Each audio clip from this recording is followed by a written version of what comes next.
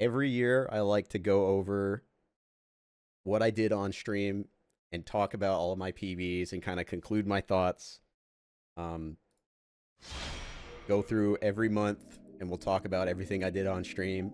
So at the beginning of the year before this one, 2014, my goal was to have a PB in every month of a different game. And I kind of got close to that point, but I didn't quite achieve it, but I was happy with the results. So this year, because the previous year I did that, I kind of just did the scatter shot, don't stay on a game for too long style. I wanted this year to go after some runs that I have wanted to do for a very long time. Stuff that's kind of like been the boogeyman to me, like, man, I'm never going to be able to compete in that game type shit. So I started with Demon Souls because at the end of 2014, I did my yearly Demon Souls playthrough, and I was like, you know what? This is the time. You know, I've ran plenty of games at this point. I can compete. I could, I need to get on the ball. I need to try and do these games while I can because I'm getting fucking old. And Demon Souls was... I used to watch Spriggan run this game a lot. Spriggan and Stanzo. They were some of my favorite streamers when they used to run this game. And, they were very inspirational to me. The same reason why I picked up Eternal Ring is because of Spriggan. This game took me like 2.5 months to get a PB that I was happy with. This is maybe one of the longest grinds I've ever just focused on a single game. At least at that point, I think the only game I probably spent more time on just one category in one run was maybe normal for Mega Man Legends. Being that this is the first Souls game I ran, there's just a lot of stuff I had to learn. But, I've played Demon Souls a ton. So, it's one of those situations where it wasn't that bad for me to pick it up and get going. And Demon Souls is just kind of an easy game to learn. Compared to other games that I'll talk about later. But, this game runs at 30 FPS. I played the PS3 version because this is the version I grew up with, This is the version I used to watch people run. And, as somebody who was a From Software fan on the PS2 and before, Demon Souls was, like, insane when it came out. Especially because it didn't come out in the US. You had to import this game from Hong Kong, which I did. I bought the game, and so it took like a week to get here from PlayAsia. But obviously it hadn't been out in English yet, so there was a bunch of stuff that hadn't been figured out in the English-speaking circles. Like most people, information you could find it, but it was interesting because people didn't know how to data mine stuff yet. You still, as a community, had to figure things out. So from a casual perspective, it was an amazing experience. Demon Souls is, like, really, Demon Souls and Dark Souls 1 were the last games where I felt like you could have that experience without, where not all the information was immediately presented in front of you and you had to, ignore information or try to avoid spoilers. You didn't really even have to do that. Everybody was discovering this game together. And it was an amazing experience. I played Demon Souls, like, actually just straight up casually for years after it came out. Like, all the time. All the time I played Demon Souls. But this is one of my favorite games of all time. But when it comes to running it, it's very easy to finish a run in this game because there's a very easily done dupe. You can dupe revival items, you can dupe healing items, you dupe upgrade materials. So, if you die, you can continue the run. It's not run over, because you can dupe everything. Which makes it, like, a fun game to pick up. If you want to run a Souls game, but you don't want to take it super, super seriously, PS3 Bloodborne is a great choice, because there's nothing particularly crazy you have to do in the run, and the duping makes it very, very doable for a beginner. And there's randomness, like there, you have to try and get a Hearthstone shard from Phalanx. And sometimes you'll pick one up and you don't have time to check it, and it's a sharp stone, and you have to reset, which is kind of a pain. I'm going to start clicking through here because I'm not going to watch the entire PV. I just want to give like my conclusion thoughts, and then we can poke through the run and I can point out like the more interesting parts. We'll get to armor spider skip. That's what all these quit outs are. You don't have to do it. You don't have to do Latria skip, thankfully. It is faster, but you don't have to do it. This is a classic skip. It's called armor spider skip. You literally just like, let me just go back and show it for people who don't know Latria skip. Or armor spider skip. You basically just go up here, and there's like a ledge here, and I'll try and pause it and show you. This ledge. You guys can see my mouse. Okay, you can. Good. This ledge is elevated enough that literally just running or rolling off of it gets you out of bounds. Oh, did I say PS3 Bloodborne? My bad. PS3 Demon Souls. But you see, you just run off, and now you're out of bounds. And the lower part of the level is below this. So if you fall through the collision and land on the tunnel, you can get past Armor Spider. And you just like land on the tunnel and then quit out.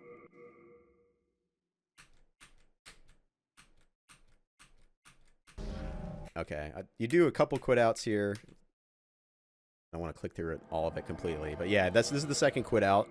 After this one, basically what happens is the game is confused because you've done 2 quit outs and never touched safe ground. So the game's like, all right, that safe ground is not safe. It's going to put you at the beginning of the level that you were in. So the beginning of the level that you were in is the tunnels. So you just completely skip Armor Spider. It's a super awesome trick. There's a way to do it where if you play on emulator, the game actually loads so fast that you'll just land in the tunnel because the game will load the tunnel in around you. But if you're playing on console, even PS3 SSD doesn't load fast enough to do that, so you have to do the quit outs. But luckily the game, you know, they use IGT, so it doesn't really matter if you do quit outs. You eat the stand-up animation. This technique is called, it's called fall canceling. This is what's, you know, if you do PvP in the Souls games, you'll know about toggle canceling. This is toggle canceling a fall. You basically mash the switch weapon button. You see I just press left there. And then you press circle as you land, and it will do switch weapon instead of a fall stun. It's really useful for this sequence. I missed it there.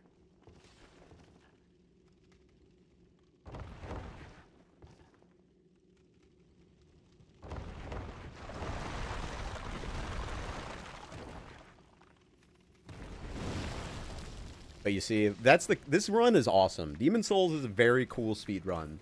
There's a lot of tech, and there's a lot of execution on bosses.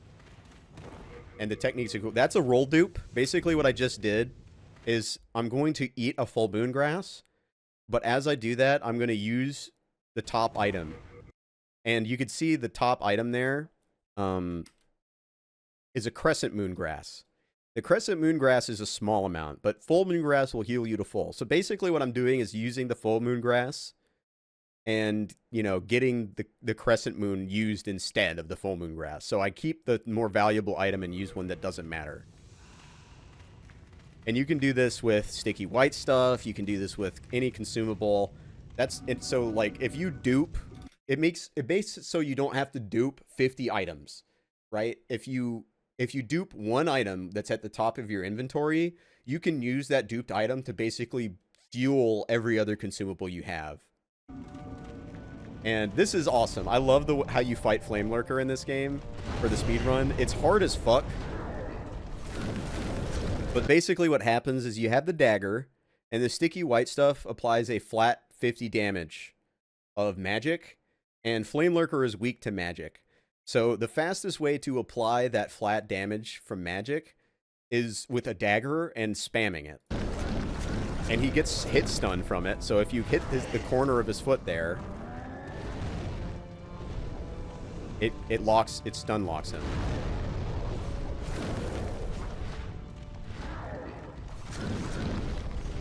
You really want to see the swipe. The swipe is really nice to see. I got lucky here, but I missed a couple opportunities for stun.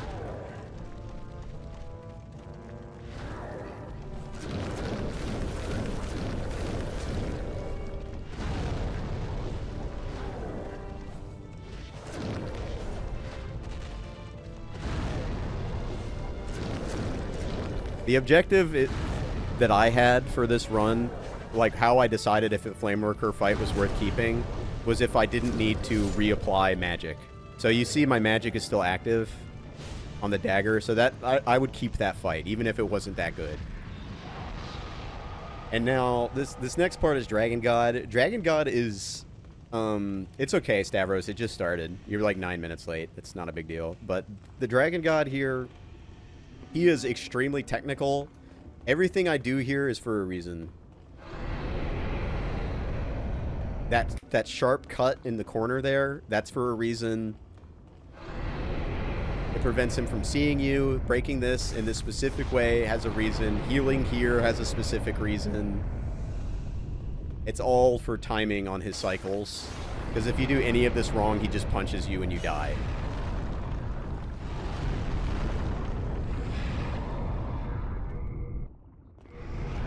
This is a cool skip. You literally just run off. You just walk outside the barrier and skip a whole phase. It's pretty sick. And of course, one of the most important things about running the Souls games is stamina management, which you can't see because I got this thing in the way. But stamina management is really, really important. Everything you do, you need to be watching your stamina. You need to use visual cues for the stamina. You constantly have to be thinking about it. You need to, especially in battle. If you're in a fight, you really got to worry about your stamina. That was a fall cancel. I'm going to do something here, and this is called a slide buff. If you use a buff on a slippery slope, you can apply the buff, and then if you fall off after the buff is applied, it will cancel the rest of the animation. So you see, I just barely had enough of the animation there to apply the buff, but I didn't eat any of the cooldown of applying it by sliding off there. Eat the hit so you can get the damage in. There are other tricks in the remaster, but yeah, they did prevent that. You can't do armor spider skip. You can't do latria skip. This was not an amazing Stone Fang, but this is like a fine beginning. This is just like, there's no reason to reset this, but it's not good. You know, the Flame Lurker fight was not great. But now we're going to do the dupes. Use this boss soul for souls, because we're going to level up. And it's faster to do that than duping souls. This is the fast method of the stanzo method of duping. You do a parry.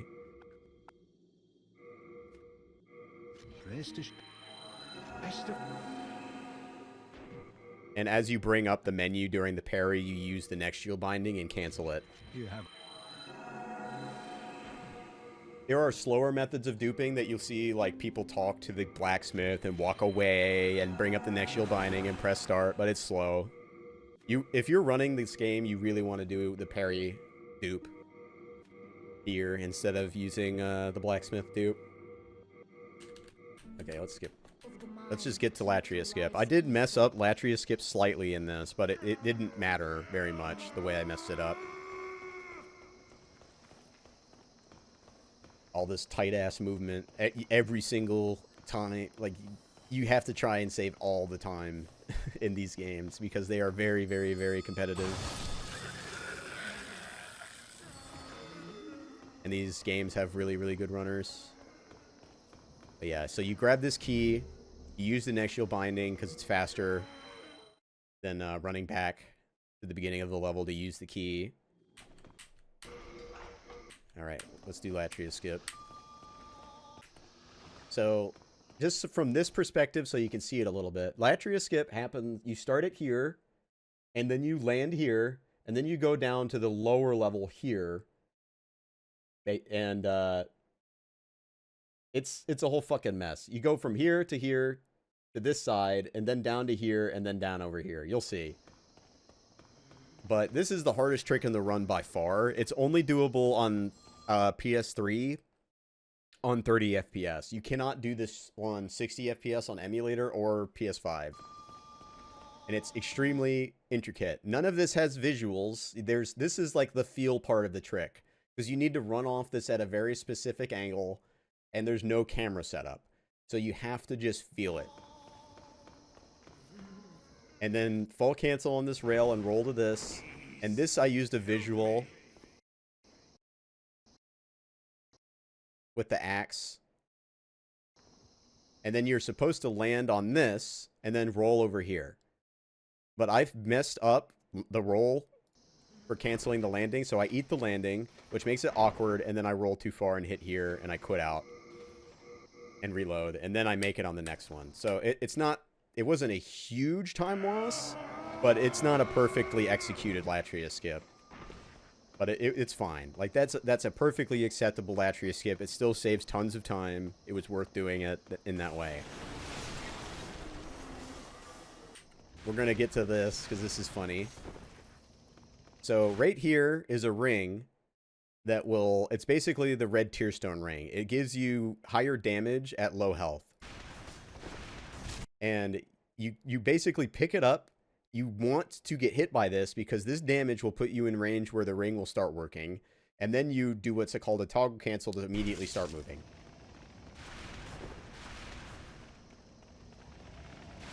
And now, when we put the ring on in a second, you'll see I've got the rat symbol and I'm glowing, which means I'm active in the rat ring range, so I'm going to do like 50% more damage. And that stacks with the damage from the master ring, which gives you hit sweet spot damage bonus.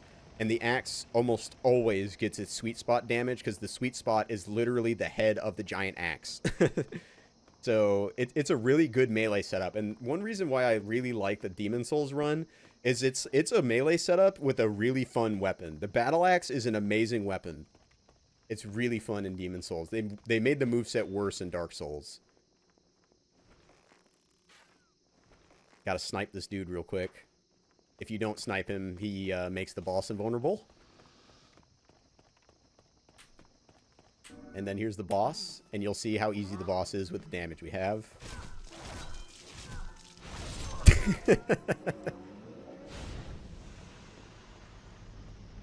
Fucking demolished. So this is a good Latria so far, but I remember in this run I had bad man-eaters. The man-eaters flew off like twice, which is just bad luck. This area is just a lot of running. This is one of... It is a difficult area, and everything is cycle-based on the elevators, so there is tech here, but it is one of the more boring parts of the run, is running around Latria. You gotta kill these guys because their power is like holding that big heart up. Once you kill them, the heart will drop. Here's something cool. You make the elevator go down, and then you stand on the top of it because you don't want to wait for the animation of it opening, and you can roll off the top of the elevator earlier, you see. And then another cool thing is you can use that to get into rat ring range. There's so much thought and execution in Demon Souls runs. It's really cool. It's really just like an amazing run.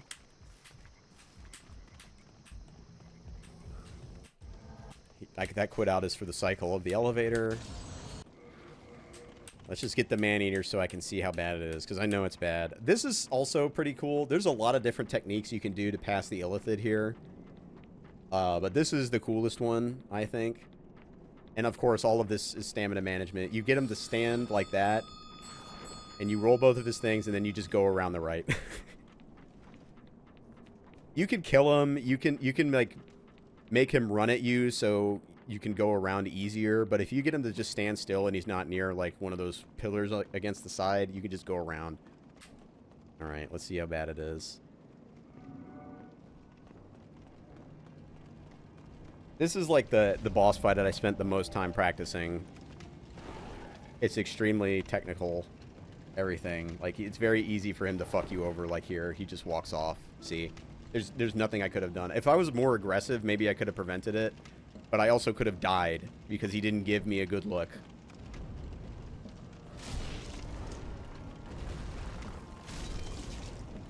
Now I can kill from the tail. No, I need one more hit to kill from the tail. Okay, now I can kill from the tail, but he walks off. Oh, no, we're good. So you want the dive, and then you can get the tail, and the tail gives you, like, time to attack him like that. Once the tail breaks, he goes into hit stun, and then you can just do a full combo with no risk. And there's a setup here that I tried to do, and I think I got it. Yeah, I got it for the most part. But then he flies off. See? There's not a whole lot I could do to prevent that either.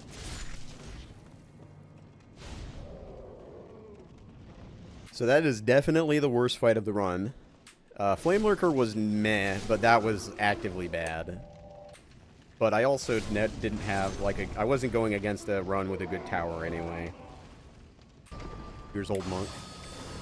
Old Monk is also technical. He can kill you very easily, which happened a few times to me. There's some techniques that you can use here. Some people go for backstabs, but him dying from fire is a really fast death animation. So that's why you put the fire on. It gives you a little more damage. It also speeds up his death animation. All right, so slide quitouts. Slide quitouts are maybe the worst part of the run. This technique basically is if you land on a slope as you die from fall damage and quit out, the game won't recognize you as dying yet. But it will put you where you landed. So in vertical levels, slide quitouts are used twice. And later there's another technique that's used that's similar, but the slide quitout is my least favorite part of running this game because they're very precise. It's really easy to like slightly be off and have to do it like 5 or 6 times to get it. It's not random or anything, it's just precise.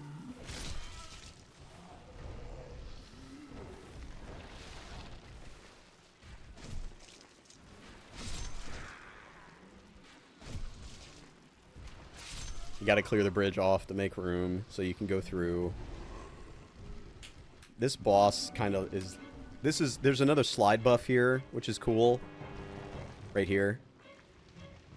But this boss is just luck. If you get a good pattern, you just don't get touched, but if you get bad luck, you get hit multiple times. There's actually just straight up nothing you can do about getting bad luck, and I got bad luck. I think this is the worst part of my valley. My valley was really solid. This is also a slide quit out that I do that's faster than what the record holder does on console. The record holder uses a visual lineup. I just line up against the wall, so I don't have to go out farther. I just take the optimal path. So I just go right against the wall here.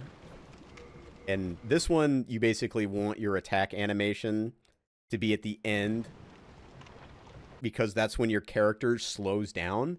And you want to fall off the ledge at, like, basically the slowest forward speed that you can get. So you see I'm, like, barely moving forward here. But I fall off, and it makes it stay really close. And you do this slide quit out on this pile of garbage here. This is maybe the hardest part of the run.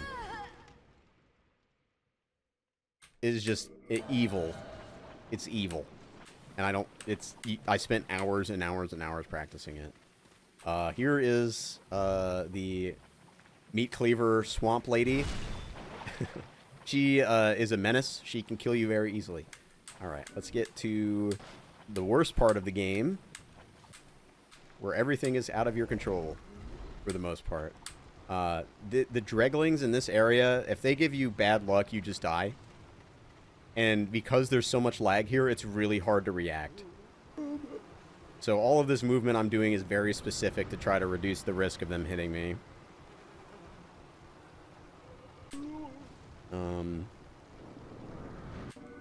Dirty Colossus. There's no tech here. It's just hoping for good patterns on his attack. You want to hit the hands, because if you hit the body and like break off all this junk on him, a bunch of bugs come out and they stack on you and they do damage. And if they do too much damage to you, they can kill you. So you have to heal, which gets you out of Rat Ring, which means you got to get back in Rat Ring. It's a mess. So you don't break them, you just attack the arms. This is the best song in the game. Slayer of demons. Garl Finland ain't no shit. This is a technique that takes a little practice, but it's way easy. It's easier than it looks. You know, you might think, oh, parry him, but you just draw an attack and roll behind him, and then you just get the backstab. It's easier than it looks. Then you just hit him as he gets up, and there's nothing he can do. Then you beat up this poor lady. And you catch the plague, exclamation mark. Oh, no, wait. You just talk to her and she kills herself, right? You don't actually do the deed yourself. But yeah, it was a gold. That was a really solid valley for me. The only thing was Leechmonger was bad. Alright. Shrine of Storms. She has the soul of a demon. You have to kill her. She's trying to do good with the souls of evil shit, but there's no getting around it. You gotta murder her. Or talk to her so she kills herself. This is all very specific as well. These guys are assholes. I tried to do movement to dodge him here, but he, like, hit me in a very strange way. I remember being blown away that this hit me. I want to look closer at it right now. Like, where's the impact frame?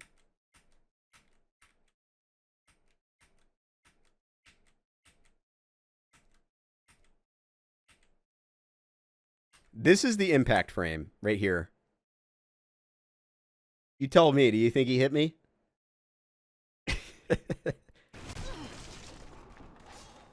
But I use this rock as a visual. You go to the rock, then you walk forward until you get to like this patch of grass. Then you start running, and you go up, and you just climb on the side railing here. And that gets him out of the way. If you hug the wall, he can't hit you. And then you cut right to the corner and block this one and then roll. And then you'll pretty much every time you'll get to the fog door without getting touched that way. And then you do a quit out because there's no way you're surviving like 9 of these guys after a door opening animation. So you quit out. Then you go over here. There's a nice fancy roll to skip the whole level. You want to be at rat ring range, so I'm trying to do the math at this moment to figure out like what's the best way to get the health. I did a roll dupe to heal, and I'm going to use this trap to get back into the low health range to get more damage. Perfectly in rat range. This guy's an asshole, so you do a little back and forth to get him to jump. Then you do a roll cancel on, or yeah, landing cancel here with toggle. You just R1 him, just get the stun, then you two-hand and get the kill. You swap to the funny cat ring that everyone loves. The cat ring, basically what it does is it extends your fall timer on damage and death. So it has a funny effect that it allows you in some situations to use it like a slide quit out without sliding. So this area is very vertical. We're in the second part of the level, but basically the third zone is directly below us, the boss arena. So what we do is basically, let me pause here. I'll try and talk about how this works. Over this area, there's a kill plane, like over here. But the kill plane doesn't extend out to like over here. So you just roll off and you miss the kill plane, and this is the boss arena below. So you just do a quit out when you land. And the cat ring allows you to do this. And you get the cat ring in the Valley of Defilement, which is why you do the valley at the time you do it. Because you need it for the shrine.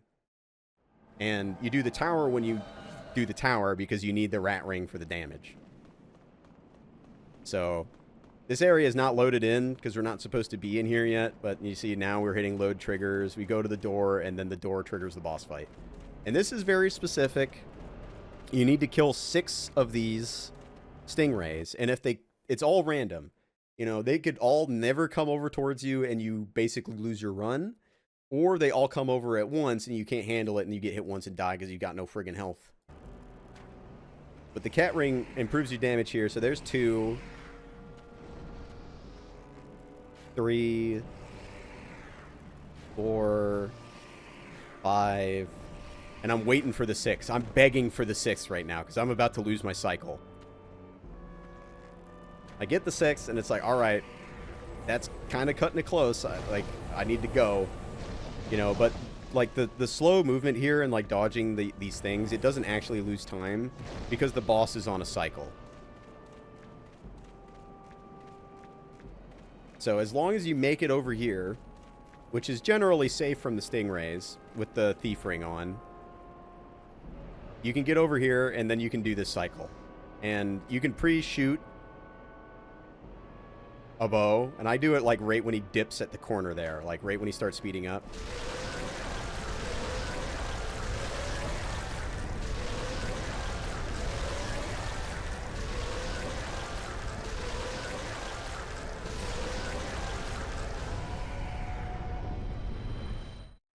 That was a really solid Shrine of Storms. Can't really complain about anything that happened there. Now, Boletaria. Oh, man. This area gives me nightmares. Because by all objective standards, Boletaria is not a very hard level. It's maybe the easiest level in a speedrun. But there's certain things, it's like Alant is really fucked up. And some of the mobs in this area are really fucked up. So this is like a loading zone warp. Basically, as we enter the loading zone, which is this, I use these like tiles on the bottom as a visual. As you do that, you quit out. And the game is like not really sure where to place you when you come in because it was loading. So it puts you at like the end of that loading zone, which that tunnel is just like loading the rest of the game. So when you load back in, it puts you at the end of that tunnel. And because, you know, you use IGT, this is technically faster even though it's slower RTA. And you see now I'm at the front of that tunnel. So it saved like 2 seconds doing that. This is all specific. This is all stamina timing. I need to do really fast menus to make these cycles. You take off that ring because you want the mobs to aggro to you, because otherwise they'll block your path in a really annoying way. But all of this movement is very specific. All of these stamina pumps.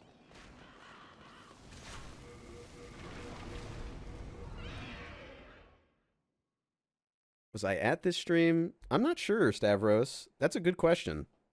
You've been watching a while, but this was like early March where I got this run. I ran Demon Souls all of January, all of February, and like a week or two of March. But you see, now these guys are all going to aggro from far away, so I can just go around them like that. If they didn't aggro that way, I wouldn't be able to go around. We need to put the ring on here, but we also need to delay, because otherwise the dragon will kill us. So I do that soft roll here, and then as I'm going through the door, I re-equip the thief ring, which will make the enemies not see me, because I don't want them to see me in the same way now. And what I want to do is I want to get hit by one of these crossbow bolts as I use my black turpentine to cancel the buffing animation. Because the hit stun animation is smaller than the buffing one. And I got it. That was good. Those crossbowmen can shoot you the whole way over here. So that's why I'm running that serpentine. Same rule about the damage here on the weapon. The reason why we use the dagger. Black turpentine adds physical and like fire damage to your weapon as a flat point. So you can spam it on Tower Knight, and it's a faster applied damage for breaking his stance. But the axe is better for damage. So you use the dagger to bring him down with the black turpentine. Then you use the axe. And what I did there is I just used a roll dupe to use one of my better healing items by using one of the Crescent Moon Grasses. I just checked the Crescent Moon Grass, and I've got 4, so I can use like 7 full heals if I need them, which I won't.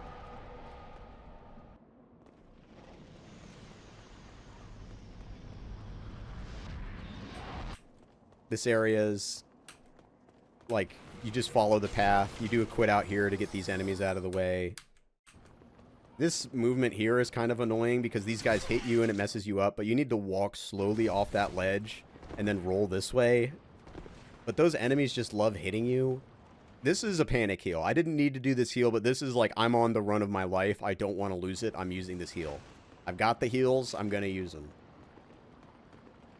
Because I can set up rat ring range at the end of this sequence. I love how fucking ballsy you have to be in this game. Like, you just roll through this shit. You're like, fuck this trap. I just roll through it.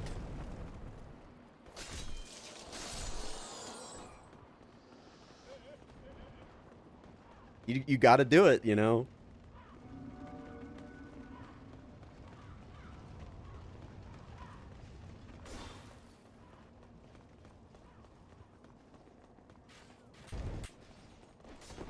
Alright, this is where I set up rat ring range again. So, there's what's called counter hit damage in this game.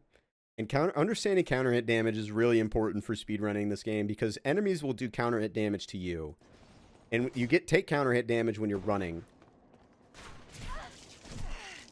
So here, technically, if I wanted to, you can do one counter hit arrow and then one non-counter hit arrow and get in rat ring range.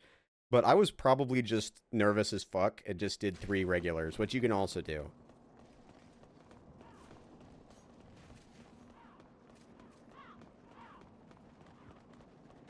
But the game makes you take more damage if you're running. It makes sense because you're like focusing on moving. You're not defensive. This is also really difficult. This is the way that I do it. I'd roll through here, run, and then once I got to like right here on the stairs, I would start running. Or I'd stop running and I'd put my shield up. Because these guys will kill you very easily, and these 2 guys will rush you, and you need to block them if they rush you. So you have to go up. This guy's rushing, so I'm gonna pull the shield to the left and aim at him. This guy's also rushing, so I'm doing the same thing. It's really hard to react to that. And this guy's rushing too, but I'm already past, so it doesn't matter. I got 2 rushes, which is really scary. Sometimes they just stand there and they don't do anything, and that's what you want. Put on the Master Ring again for more axe damage. I've got Ring and Axe. I'm full damage build right now. This is Penetrator. He's an awesome design in PS3, and he kind of looks like shit on PS5, but pretty easy. You just get 2 attack opportunities, and you take 4 swings on both, and you win. Easy peasy. Alright, this whole area sucks. I started attacking like this guy and killing him because you don't necessarily have to kill this guy, but fuck him. He's an asshole. Okay, I didn't kill him. Normally I would, so I was feeling myself a little bit here. This is also really technical because these guys can very easily kill you. Basically, the idea is if you run past these guys, but you can't, like, sprint all the way down immediately because you'll die. So what I would do is I'd go behind these barrels and run against the wall, 1 Mississippi, and then I'd go right. And then that's perfect. It gives you time to recharge your stamina. It makes him breathe fire earlier on the bridge so you don't die. And this is the visual I use. Like, this thing right here, you want to start running right on this. And you want to pump your stam once. Pumping your stam is... I'm about to do it. You stop running for, like, as short of a period as you can. And then you start running again. That's a stamina pump. You have to pump your stamina once. Because if you don't, you're not going to have the distance to get past the fire on the first breath. Here's Ostrava. He can kill you. You just roll. Oh yeah, I did the running R1 strat. That's right. You running R1 to stun him and then you roll, but he dodged me. Now I'm just taking off all the healing items because if I take any damage at this point, the run's over. There's a technique I used here. It's like the 183 strat. If you pick up the regenerator ring in the Shrine of Storms, you can use it to get like 180 health here. And if you have over 183, I think... No, 183 I think is the cap. No, it's something more than that. Because I go and I do it again. No, I don't. So 180, basically anything over 180, if he gives you a certain move and you get hit by it, you'll live. If you don't do that strat, any attack of his will kill you. But having that regenerator ring just gives you that little bit more leeway on a Lance. Because a Lance is a fuckhead. Fuck that guy. He's a dick. He can do a back jump where he jumps backwards into the wall and it will cancel his jump backwards animation, and he will immediately fly across the screen and hit you. He cancels his back jump, and then he cancels the startup of his charge animation, and he just flies at you and you die. Giving a wave to the camera. You can't immediately open this fog door, that's why I waited. But this is very specific. You want to get up on this ledge and buff. And then roll right there. Because now he's like pincered against the wall. He can't get away as easily. And it gives you a chance to hit him a few times. So you can go for a full 4-hit combo with that setup and be safe. Here's the charge. This is the charge that he can skip the animation of, by the way. Look how fast he moves. So just imagine he's like right here and he does this move. And with no startup. Good luck reacting to that shit at 30 FPS. So you run away from him. And when you run away from him, there's basically 2 moves that he can do. He can do this, where he shoves the sword into the ground and explodes, or he can do that charge attack at you. And both of those are safe for you. You can roll them and get attacks. So the idea is you move away from him to get one of these 2 moves, and then you move back in to hit him. And if he's just like slowly walking and not doing a move, you use an item, because his AI scripting will see you use that item and then will do a move to hit you. So you can do a little bit of boss manipulation in this, but it can be tough to read that and find the appropriate time to use it. So he goes multiple times in immediately for the slam. So this is actually really lucky. This is maybe the best boss pattern I've ever seen from Allant in a run. So really lucky. Really, really lucky. I missed the before demon defeated sign. Well, you can warp before that, but really solid run. I literally had like 1 health here, and I know that this is safe, but I did not realize that I was so close to death until Second pointed it out when it happened. Excuse me. But just look at my health during this. You basically want to allow him to hit you to put you into rat range and cancel your buffing animation. So you just stand and let him hit you. So I'm still not in rat, so I have to let him hit me again. Look at this health. You literally can't see it.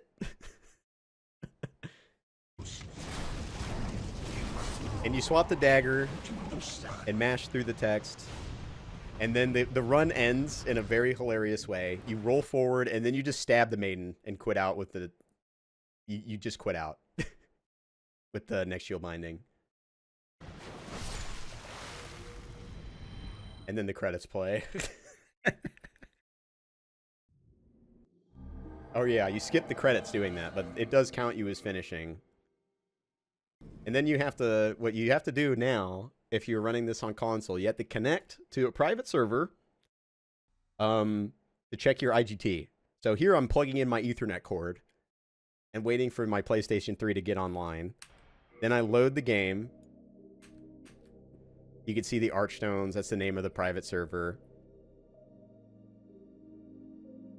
And you use a different character. This is the one I did the run on. This is the one I checked time with. You can already see it says 43. So it's like, all right, I definitely PV'd. But you don't get the specific time until you go to the Hall of Champions, which the Hall of Champions was like a thing in Demon Souls that just recorded people's best times and like who got the most souls and stuff. Everybody immediately cheated. So, because this game is full of duping, and on release, you could dupe your Bloodstain. So you could literally get unlimited souls day 1, and people knew that and did it. So the leaderboards have always been broken for this game. But it does serve a purpose of letting you check your IGT in a speedrun. So you go to the Pantheon, you talk to this statue, and it will tell you the last run's IGT. And I got a 4317. Spriggan, who was the record holder for this game and who I watched run this game a ton, has like a 43... 13 or something. And my complete goal for running Demon Souls was to beat Spriggan's time, But this was such a good run for my skill level at the time, and I had been running it for over 2 months. I put the game down after this because I was satisfied. But if I ever came back, the main thing, like, I could get a run like this again. The main thing that I would have to make sure is that the man-eaters aren't that bad, because I could very easily get a 42. Well, not easily. You get what I'm saying. Like, it's within the realm of possibility with this run and good man-eaters, it's a 42. All right. That only took like 40 minutes to talk about, so now we can go to the next one.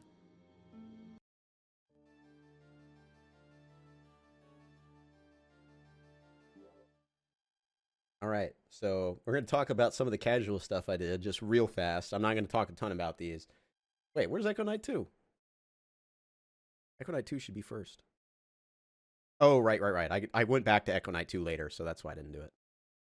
Okay, so 3D Dot Game Heroes is a Legend of Zelda style game on PS3 that From Software made. It's really fun. I like the game, but it's crash prone, and it crashes at the worst times. So you could never speedrun that game because it just crashes and you'd lose your run completely against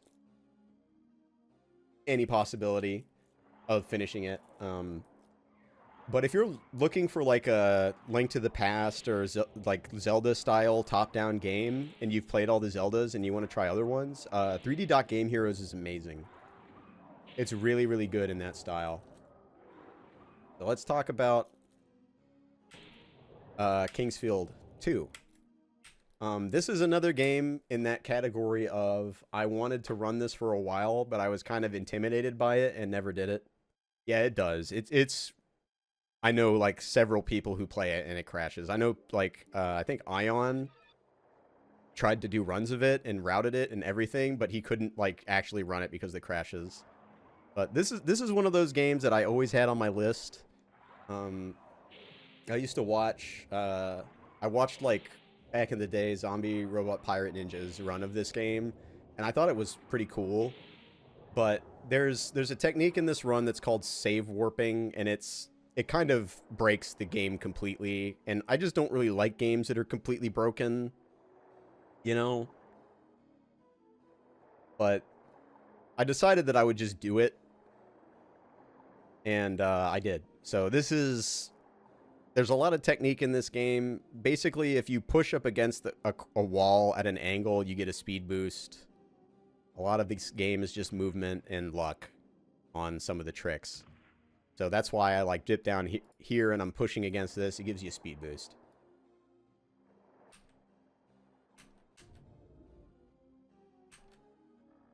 You can see how fast it runs when there's nothing on screen like here, but it is a very, very laggy game. This is my this is my PS1 run. Do I really want to show my PS1 run and not the faster one? Do I have the faster one in here? Playlist. No, I don't. Okay, well, fuck it. We'll just watch this one. This one I played better anyway, even if it's an uglier run. Just a lot of movement. This version of the game just plays slower. This is the category that's like hey, it has real PlayStation hardware in it. There's another category that allows you playing on like a Deckard model PS2, which uses the software emulation, and it runs the game way faster, like minutes faster. You can't compare the times, so there's separate categories.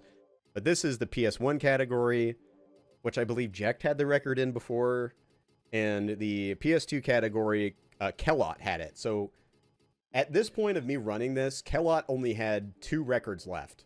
Kellot is like the Japanese god of Kingsfield. He's a legend. He's the best player, in my opinion. But he doesn't play anymore. So all the new strats and all the stuff that the community finds, like one of the big goals is just beat Corrado's runs because he's so fucking good. And he held the record in Kingsfield 2 on the faster version because he played on PS3, I believe. Which is considered one of the faster consoles, so it's in that category. Whereas I played on the slim PS2, which is a little faster, which is why I was able to basically scam the record. Basically, my run's worse than Kellot's, but because I played on a faster console, I got the record. So this is not like a prestigious record or anything for me, because I did not get as good as Kellot to get it. But, you know, it's not my fault he played on a slow console, right? This is a bullshit trick. I hate this. There's like a trap here. You can see the floor trap. If you fall in a specific way on this floor trap, you will just go out of bounds. But it is almost completely out of your control. You can do some things to try and influence it. You could do it perfectly, and it could not work. But I got it pretty quick on this one. That's why I said, like, this is kind of my better run, even though it's on the slower console. It's because I got that immediately. On my PS2 run, I fell down and had to go back up, and I lost like 5 or 6 seconds from that. Then you go, and there's like this line here that pushes you up, and you get up on this ledge, and then you jump onto this building. Then you just follow this wall all the way over. Then there's like a space here that will push you up. And then you fall back in bounds. And then you just skip the huge part of the game. And now we need to get arrows. So we got to kill some dudes for arrows and experience. The amount of arrows these guys drop is random. So you could just not get enough arrows to finish the game, basically. Or if you mess up at all, you could just lose the run from not getting enough arrows. Kind of sucks. There's arrows over here. In this box. And now we're going to do some save warping. So we got to create a save. There are some memory cards that save faster than others. I just use the official stuff. But you can get fast load memory cards that would probably save a second in this category. So what we got to do now is we got to, like, get to a point where save warping will push us upwards. So we got to get there. But we're going to kill another archer for arrows and experience this guy. Where this guy is matters a lot. Because you can see I'm looking out this way, and I'm trying to look more to the right, because if you look more to the right, it lags less. You can see the game like speeding up as I look more right. So if he's like, you know, for example, over here in the corner, it's way better, but he wasn't. This is all scary because these guys shoot arrows at you, and you can just get owned. You just have to, like, run through. There's not a whole lot you can do about it. You just gotta hope that you don't get shot. And you can get shot past this door and get a speed boost. And it's good. Now, this is... Welcome to Kingsfield speedrunning. There's a bullshit trap, and you have to walk through it without turning it off. And these enemies really fucking suck because they get in the way. So I had to go around. I had to wait for the trap cycle, and then I follow the trap through. At, like, 1 FPS. Running Kingsfield is a very unique experience because the fucking lag everywhere. It's terrible.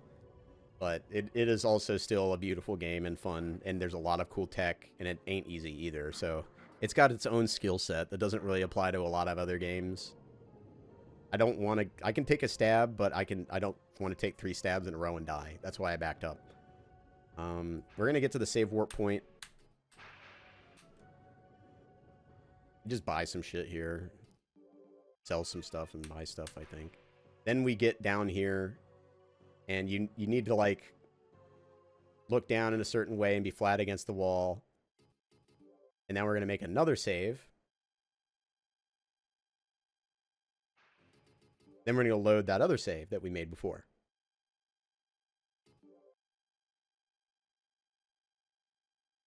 And this will, like, put us up higher. After we get to the loading zone and do it again. So we load that save, then we go to the loading zone, which is over here. You start the load trigger. You use audio cues to know if it's loading or not. And that stutter where you go backwards. I always just did the load when I got back to the corner. You can be really risky on and save like fractions of a second on these loads over me, but you're gonna lose runs. Like this is the reason why I did it this way. And you can't see anything, but yeah, you can see the levels below me now, and I'm up on this wall, so I can just like ride the wall the later parts of the game. The hard part here is getting back in bounds. Like Kingsfield, it's not that bad to get out of bounds in this game, but getting back in bounds can be kind of fucked up. So this whole setup I'm doing is extremely precise. I used like this point of the wall with like a crosshair that I had like used tape in the middle of my monitor and put a dot on it. And you just sit here for 10 seconds because for some reason the game will let you back in bounds more often if you wait. That's the best explanation I have. So I just wait for 10 seconds. This is the result of much testing and statistics that I gathered. It's 10 seconds. You fall down, and then it just pushes you through the ground. You're back in bounds.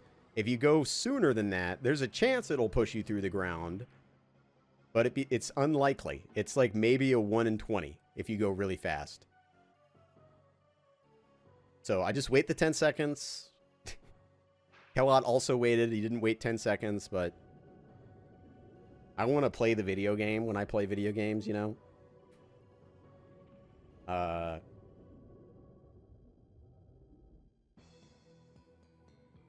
Oh, I think this is the one I got. No, you can't get front boost on this version.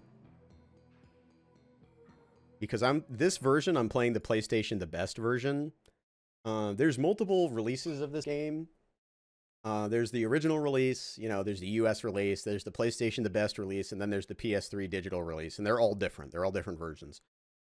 This one, I was like testing the PlayStation, the best version, but you can't get front boosts in it. It's weird. There's one specific part later that is the easiest front boost ever, and I couldn't get it.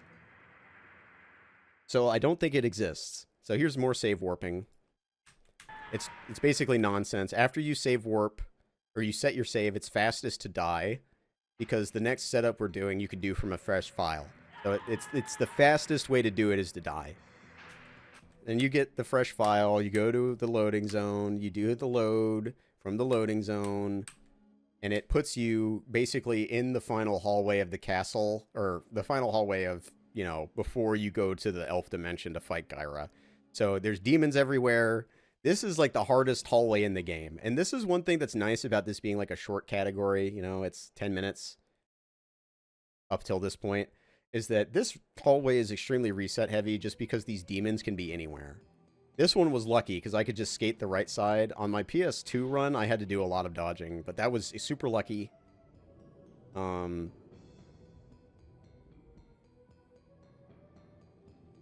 bad. Now we're going to get to the part of the game that sucks.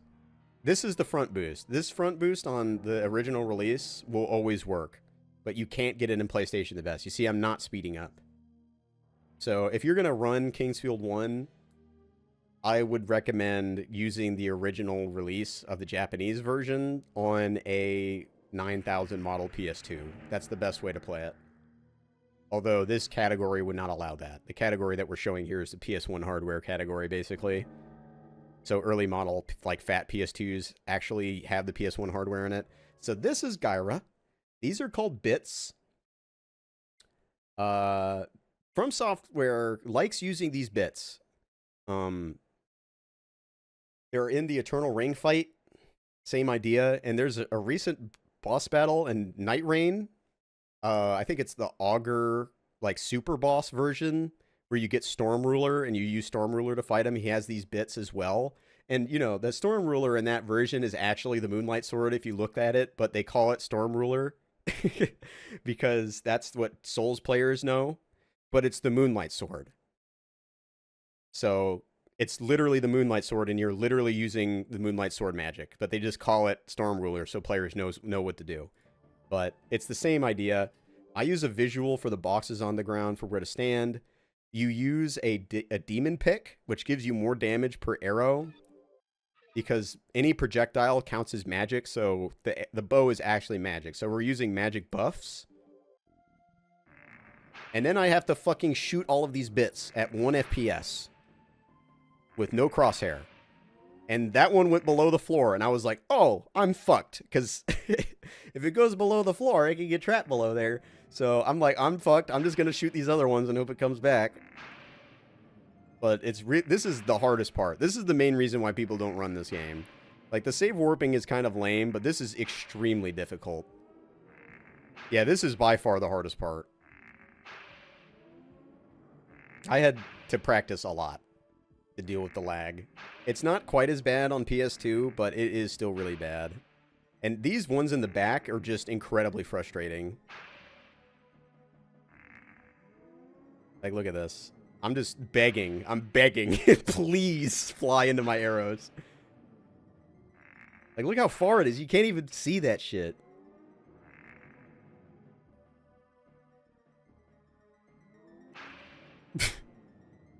This is the world record, by the way.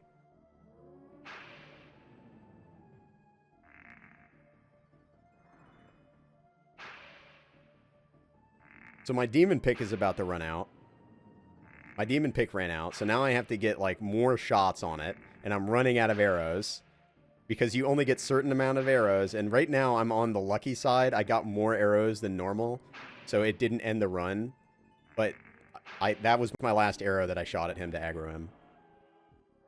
And this is random. You turn him to face you, and you hope he does his sideways breath attack. Because if he does, you can jump behind him and grab the Moonlight Sword over here. This is the Moonlight Sword. You're not supposed to be able to use the Moonlight Sword against this boss because he blocks it. But if you're really sick, you can jump over the corner, grab it, and then beat his ass with it. Which is super cool because you never get to use the Moonlight Sword in the game. But it does work, and it has stats, and it's really strong. So you get the Moonlight Sword, and you use the Moonlight Sword to whoop his ass right at the end. And there's a technique you can use. You want him to get over here at a certain angle, because if you don't, when you get on his back, you'll just fall off. But you pull him to the side a little bit. That lost time. That was unlucky when he did that, like, a little animation. But it doesn't really matter. You pull him over here, you hit him to get into the, like, stun him long enough to get into his shoulder, and then he does an attack and he'll put you on his back. And once you're on his back, you just beat his ass. There is a chance that the whole level before this area is loaded in right now, and there are enemies in the dungeon that can see you and shoot at you while you're on his back. So this whole time, you are puckered. You are super puckered. You're hoping to God you don't get double hit by a wind cutter from a demon, because you die. So you have to watch your health and just be like, oh my, if anything touches me, I am mashing the heal button. And I think it was in my PS2 run, I was shot at. This goes on for like a few minutes. Because it's the final boss. He has a ton of health. And I just barely squeaked out the 15.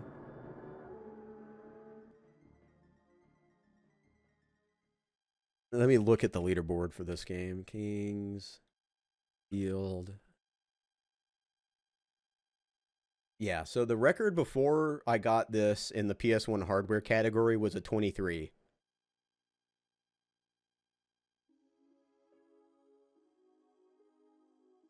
So it brought it down by 8-minute barriers.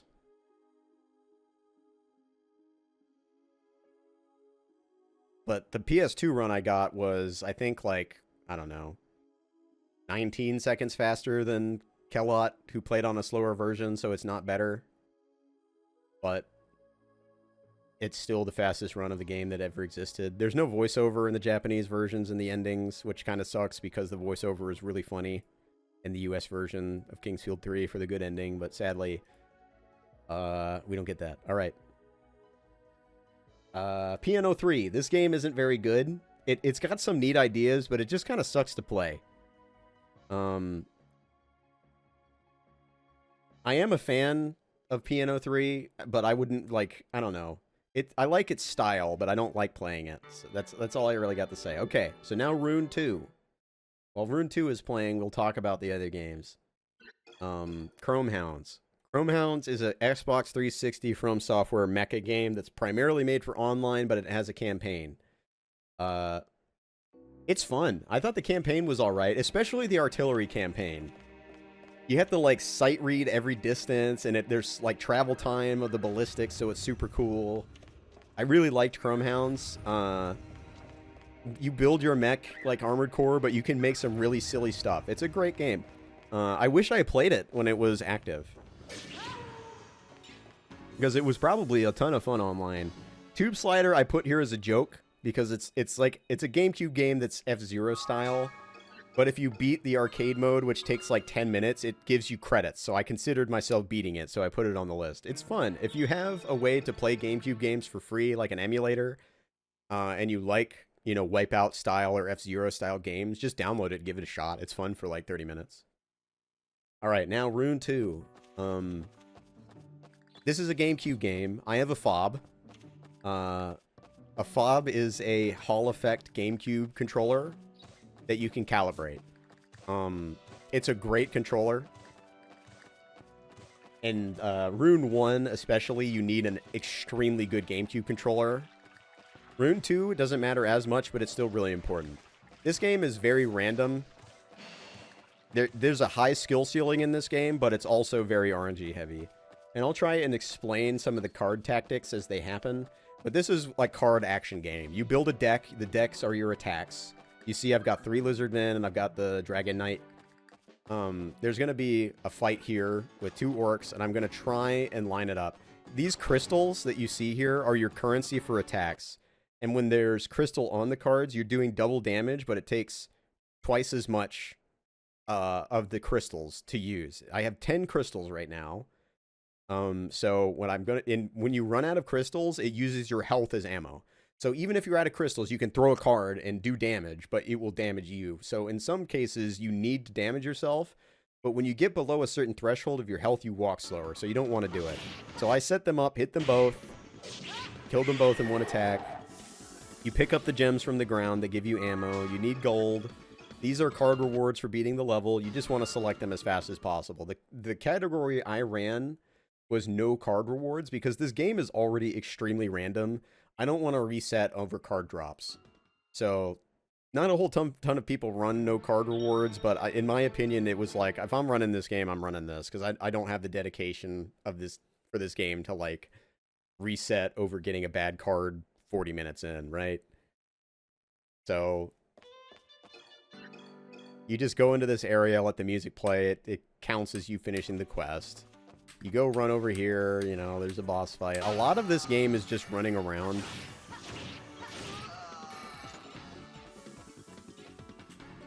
It's you know, it is an interesting run, and there's cool stuff, but a lot of it is just running around and randomness. So I don't know if I'd really recommend people run this game. But there's, you know, you have to flowchart every fight. This game is super optimized because it's run by Armstrong.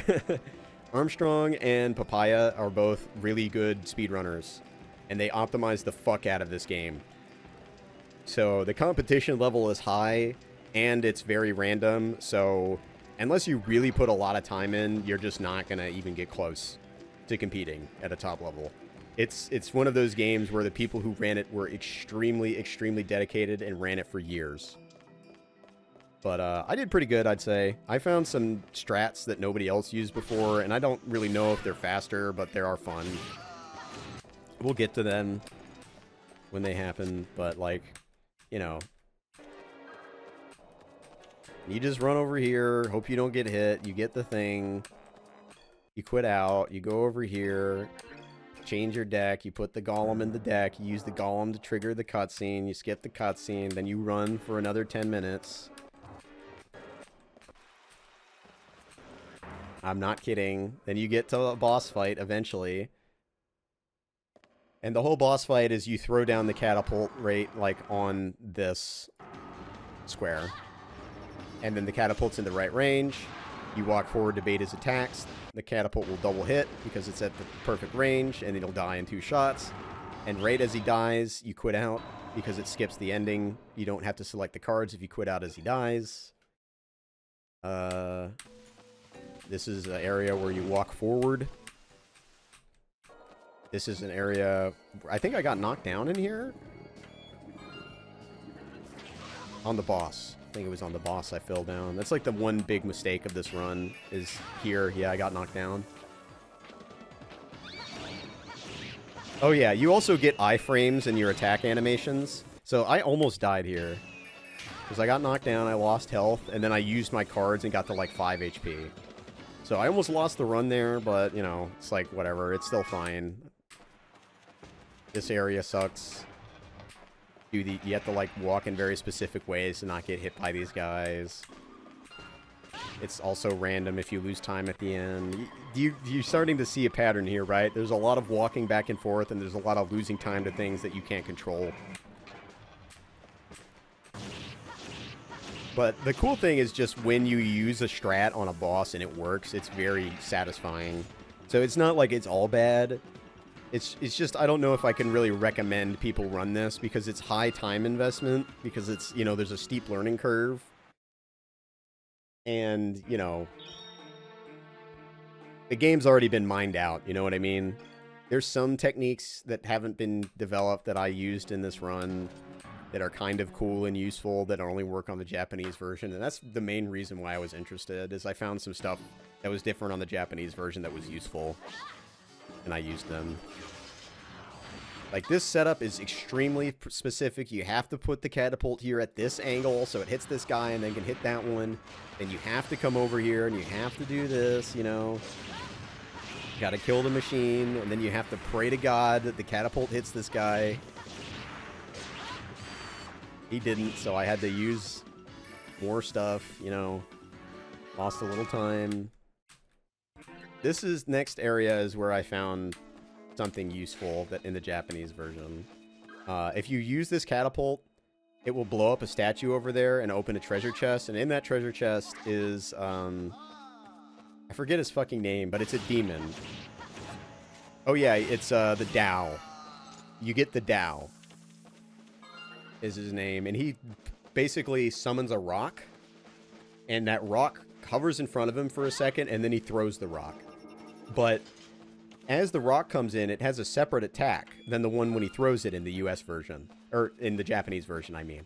So the rock can hit multiple enemies multiple times. In the US version, it doesn't work that way. So no one really knew that until I was messing with the Japanese version. I was like, holy shit, this is super strong. So it's very useful, and it changes the rest of the run. Like, entirely. So it is cool to, like, have something unique that I did. And this is the Alondra Castle entrance. This is, like, the hardest part of the game, and it's also the most interesting, but good God, is this part of the game fucked up hard. I don't know if, like, I can explain how hard it is accurately, because it is really hard. I spent probably 100 hours just on this level. But everything is extremely specific. I have to stall time here for a moment, so the person... This is an escort mission, by the way. You basically escort this dumbass the whole time. So you have to do all this weird movement. Okay, you can't see him yet. But you have to do all this weird movement to get him to the end, because the level doesn't end until he's at the door. So I have to do very specific movement. I have to use this attack at this exact range in this exact spot, because if I'm any farther forward, he hits me. And if I'm any farther back, my attack won't hit him and stun. So then you stun him again, so you can get past. You hit this trigger with a Mandragora, so it stays open. You have to do a stun here, so that guy doesn't hit you. Yeah, you're very underleveled, because you only beat bosses. So, like, we've got 130 health, and, you know, you get some upgrades as you play, but, you know, like, we're not leveling up much. And the level ups we need at specific times. So if you end up having to kill something extra, you fuck your entire EXP route. All this movement is very specific. You look over here because the dumbass is fighting that guy that we stunned earlier. And this is another specific thing. We have Gnome here. Gnome is... When you put him down, he makes earth attacks do double damage, basically. And Tao is earth, and so are the lizards. So, use the lizards in Tao. You see how it hits twice? And it does a shitload of damage. And Tao has two uses. So you get to use them twice. You use them once there to clear that guy, and then you use them to clear this. And you wait for this fucking dumbass to get over. So you kill this enemy, and then he's like, there he is. You see, he's coming. So that's good. If he wasn't coming, I would have to reset. But you want to do this before he gets here, because he can fuck up your setups. So now this guy's dead because of Tao. Now I need to walk extremely precisely. He's here, that's good. This is all extremely precise. I have to throw the catapult in this exact spot, because if I don't throw the catapult exactly here, he won't hit the guys in the back. So he needs to hit this guy once, and then when he sends the second catapult at this guy, I need to kill it before it hits it. Because if I do that, the catapult ball will hit these guys and kill them all. If I do this perfectly. You see, he's dead. So here's the catapult ball. That was like, what, 2 or 3 frames of leeway? Okay, it's more like 10 frames, maybe 15. So like half a second of leeway here. And this guy jumped backwards, so he didn't get fully hit. So I have to come over and kill him. But I did it, and it worked perfectly, and this motherfucker's right here, and the level. Now imagine any enemy lives. Any enemy in the path lives.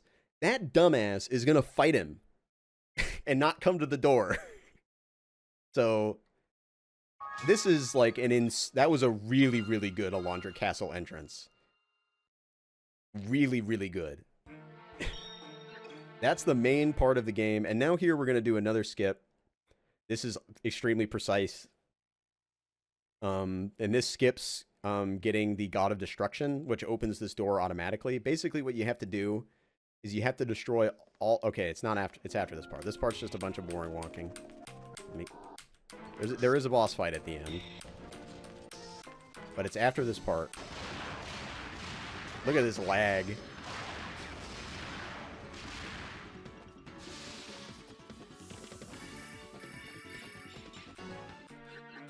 But now we're going to fight the door boss. This is extremely specific. This version of this trick can only be done on the Japanese version because the green dragon, you pick up here. And in the Japanese version, it's a different card. You need the green dragon to do this setup. The US version has other setups you can do, but they're harder.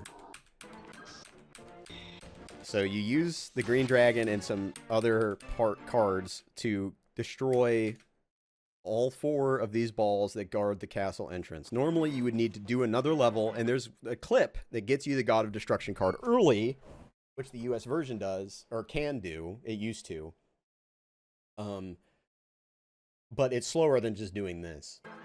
So you need these 2 cards, and they're both summon cards. And you have to do them in extremely precise positions. So, like, I try to line my head up with this right here, just right there. Then you use the green dragon. And then you turn the camera, like, slightly right. And then you go to this. And then you start turning.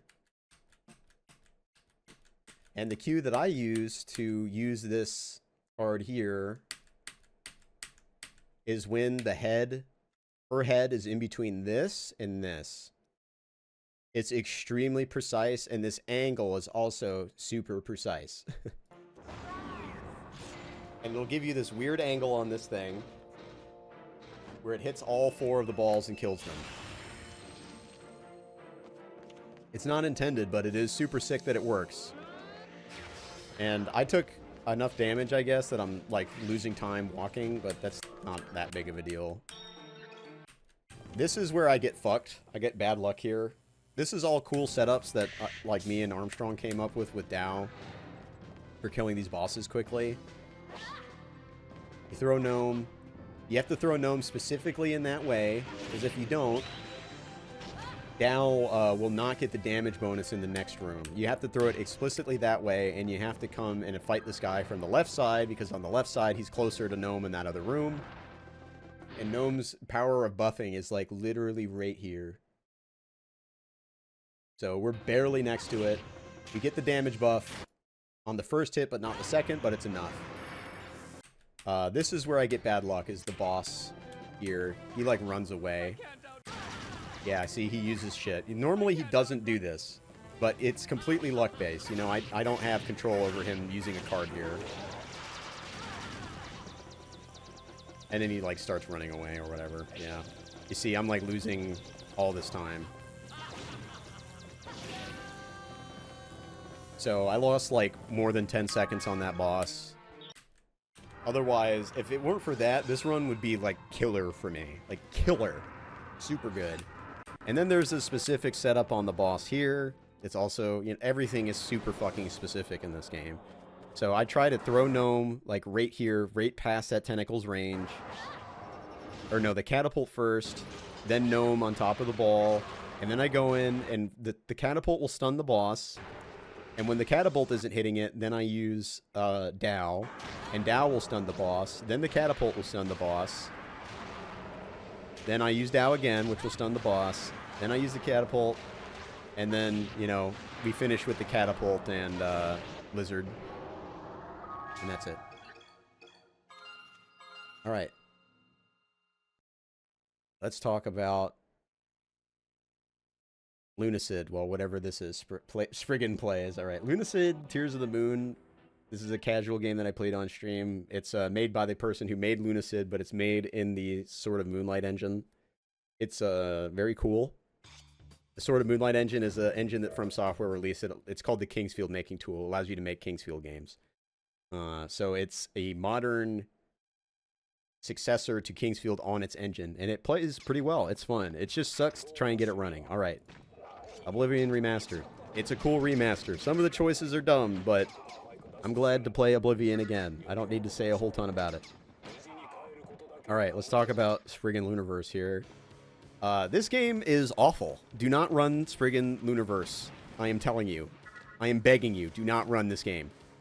This is all extremely clunky. All of the movement is extremely heavily practiced. Like, this jump specifically here is way harder than it looks. This is like Mega Man Legends if you're, like, you took, like, a fistful of fentanyl and just ate it, you know? It doesn't make sense the way it moves. It's extremely sluggish. You have to be super precise with your bullets. And there's context-sensitive buttons in combat, which is nightmarish. If there's an enemy right next to you, you will use a punch. If there is no enemy next to you, you will use a punch. If there is an enemy at medium distance from you, you will use a kick. And the kick is very useful. So every time you go to use the kick, the game will check if your main character is looking at the enemy and the enemy is close. You have to look at his head and see that he's looking at the enemy to know you're getting the kick. And the kick is, like I said, it's extremely useful. You use it in boss setups constantly. It's like, it sucks. It controls like, I don't know, it's a nightmare Mega Man Legends control set. And quick turning only does a quarter turn. You can't quick turn backwards. So you have to quick turn twice to turn backwards. You're going to punch this rock for a minute, and then we're going to get a gun, and then we're going to shoot it. These are the kinds of strats that you can enjoy in Spriggan, shooting a rock and punching it. To skip the whole level. That's the whole level. Okay, the Amazon warehouse. This level, you gotta destroy all the boxes.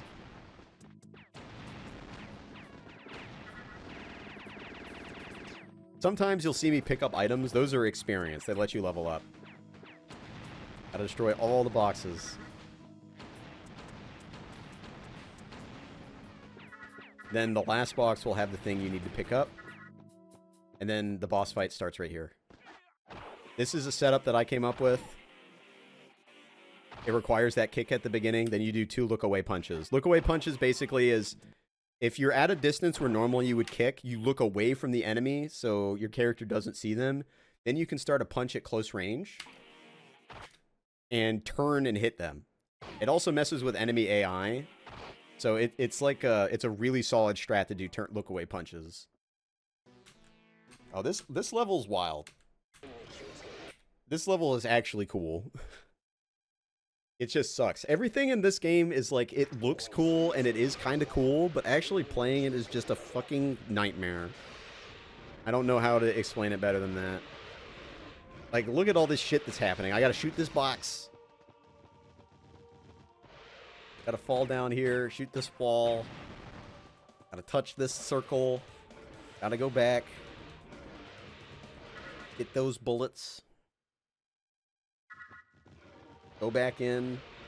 This was like the ultimate test of my patience with tank controls. This is maybe the hardest tank control game I've ever ran. Which is crazy to say, because I've ran Kingsfield 4 and Kingsfield 1. But this game is like... If you don't like tank controls, you are going to die in real life playing this. It is maybe the craziest tank control video game I've ever played. And the skill ceiling is fairly high as well. Luckily for me, there was a person who ran this game before me named Moistula. It was a Japanese runner.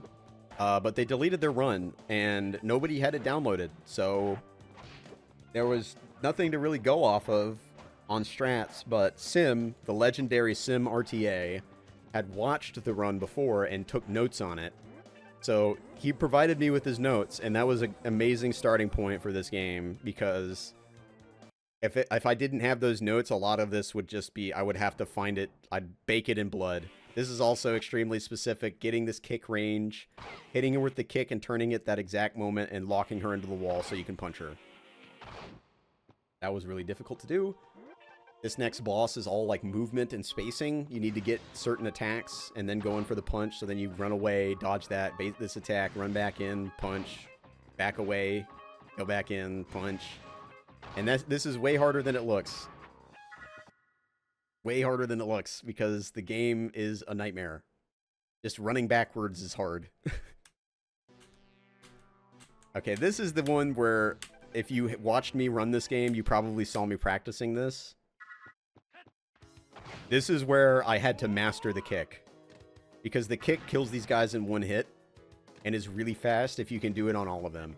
But the spacing on the kick, like I said, it's not reliable. So I spent like 20 hours on this specific level trying to master the kick. This level is also extremely RNG heavy, so I had to grind the IL for a really long time. Because where these guys spawn and where they move is all random. Like, this guy being in the corner loses time.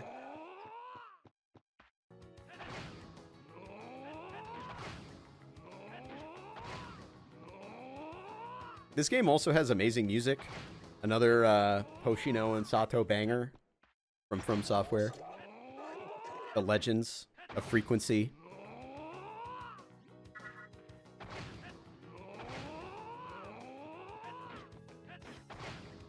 All right, Spider Hell. This place can be kind of cool. There's some cool stuff in this. You're like shooting all these things from a distance. It's all super precise. Like, look at that. Like, I'm trying my hardest and I just cannot shoot shit for the life of me because this game's aiming is so bad.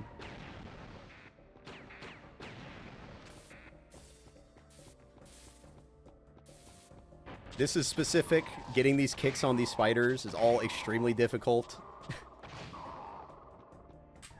Very position dependent. It's hard. This game is hard, and there's no reward for you at the end. But you know, it's a From Software game, and there was no actually searchable run for it because Moistula deleted their run. I don't know why they did. They were a God Hand runner as well, and I think they deleted their God Hand runs too. Moistula, if you're out there, thank you. Even if your run doesn't exist, it still laid the groundwork. You can just punch stun these guys. It makes it a lot easier than trying to do anything else. Just punch stun. Oh yeah, we have the speed suit, so we can do a suit transformation. The suit transformation makes you invulnerable, and there's a body explosion off of it. That's why I used it on those bats, because otherwise those bats stun lock you unless you shoot them. So it's faster to just use the burst. And it gives you this fly thing where you just like glide. It's really, really fast. There are other suits that give you more damage or more defense, but the speed suit is what you use in a speedrun, obviously. Oh yeah, this area is kind of cool, but you know, the strat here on this boss is you just shoot the enemies in a line to stun them, because there's 4 guys in here aside the boss, and they will stun lock you, so you just try and stun them all with the gun. I think I got knocked down at the end. I also get knocked down there. This wasn't exactly a great boss fight, but this boss fight is just kind of chaos. I also really like the way he fires the gun sideways. It's ridiculous. And then you just punch stun lock. There's like one final bullet you shoot across the room here. Yeah. Snow Hell, we don't need to talk about Snow Hell. Snow Hell sucks. Like, look at this shit. You can't see anything. And then there's a double boss fight, which sucks. You fight both of them at the same time and you can't see shit. I'm trying to do look-away punches, but it's hard. Oh yeah, and you also need to kill the lady last, because she drops the Desert Eagle, which you need for the run. So you need to kill this dumbass first. And when you kill the lady, you need to kill her in a way that pushes you on top of her, because you do not have time to loot the deagle. So the only way to get the deagle is if you kill her, and as you kill her, you use the punch to step into her, and you'll see me pick it up. I'll try and show you.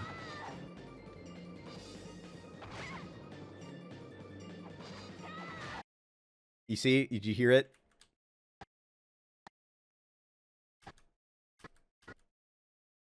That's the gun. So I got the gun. So I can continue the run.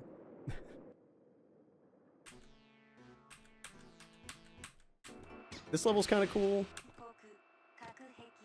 Some cool movement. You like dash through the hallways. The boss is a bitch, like every fucking boss in this game. It's extremely specific movement. You gotta bait attacks. You gotta like, oh, he's gonna do the close range attack. I gotta back up, get the range attack, go back in, give him a punch. This is a technique that I pioneered. I call it the bridge jump. I invented this. I don't know. Like, big surprise.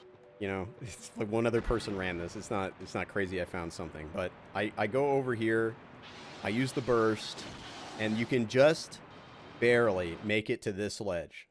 Normally you have to do a whole bunch of shit to raise some stuff up so you can get down here. But if you're very precise, you can make that jump. And it's, you know, 20 minutes into the run. It's not that bad.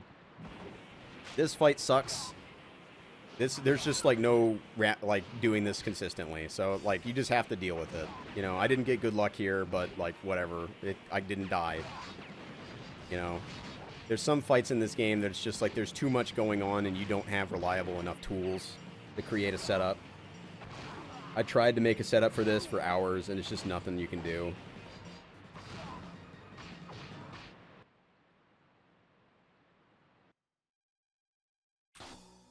Some cool movement on the exit. You like fly through this, and there's a bunch of holes in the ground.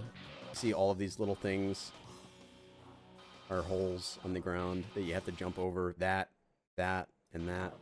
So it's all precise, of course.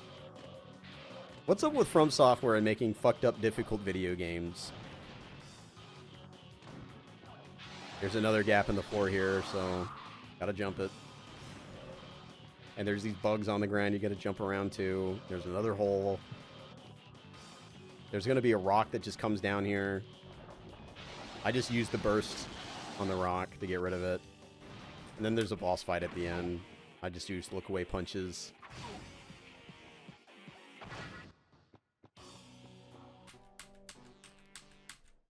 This is my favorite level. There's good movement in this level. The boss fight has cool tech.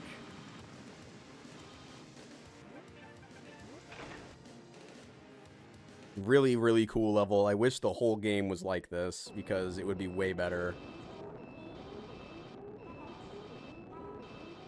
Just really tight movement. Cool setups. I kind of mess it up a little bit here, because I don't know if you believe this. I'm going to try and show you what happens here. This guy, I'm trying to shoot the wall here to break it.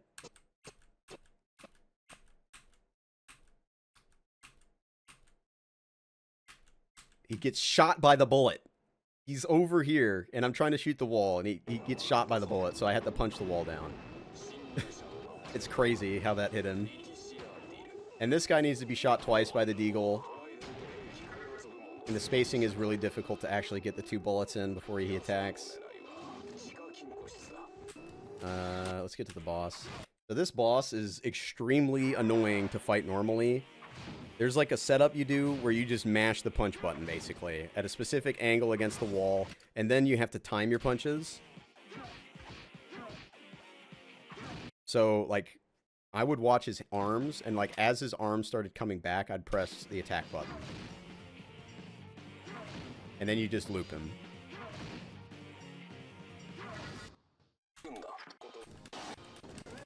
Then there's just movement. This area is really cool looking. It's very movement heavy.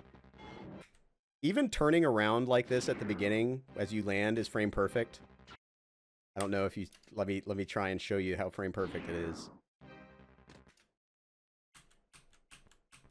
You have to press circle and up exactly on this frame. If you don't do this, you won't do a perfect turn.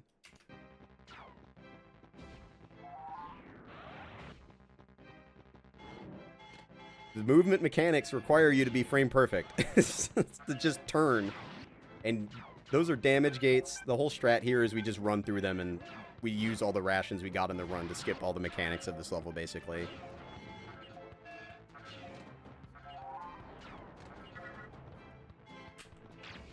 Just a nightmare video game to run.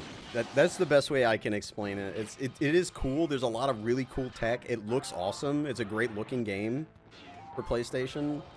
And you look at it and you think it wouldn't be that bad just watching somebody play it. And you'd be like, damn, this is kind of cool. But no. No. It sucks. Maybe the worst game I have ever ran. Here's a boss setup. You just kill the right one and they both die. So you just go to the wall and you start doing the punch loop and hope that they don't hit you out. They didn't, so it worked out. Alright. This area is cool, but I fucking hate the boss. Like, at the end of this super heavy, combat-heavy video game, there's just, like, this random, insanely crazy platforming level. And because we're speedrunning, we have to do it fast, so it sucks to try and do fast. And these donuts that you punch are on cycles as well, so you don't want to miss the cycles. Okay, let's get to the boss. This boss is completely random. You don't have a move with the speed suit that can stun lock this boss. It's completely RNG if the boss lets you attack. This is the worst part of the run, and I've lost a bunch of time here. This is the main time loss of the run. But basically, if he does a specific move and you don't block it, it's RNG if you block it. And you get knocked down, there's just nothing you can do. You just keep getting knocked down. You just have to keep going and trying to punch. There's absolutely nothing you can do. How you're supposed to do this fight is you're supposed to use the power suit, and the power suit can stun him. So you can actually fight the boss properly with the power suit. You see how much time I'm losing just because I'm getting unlucky? But this is just what you have to do with the speed suit. But the speed suit saves so much time on the level that you literally, you just can't not use it. It saves too much time. If you use the power suit, you don't get the glide. So you lose all the time in platforming, and then you can do the boss a little faster, but it doesn't matter. Look at this shit, dude. This is just abysmal. So, like, because I lost all that time, I got a 32-16. A 31 is absolutely possible if you just don't get fucked on that boss as hard as I did. I lost 15 seconds, 25 seconds. 25 seconds to a boss RNG. You know, that's how you know it's a bad speed game. This boss fight is also completely random, but it actually went well. Not this boss fight. The one after this one is random. We used the power suit for this one because there's no platforming. So we can actually do things. But you try to, like, bait her magic attack by standing a little far away, and then you do the turnaround punch. But this guy, this boss, he can just knock you down over and over, and he sends out a clone, and he stands between, like, you're in between him and his clone, and they both just stun lock you. So what you have to do is, if that happens, you have to use the burst, which gets rid of the clone temporarily. Then you have to punch him and just hope that he doesn't knock you down. And I got lucky, and he didn't knock me down. So this is actually super fast. So I saved basically all the time I lost on the previous boss on that boss fight. And the final boss is actually super awesome. It's kind of hard, but it's a super cool arena, and you can one-cycle the boss, which I always like. I like one-cycling bosses at the end of a run, because it means, like, you know, you've mastered the game, basically. I just like that.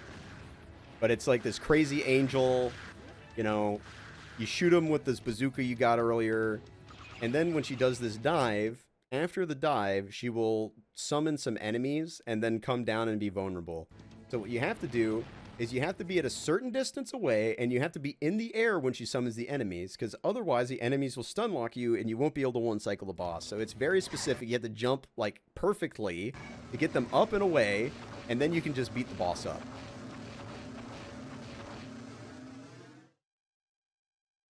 So it's a really cool final boss, because it is precise, but it's, you know, it's not impossibly difficult to get the one cycle, and the one cycle is cool.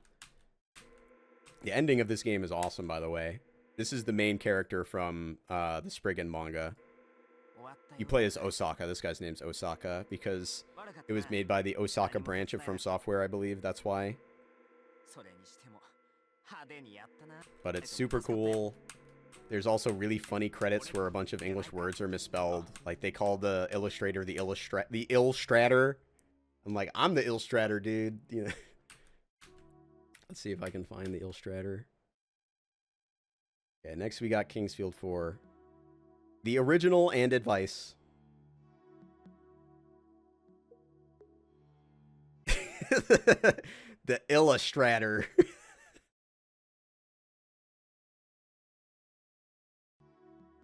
There's some other good ones in here too. Oh yeah, main program. I don't know if that's an E or an A. I think it's an E.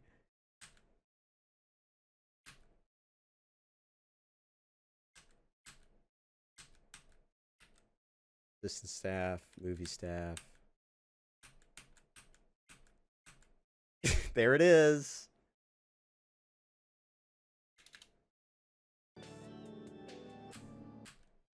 You get this nice piece of art at the end as you finish screen. All right, next. We got to start speeding up. All right, Kingsfield 4, good ending. We're going to slow down. This is another one of those runs that, I don't know, I really felt like I needed to do for some reason. Kingsfield 4 any percent is a very difficult run, but this one's harder. A lot. The beginning is way harder. You have to do more bosses. The only thing that's easier about good ending is the Dark Succubus. And you don't have to do the North Cliff Out of Bounds. But in exchange of that, you have to do the Fire Forge where the Fire Genie is, which is also really fucked up. We'll just get to the harder parts. The beginning is just getting shit. Oh yeah, you kill this girl because she has something. If you don't kill her, you have to complete her quest, which involves going into the mine. But if you kill her, the reward for the quest, because they don't want you to soft lock because you killed an NPC, will be put in an enemy. You kill this tree, it gives you the Clarity Bracelet. That's why you buy the mace. It lets you get in here and to get the Clarity Bracelet. The Clarity Bracelet sells for a ton of money, so we're going to turn that Clarity Bracelet into a bunch of healing so we can just heal through everything and actually play the video game without worrying about dying. But this bug is the one that gets the magic that you need to continue. There's a way to skip needing it, but it's not like RTA viable, and you need the fire, basically. It's a tool for stunning enemies, and you can skip it, but it's slow, basically, is what I'm trying to say. But it is possible to do a no magic run if you do the skip. But normally you need fire to burn the web off of a door, and we're going to do that. I'm going to point out the frame perfect damage cancel I do here because, you know, feel myself a little bit. If you grab this as you hit the ground, it cancels your damage and you don't need to heal, which is what I did. It's the same strategy that you use to do North Cliff Out of Bounds. But North Cliff Out of Bounds, you do like pause buffering for it, so it's much easier. There's no point in pause buffering this one because it's not worth pausing to save a heal when to use a heal, you just pause. Spider walk. The spider webs slow you like that. This spider, it's very luck dependent where he goes, but the idea is you use the Dragon Flower, which cures status ailments and also prevents status ailments for a few seconds to just run through and not be slowed anymore. You just go through this area. Sometimes this guy doesn't die in the right amount of hits, and we have no idea why. It's, like, very strange, but sometimes you need to do this little extra hit that I do here. Then you kill this bug. It gives you more experience. The bugs are, like, controlling these guys. It's a bit like, you know, Lost Sinner and Dark Souls 2. This is called, Double Guardian Skip. And Double Guardian Skip is required for good ending. This is extremely difficult and precise. You have to bait this punch. The reason why you need to do Double Guardian Skip is because you need the Guardian helmet for to get the engineering key later, which is required for good ending. So we basically have to enter these guys' threat range to get them to punch, and it's like if you're a little farther in the range, it's like a 50% chance that they do an overhead strike. And that overhead strike gives you time to get behind them. Normally what you would use is a bow and just kill these guys, or use leave the helmets there and continue on and come back later when you have a bow to kill them. We don't have a bow. So we have to get past them doing this. So I got the overhead, we go. Then we grab... No, we don't get the magic in good ending. So now we need to do it again. And the problem is that the other golem that's behind us is now walking forward towards us. So we only get a few tries on the overhead on this guy, and it's random if you get it. So I got the last opportunity, and he tries to punch you again, but now we get the gate key. The gate key lets you lower one of the bridges, or the bridge key. We're going to do fast mush hallway strats, where you slide past most of the mushrooms. It requires a little more healing at the beginning, because you get poisoned and take all this damage. But it's much faster to do it this way. That's the strat. Then this whole area, there's a dragon here that can just breathe fire on you, so you have to do serpentines, which is what I did. This area has a bunch of enemies that can kill you on the way. This door is a nightmare. Door's a nightmare, because there's just going to be enemies. There's going to be xenomorphs behind it. Look at that xenomorph. And he can do that pounce, and that can slow you. I got lucky and I didn't get slowed. Health is very important, and I'm trying to not take damage from the bats, but I do take damage from the bats, so I have to do an extra menu when we get these herbs to equip them. Which sucks, but, you know, that's the way it goes. This area, you dodge Sonic the Hedgehog and poison mushrooms. If anything touches you, you die. It's very careful. This is one of those speed runs where sometimes being careful is what you have to do to go fast. Really difficult speed game. Maybe the hardest, except for Kingsfield 1J, I'd say. This is just one of those kinds of games that if you ever finish a run, you are like in a special club. You know, there's like 3 people who have finished runs of this game ever. Speed runs. It's Rye, me, Kellot, Nyron, I want to say, did a run. There's another guy who did All Spells Good Ending that I'm blanking the name on, but it's a very small club of people who have speedrun this game because it is so fucked up. And this is the most popular Kingsfield game. You know, when people talk about Kingsfield nowadays and they go look up and try a Kingsfield, this is the one they play. So this one is like, in theory, it should have the most runners, but because it's so fucked up and has this reputation, nobody runs it. And deservedly so. It's really difficult. You need this key. It's the priest key.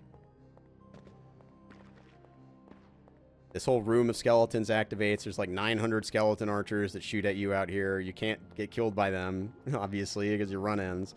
So you have to dodge a very specific line with the arrows to the door, and then you have to wait for the door to open. This game is evil. Okay, menu time, buy some shit. Now we got heals. And we go to the warp. Oh yeah, you gotta open this door very specifically. Let me show you the door. Alright. Let's just start talking about the important bits.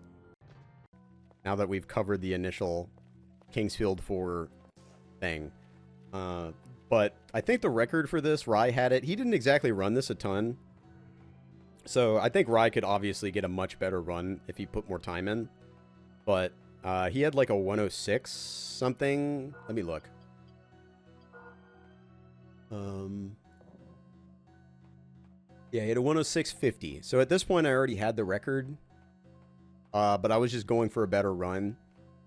And at this point, the run is solid. You know, I'm pacing pretty hard at this point. But it could be a little better, but it's still good. Let's get to the Fire Genie. Here's the Fire Genie. So you pick up a rapier, and you fight this guy. He's the Fire Genie. That fireball he threw is actually an enemy that will be in the boss arena while you're fighting. And he threw it in a kind of bad place. So I have to stand in this very specific spot and listen to the enemies and bait specific attacks and try and get attacks in while dodging the enemies in the arena and the boss. Because if I get hit by 2 enemies in a row, I die. And he's going to just keep throwing enemies. So there's enemies to the left. There's enemies to the right. Behind me, you see the fireballs flying around. I have to listen and dodge all of these. Not all of these, but you'll see I'll get hit sometimes. But if I get hit twice in a row, I die. And they synchronize their attacks a lot. You see that? If that second fireball had hit me, if this punch had hit me, I would die. This is like the thing I practice the most. Doing good ending is the Fire Genie. And the Northcliff Out of Bounds in any percent skips this. So I never learned this until I did good ending. And that's the reason why I wanted to do good ending. Because I kind of felt bad about doing Northcliff Out of Bounds. Because it is like a massive advantage against everyone who ran before that didn't have it. So I felt like I had to prove myself in Kingsfield 4 a little bit. Like, you know, it's not like the only reason I was trying to basically make the point, like, you know, I don't just have the record because I'm the only person who did Northcliff Out of Bounds. Like, I can play at a top level in other categories too, you know. Like, that's kind of why I did good ending, is like I just wanted to kind of put that argument to bed. Like, I could have done this just as easy without Northcliff Out of Bounds. And I think I proved that pretty heavily with this run. Like, this is maybe the best Kingsfield run I've ever performed. Because it is, like, really, really difficult. And I played it very well. Like, there's not really any massive mistakes. There's some time loss on some bosses. And there's, like, a menu or two where I flubbed it a little bit. But outside of that, like, this is pretty optimal Kingsfield 4 gameplay. And it's like, you know, I'm not trying to toot my own horn or anything, but, like,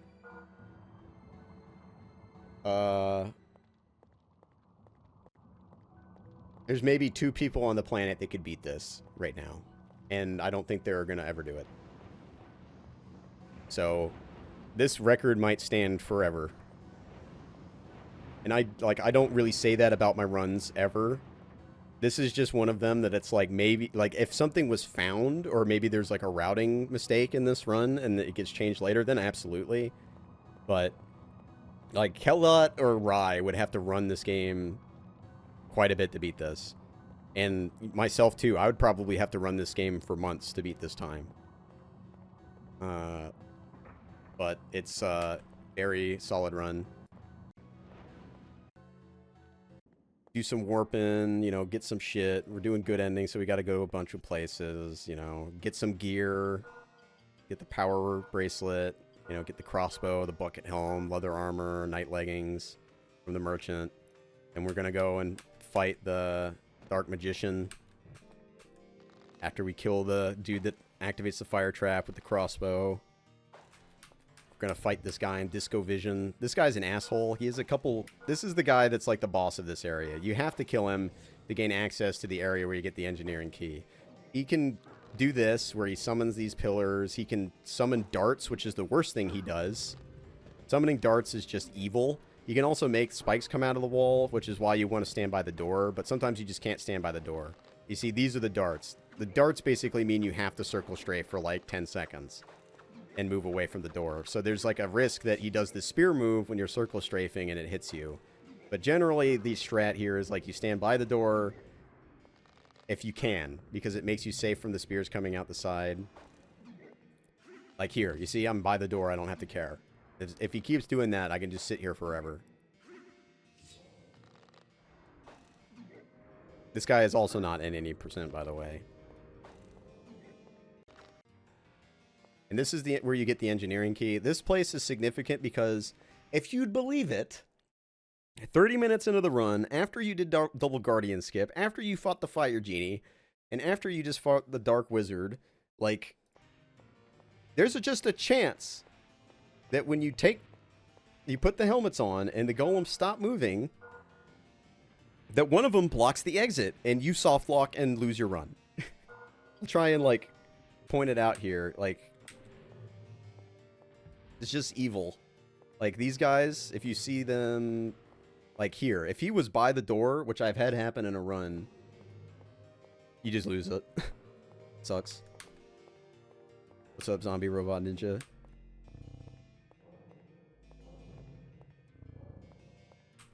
Let's get over to the Widow Palace. This place is one of the zones that, on good ending, it's like not nearly as scary as any percent because you're just a little tankier. It's still scary though. You can still die in one hit to the Widows if you get a bad move. This look is not bad. If we were to compare this Widow look, these two Widows here, compared to my any percent run, this is like 10 times better. In any percent, my run just got like fucked by these guys. And even though I got hit in Mushroom Root, or like I'm okay. You know, I'm through it. I don't have to back up. But in my any percent run, they completely blocked me, and that sucked.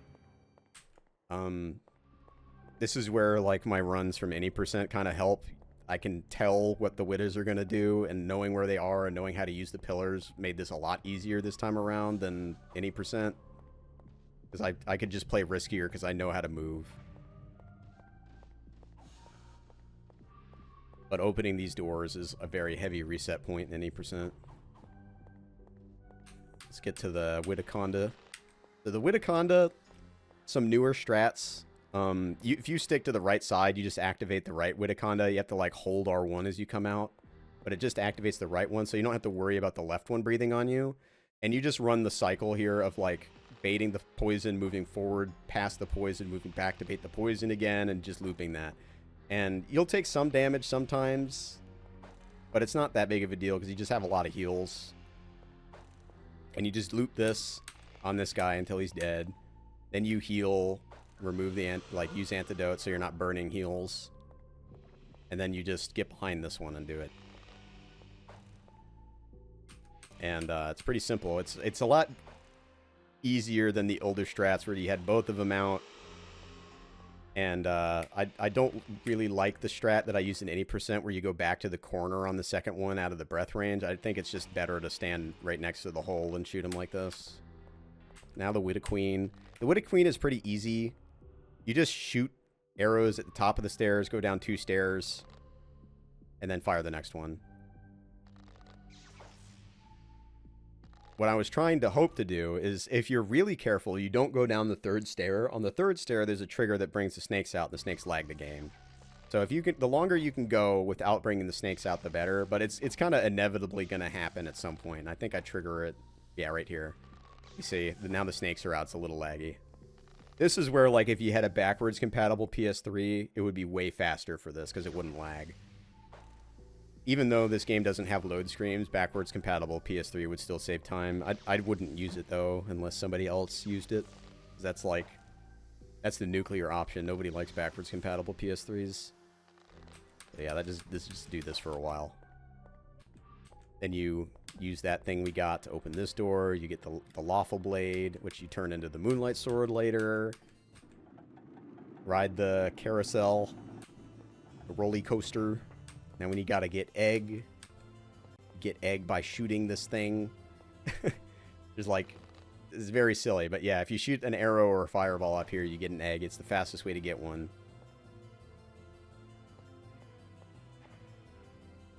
This is another unlucky paralyze.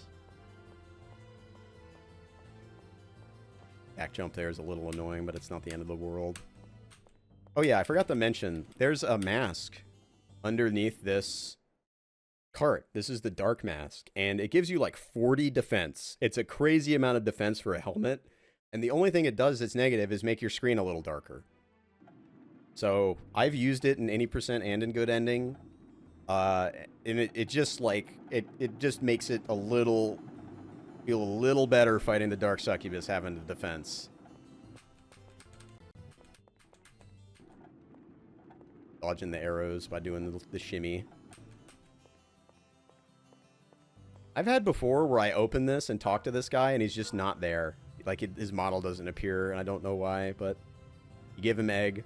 Oh yeah, by the way, I forgot to mention this. This has, if you want to play optimally Kingsfield 4, you have to play the English version. It's very silly, and I'll explain when we get there, but basically the summary of why you have to play on the US version is they did a conversion of the weight from kilograms to pounds. So the weight is a higher value on the US version. And that higher value weight, even though your maximum carry weight is higher, the game checks for your weight to push you on attacks that hit you. You get pushed by certain things in the game. And the higher your weight is, the less you get pushed. So in the Japanese version, it's not possible to get enough weight and still be able to run to not get knocked off in the final boss fight. So if you play in the US version, you can be heavy enough to not get knocked off the final boss area and skip, like, having to do 3 cycles. So if you ever are thinking about running Kingsfield 4, you have to get a US version. Because it will save you a minute. It's very silly because they did the weight conversion. That's the only reason why. They didn't change the mechanic of the push to match the new weights. So you're heavier in Kingsfield 4 US, basically. I did a different cistern strat. Oh yeah, we got to get the Serret key, which means we're doing the Palace of Howling Winds. This area is easier than it looks. You just, like, walk through it. The enemies don't hit you. There's only just, like, an enemy that can come down here and fuck you up, which he did, so I had to dodge him. But best music, best area, Palace of Howling Winds. This area is a little scary. I walk on the left side because the wind pushes you. This is another instance where being heavier on US probably makes you less likely to get blown. Winky face. These guys, they do good damage. You don't really want to get hit by them. This is a menu flub. I flubbed this menu a little bit, if I remember right. Yeah. That's like 3 seconds lost to menu. But you have to get the Serret key here, which means you have to beat a boss. And there's like some wonky stuff you got to do. Like, this is the boss area, right? And these two guys are going to be here no matter what. So generally, you just have to kill them. Once you start fighting them, the boss will break through the wall after a little bit. But you just have to space these guys correctly.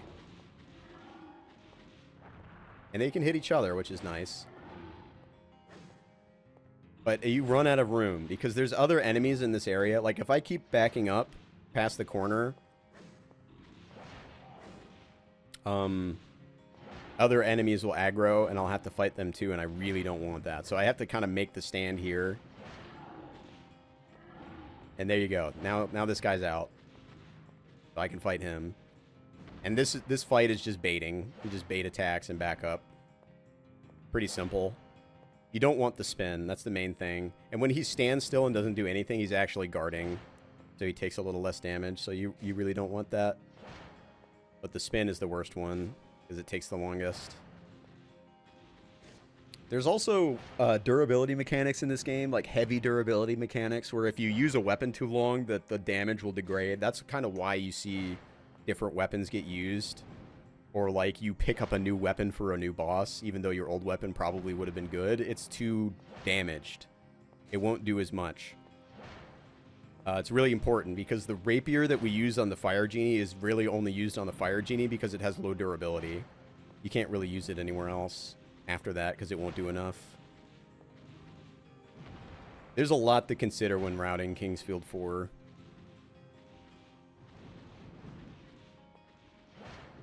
But yeah, there you go. Now he drops the Serret key out of his butt. Now we got to do the Path of the Hero. It's something like that, Path of the Hero. which is like this cursed zone that has really funny, like, Kingsfield 1 style music. Hold on, let me turn the music up.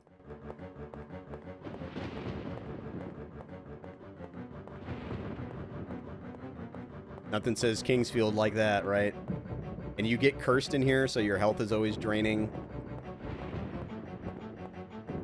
Or you're like weaker. I don't remember exactly what curse does. But these things around there, they damage you if you stand near them. So this whole area is like, you can't stand near these guys. These guys have 4 arms. They can attack in front of them. They can attack to the, like, behind them. So you have to, like, do a very specific circle strafe. And this is something I actually came up with casually. Because one of the fun things you can do in Kingsfield 4, basically, is come in here right at the beginning. You know, as you can get in here, you can come in here and fight these guys. So I came up with this circle strafe method years ago, casually. And I actually don't know what Rye did in his run, if he did this. But it's just kind of satisfying to be like, damn, 12-year-old me came up with a strat that was actually good. So you just stand here in the corner and you just do this loop. And you can be far enough from the ball that it doesn't hit you. See, I'm like far enough away from it. And you do that on 3 different guys. The third one is the hardest one. The second guy is just the same, really. But the third one has like a slightly different area because this door opens with them. So I try to like do this specific thing where I stand here, wait a few steps, and then come out and get the circle strafe going. But it's a little iffy, but it worked. Still worked fine. Now we get the Moonlight Sword. This is like the one thing I did in this run that I really just regret, was doing a very slow turn after getting the Moonlight Sword. You can do like a backing up K turn. And you'd probably save 3 seconds over my turn here after I get the Moonlight Sword. I literally just stand in place and turn because this area, it's very easy to fall off of and die. But if you wanted to play optimally and you weren't a coward like me, you do a K turn here. Like a, you see, I'm just looking down and turning. But it's a very small path, and falling off the edges is death. Alright, now it's just a lot of walking. Oh yeah, the cistern strat that I did is different. So in any percent, I did not grab the jail key, and I just walked through the Giga Poison with no equipment on. So instead of doing that this time, I grabbed the jail key. It's in the poison, and it's really hard to tell, but I came up with a setup to get it. So I can get the key consistently. You'll see it when I pick it up. There you go. And there's more of the slime monsters over here, so it's a little riskier to go for the key, but it's pretty safe. And it's just like you keep more durability on your armor doing it this way. It saves you like a little bit of a menu. I think I prefer getting the key, and if I was going to run any percent again, which I might, I would do this cistern strat.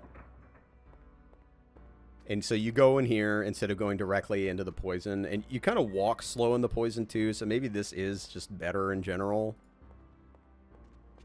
You have to deal with the dogs, but basically you skip most of the Giga Poison acid stuff by falling out over here. Because look, this whole path you would normally walk through, but with this, you just like barely land in it. You see? Here's the final menu. Moonlight Sword. The Dark Mask. You can see the game get darker. That's why I play on higher brightness, is so I can still see in the Dark Succubus fight with the Dark Mask on. Which, the Dark Succubus fight is legendarily difficult in any percent. It's still hard in good ending, but it's easier. You have to run a very specific strafe movement to not get hit by the arrows. Because if you get hit by the arrows, as she does her lightning strike with her raised staff, you die. If she decides to not jump in the air and does a scythe swipe, you have to space her perfectly. So this is all extremely specific stamina management and positioning. You can't be near the edges of the arena, Because if you're near the edges of the arena... Oh, yeah, that's the thing. On any percent, that scythe swipe kills you, I'm pretty sure, completely. But in good ending, you have enough health to survive it. So, and any percent, I would have just died. So I space her here. You have to keep the arrows coming in at the same time. If you don't, there's just a chance the arrows will hit you twice and you just die. You just try and keep them all together, so when you do that strafing pass attacking her, they hit there. And you can kind of hear the arrows being in sync or out of sync.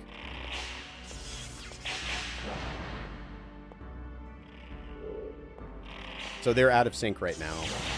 So in any percent, this would be a nightmare. In good ending, it's not that bad. Like, it's manageable on good ending. But you see, like, I'm going to try and show you here what just happened, how close to death I was.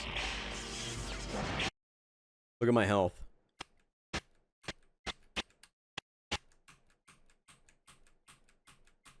I get hit. My health is probably actually like right here right now. I get the heal off with square.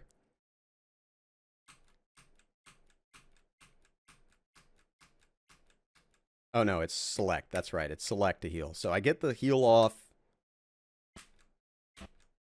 here. This is the heal.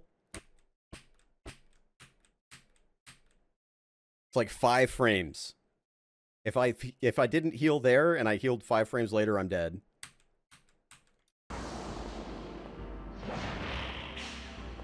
I knew she was about to die, so I pressed her.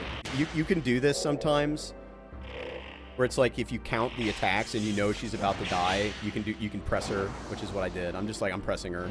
I'm going for the kill. Really risky, but you can play like that in good ending because you have a little more health. In any percent, I'd never do that. Alright, so this is where you do the, there's movement in here, you just never get hit doing this movement. It's actually super easy, this approach to the final boss.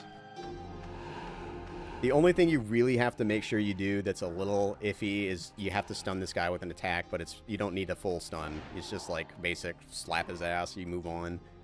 But when I was running any percent, I came up with a setup to do the quick kill. It's I'll point it out when I do it. But before that, nobody used a setup. I just said he went for it, and sometimes he got it, and sometimes he didn't. So I messed around with it a lot to find a setup, and then I tried to use the setup on the Japanese version, and it didn't work. And I was like, what the fuck? And then I looked into the weight, and I'm like, oh shit, you're just heavier in US. You got that McDonald's ass, so you can't get pushed around. But yeah, I'll point out the setup. I just look straight down, turn the camera right a little, and then the idea is you can kind of see this black line. I want this like a little to the right of the corner, like just like, I mean left, sorry. A little left of the corner. And then I press, let me just make sure I'm not saying the wrong thing.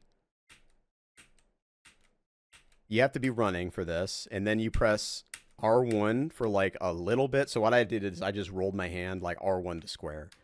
R1 is strafe right, square is attack. So R1, just right after, 1 frame later, 1-2 frames later, sometimes on the same frame, you'll be fine. And then you get the hit, and what normally is supposed to happen is when you hit them, you fly off this platform and you fall below. There's a bunch of enemies there, and they can kill you. It's actually really nice to not fall, because it just means you're going to live more likely than not. Because below, when you fall, you take fall stun. And there's a bunch of enemies that kill you in 1 hit down there. So the idea is there's another strat that you can do that if you don't think you're consistent enough at the quick kill, you can get the, I forget what they're called. It's gravity boots or something like that in the Witta Palace that make you not take fall stun. It makes you much more likely to finish a run. I did that well when I was running any percent. I think my first any percent record had that strat. But yeah, you just line it up and you get it twice. It saves a minute. So, this run, for me, this is one of those runs that I can point to and be like, holy shit, I was on point. Like, it's a very well-executed run for the strats used. There's almost there's like no major mistake at all. You know, it's just a very clean run. And most of the time, I don't get those, so it felt very cool to do. All right, next. We're going from one PS2 FromSoft gem to another. Shadow Tower Abyss. Shadow Tower Abyss is a Japanese-only exclusive PS2 From Software first-person dungeon crawler where there's guns and shit. Sequel to Shadow Tower 1.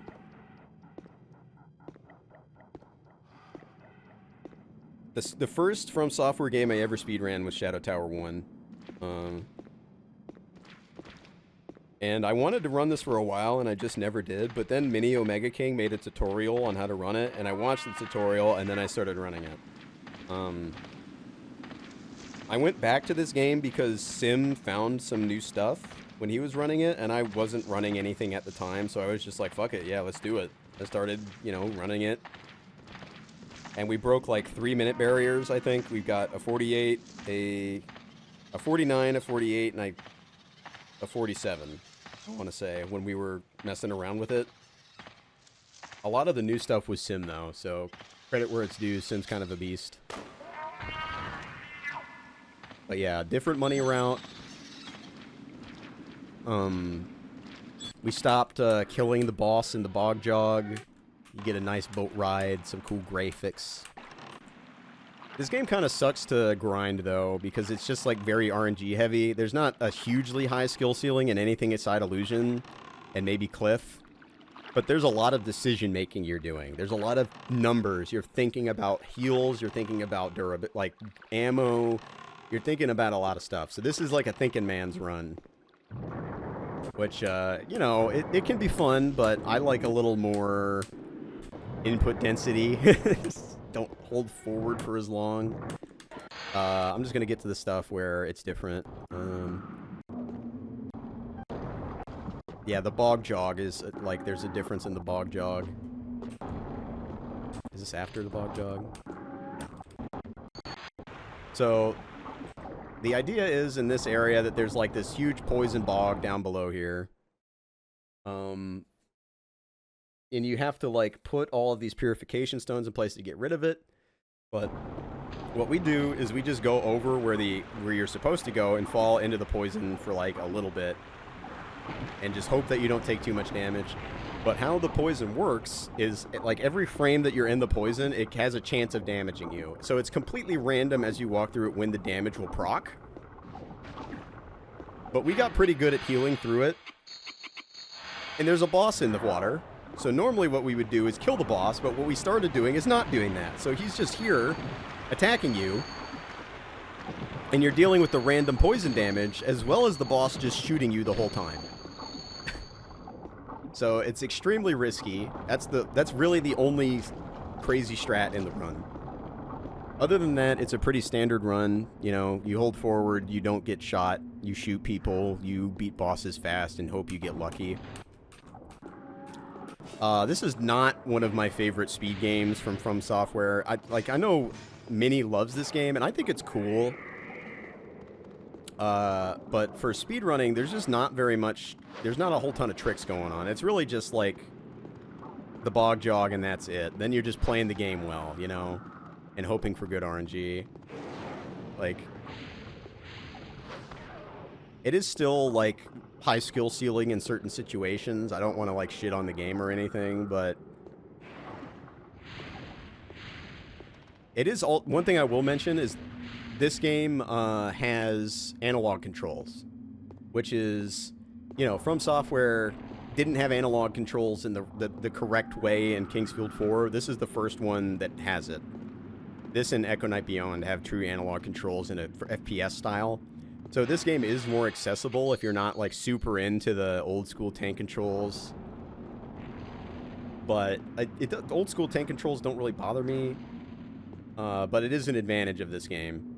Yeah, like, I also prefer Shadow Tower 1. This run isn't bad, but it's a game that I can come back and play for, like, a week. But after that week, I'm going to be kind of sick of it, you know? But Sim found this other thing with this door. Oh, yeah, I lost time here. That wasn't great. But this door, normally, you have to kill all the enemies in here for it to open. But there's, like, a weird trigger that you can touch to open it before you kill the enemies. And it seems somewhat random, but like the strat that Sim came up with, you look down in that direction, it works fairly often, but it does kind of like, it's kind of randomish. Yeah, this boss sucks because where he dies, he could lose you like 10 plus seconds if he dies in the back of the room. You need him to die near the door. And he's like close-ish to the door for me here. And you just leave. No. There's not a whole lot else to talk about. There's like routing changes and money changes and stuff, but let's talk about some of these other stuff on the list. We got Breakdown. I didn't run Breakdown, but Breakdown is an amazing game. If you've never played the Xbox game Breakdown, you need to find a way to play it. But when you do, play the Japanese version. The US version cranked the difficulty up to the point of it not being fun. Like, all the enemies are damage sponges. It sucks. If you're gonna play Breakdown for the Xbox, please, I am begging you, play the Japanese version. It is so much better. And the game is worth playing. It's beautiful. There's nothing like it. I've never played a game like Breakdown. Its dedication to the first-person perspective is insane. It's made by Namco. It's like this huge Namco production on the Xbox that nobody's heard of. And it's amazing. I love it. There are parts of the game where the dedication of the first-person perspective and making you feel like you're Derek Cole, who's the main character, is to the detriment of the game. And people, you can't really make a game like Breakdown anymore because it would be like panned. People would be like, you know, this is unreasonable, like this sucks, I don't like this backtracking. You know, when you fight enemies in that game, it's got like first-person combat and punching and kicks and combos and stuff. And if an enemy decks you in the head, you get knocked down on your ass, and it takes a while to get up. You know, it is very, very dedicated to the first-person perspective, but it also has a crazy, interesting time travel storyline. The characters are great. It can be really good, funny, and it can be really cool, and it can be frustrating too. But to me, a game like frustrating you can sometimes be a positive, and Breakdown is one of those games where I feel like it does a good job pissing you off. I don't know how to explain that feeling, but it's one of those things where it's like, it's hard enough and annoying enough that you want to get good at it. It's kind of the same way I feel about Shadow Tower 1. When I played Shadow Tower 1 as a kid and didn't know about the bows, and it was just so hard that I kept getting pulled back into it because I'm like, that's so fucked up, I gotta try and beat it. It kind of reminds me of that. I played the US version before.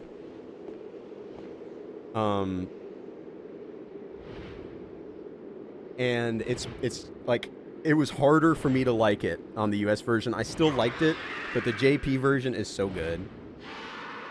Alright, this bird is the laggiest boss fight on Earth, so we're going to watch it just because it's funny how laggy it is. I just had a realization. Dude, if you played Shadow Tower Abyss on a Japanese backwards compatible PS3, this probably would not lag.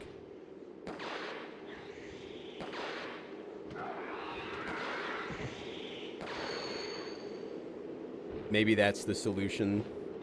I don't have a Japanese backwards compatible PS3, but I do have a US one, and you can change the region on them with soft mods, so in theory I could do it. Oh yeah, this sucks. This boss arena is shit. The whole thing with this boss is like, there's a ton of other ads in this boss fight, and as you fight the boss, they come out, and you can see them flying around, and the speedrun has become so optimized at this point, right, that you have to get these items to sell it. You have to get this money. You have to get everything, right? And this whole time, there's a bunch of fucking birds attacking you, and you only have like 3 heals. And they can follow you all the way to the door, attacking you. So it's just completely random if you get to play past this point. It's 30 minutes into the run. It just sucks. Because if you try and fight them, the lag is so bad, you're literally losing like half a minute. You just have to hope. It sucks. I don't like it. Red Desert is kind of interesting because there's Sorgand. We'll just look at Sorgand. Oh yeah, this is the Spear King. He looks like some fucking Power Rangers enemy or something. Looks stupid as hell. There's some good designs and there's some stupid designs. This one's stupid. Gumby arm looking motherfucker. Oh yeah, there's Rudufon. Best From Software girl. Easily best From Software girl. This is Green Guy. He's extremely fast and he kills you in one hit. You just have to hope he gets caught up on the rocks. There's Sorgand. You have to shoot him in the eye.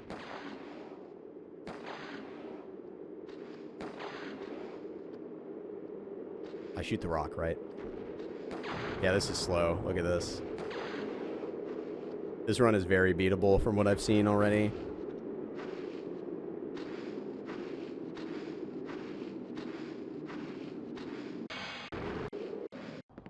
Alright, and then all of this is preamble to fucking Illusion. The run does not start until you get to Illusion. Illusion is like the best, most interesting part of the run because the skill ceiling is super high on fighting the knights with the shotgun. It's like very specific manipulation to get the enemy to move in specific ways. Yeah, like it's super fun. I love doing Illusion. Illusion is by far my favorite part of the run.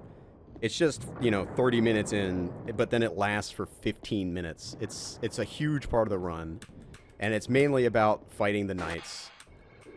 And we use the grenade launcher more in this route, which is super awesome, but it's also scary because the shotgun is more forgiving. Because if you miss a grenade, it's really bad. But I think it's like on the Blue Knight, I start using the grenade launcher because I get kind of unlucky.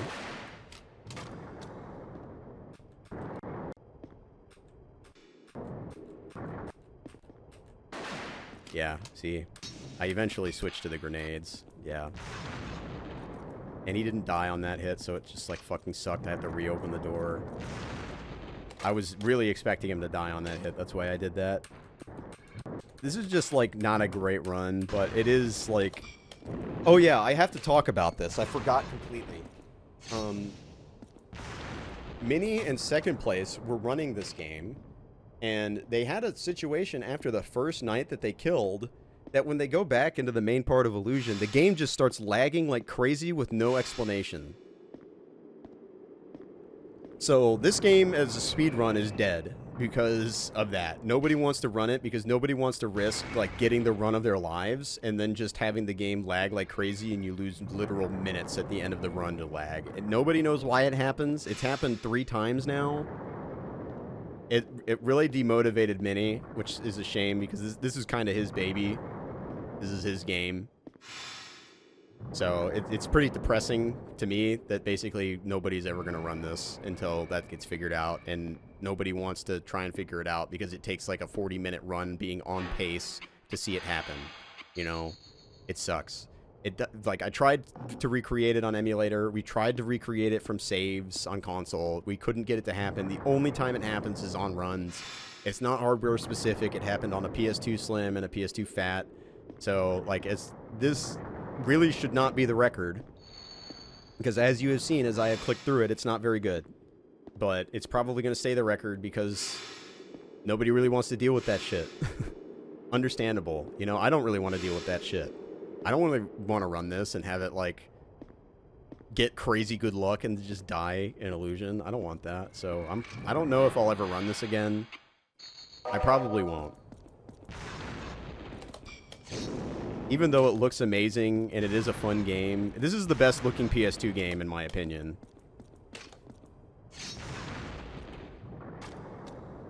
But it is laggy, and the fact that it just randomly lags on people and loses them minutes at the end of the run is just stupid. Nemesis is a really cool design. His boss fight is super laggy though, so it sucks. I just wish that this was a PS3 game, you know? If this was a PS3 game and it ran good, like, that'd be great. And you probably could, like I said, run this on backwards compatible PS3 and it would run smoother. To the point of it actually maybe being worth doing that, but I don't want to, nobody wants to do that.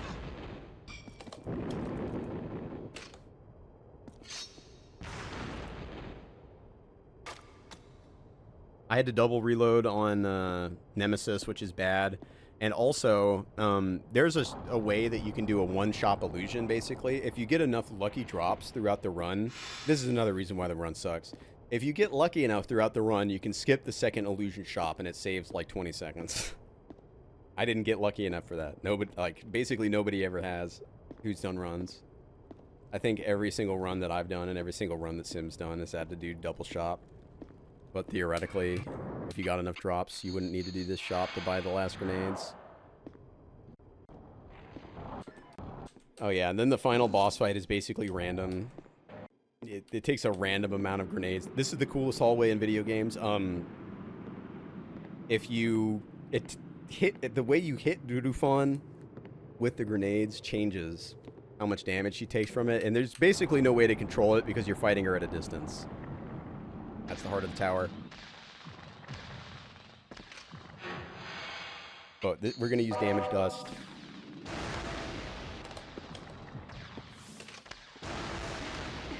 Oh yeah, another thing that kind of sucks about speedrunning this game compared to Shadow Tower 1. Shadow Tower 1 has damage numbers. So you know exactly how much damage you're doing.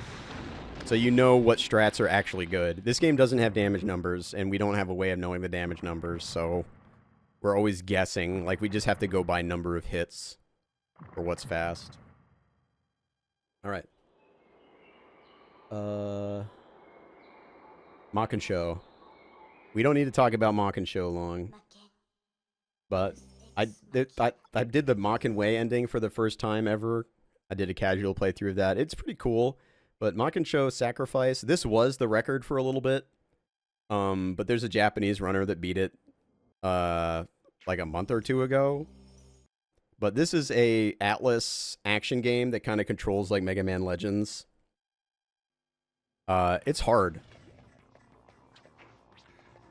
But it's cool. I like it. This is like peak Index Atlas. You would never see a game like this come out of Atlas now because Sega owns them and Sega is lame and boring. So you could say goodbye to forever to this kind of Atlas game. This is like Kaneko's most unique game, I'd say. This was originally called Maken X on Dreamcast, and it was first person. But it was kind of poorly received because of everybody getting motion sick. Japanese players at the time were more prone to motion sickness, which is why Kingsfield like moves so slowly and has a bunch of move and look acceleration. Is because Japanese players would get sick playing it. So they re-released Maken X, rebalanced it, and like changed it up a bit on PS2 and made it third person. And released it as Maken Shao. It's only available in PAL in Japan. Obviously, Japan's the version you want. If you want to play it in English, though, you can play the PAL version, or you can play the English Maken X if you want the story, even though both localizations have problems. But this is another game Sim ran. Sim had the record for a little bit, and he had some cool strats. So I had run this game before and gotten the record. So I came back to this game to get it again, and I did get it, and I held it for a little bit. But I lost the record to the Japanese runner because my endgame fights were poor. But yeah, there's just like a lot of platforming, a lot of like cool, interesting stuff, like knocking these guys in the hole. There's good music in this game too, really cool visuals in some areas. It's a fun run. This is one of those games where it's extremely difficult video game. And because of how difficult it is, it made me want to get good at it. When I originally played Maken Shao the first time, it was like 2018, 2017, and I was trying to do the Blade Master ending, and there was literally no video on the internet or guides for some bosses. I got stuck on this Nazi lady boss who rides this rocket horse. I'm not kidding, she's a Nazi. These guys are all Nazis. They removed the swastikas in this version. In Maken X, on the Japanese version, has swastikas, so they're Nazis. There's a boss that I couldn't beat. I was streaming it, and I was fighting the boss for like 2 hours. I was like, I can't beat this boss. I'm going to try and see if there's a guide on this. And I looked, and the guide on GameFAQs literally said, like, I have not beaten this boss if you figure out how to beat this boss, email me. And I tried to find a video of somebody beating it, because I'm like, well, if there's no guide, maybe somebody like did an LP or a long play. And there was somebody who was Let's Playing it, and got to that fight and stopped. It was like, I'm not coming. You read the description. It's like, I'm not coming back to do this. It's like, oh my God. There was nobody. I could not find anybody who beat that boss. So, like, and I looked. So it was eventually I did beat that boss, and I got the Blade Master ending. But that experience made me like really interested in this game because of how strange it is and how difficult it can be in some of the boss fights. In Sacrifice ending, all the hard stuff is at the end, but I've also ran Haka ending, which is like the bad ending, and that is an way more difficult run. And I still have the record in that. But this is like the any % run. Let's just skip around here a little bit. Now that I've given my dissertation on the history of this video game and me. There's just a lot of hard stuff in this game. Oh yeah, here's Ko.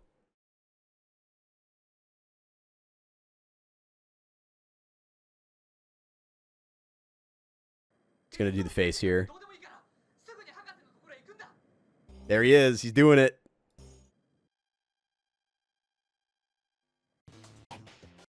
But yeah, like I said, my fights were kind of bad near the end here. But it was a big PB for me. This is the hardest area. This area fucking sucks. It doesn't really surprise me that I got beat, though, because I haven't exactly played this game a ton. You know, if somebody grew up playing this game, it would be very easy to beat me. Like, I'm not that good at this game. Compared to, like, you know, Legends, which I've been playing since I was 5, you know, or something like that. But cool boss fights, great areas, cool music. This fight is especially cool. The final boss. They've got these bits. You gotta, like, knock the thing back to break them all. Then you fight the boss. And it's, like, very intense.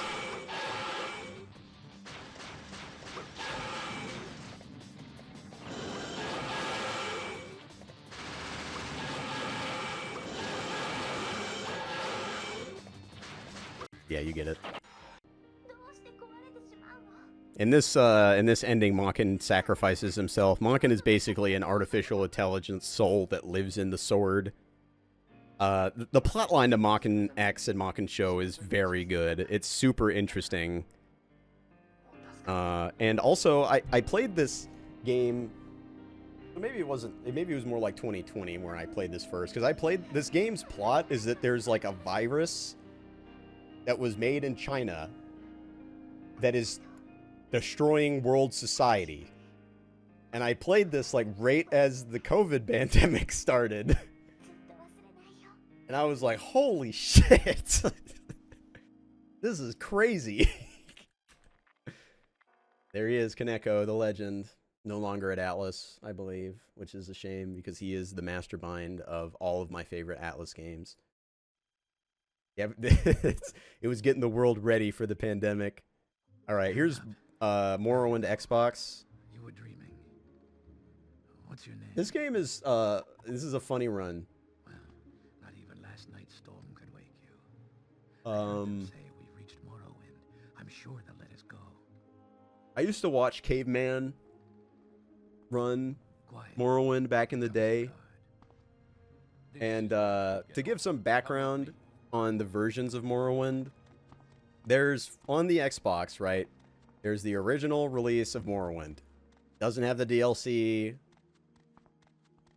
Yeah, I had a I forget what I had before, but don't think it was it 620? But I had run this before. I'm just using like the PC strats basically. I'm not opening the valve manually. I'm like clipping through the wall and stuff, so it's not exactly an amazing run for what could be done. You could probably get sub 6, but it's hard with the lag. It's really difficult with the lag. But basically, there's a... If you want to play the PC route, where you do the swap glitch on Keening, you have to play on the original Xbox. Because the original version of Morrowind is the only one with the swap glitch still in it. If you try to play on Game of the Year edition, you can't do it. You have to do like the barter glitch, and you have to do spell making and stuff to get like your speed and stuff that you need to use Keening and Sunder without dying immediately. So I found that interesting because also I don't think your run is available anymore. I think on the leaderboard the link is dead because Twitch deleted all those VODs. So the run that was available was a Xbox One run, and it used the different route. So I was like, I'm gonna, you know, get my Xbox working because my disk drive wasn't working in my original Xbox that wasn't modded. So I fixed the disk drive. I got it all set up and working. And I was like, I'm just gonna play it a little bit because this is a fun run. You know, it is kind of interesting to see it on Xbox with the crazy amount of lag. Oh, that's weird. Okay. At least it's still available. That's good.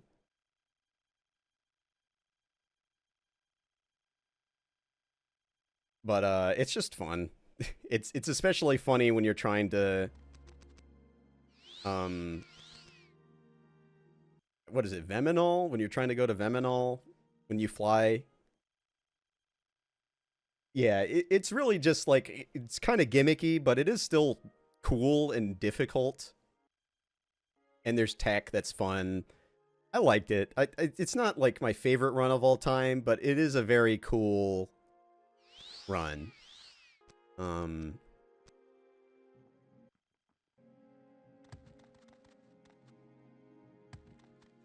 Not exactly a great jump there. But it's also funny because on Xbox, it's hard to do certain things that it normally would be very easy. Like grabbing that, touching this ladder, and like grabbing Keening is all, like, it's hard. Yeah, I don't know why. I uploaded a run that was like a 623 or something onto YouTube, and it got like 50,000 views.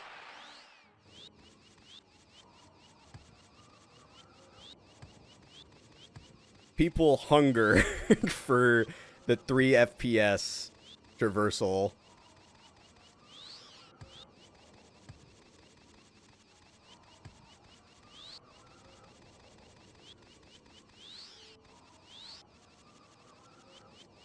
It's just like, dude, look at this shit. It's so bad. It's so bad, but it's good because of it. And then you just like immediately go out of bounds. You're just like, whoop.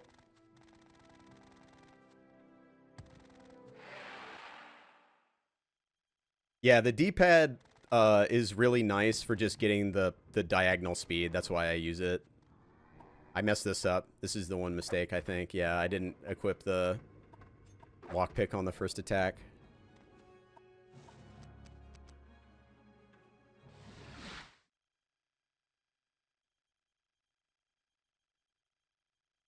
The Xbox D-pad sucks, by the way. Ask me how I know.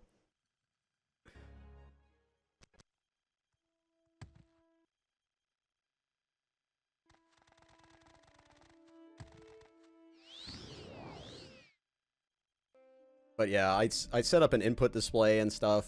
It's but here, this is like, it would probably be faster to just grab the lever because it is difficult to do this clip on Xbox. And the lever's like not far. But I just wanted to do it.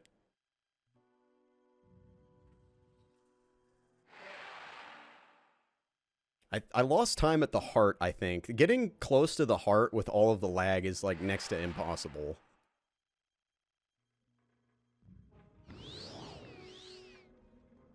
Go, dude. It's so easy to get stuck on stuff, and you don't want to push the stick too hard because you'll just fly out of bounds and go nowhere. But look at the lag here. It's just ridiculous. What a fool you are. And you're like I'm a trying to god. finagle yourself How can you closer to kill the a heart. god? It's so bad. What a grand and intoxicating innocence. How could you be so naive? There is no escape. No recall or intervention can work in this place. Come. And then you zone out, so you appear up top. Too late for my mercy. Try to touch the door. Then you can just upright, turn upright. Dagoth welcomes you, Nerevar, my old friend. But to this You place no where longer destiny bear the burden of prophecy. Why have you come? You have achieved your destiny. You are free. You are Rune free. Dreamer's folly, Lord Dagoth's temptation, the tribunal's seduction. The I would God's love, heart's if I had need, more prophecy dedication, oath. I would love to try and get this to All sub fates 6. sealed and sins redeemed. It is a fun You run, have but pity. the nature of how More short it is, but with how long the wind-up at the beginning is, Light is gone. I don't know. The It's fun to sun's mess around with golden this run, but I honey wouldn't, like, gilds the I don't know if I land. would ever really sit down and Hail grind it for, Savior, like, months. Portator, and Nerevarine. Your people look to you for But it is funny protection. to have, like, the pocket Monster and Xbox villains Morrowind great run and to just small whip out still threaten the people of Vardenfell. and show Enemies people and with evils the abound. crazy FPS.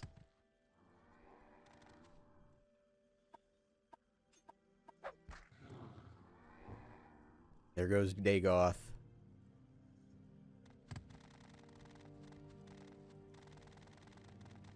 Alright, now we can talk about another classic PC action dungeon crawler. Well, the reason why I always kind of wanted to run Morrowind, because like I said, I used to watch Caveman run it, like, way back when. And it's a cool run, and, you know, I like running on console, and there's the Xbox version, and I was like, yeah, fuck it, I'll try it. And it's a fun run, and then all of a sudden, like, I did a shitty run, and it got 50,000 views, and I was like, I should probably do this better. Alright, another classic PC title that for some reason is on the Xbox, Arx Fatalis. This game is amazing. If you've never played Arx Fatalis, you need to find a way to play it. This is basically Ultima Underworld 3. Amazing video game. I don't have the record anymore, but this was the console record when I got it. Yeah, Cruise. I played the Xbox version, and it's serviceable. I would still recommend probably you play it on PC with Arx Liberalis or something, but the Xbox version is not terrible. It's not as amazing as Ultima Underworld PS1, though. Ultima Underworld PS1 is, like, amazing, amazing. But yeah, click through this a little bit. I'll just go to the notable parts.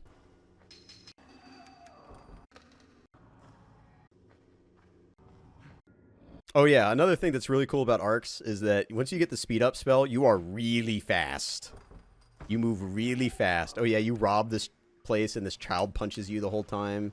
You just nuke the guards as you come in. It's a fun run. This run used to suck. But Minnie and I worked on this run and we turned it into a real speed game.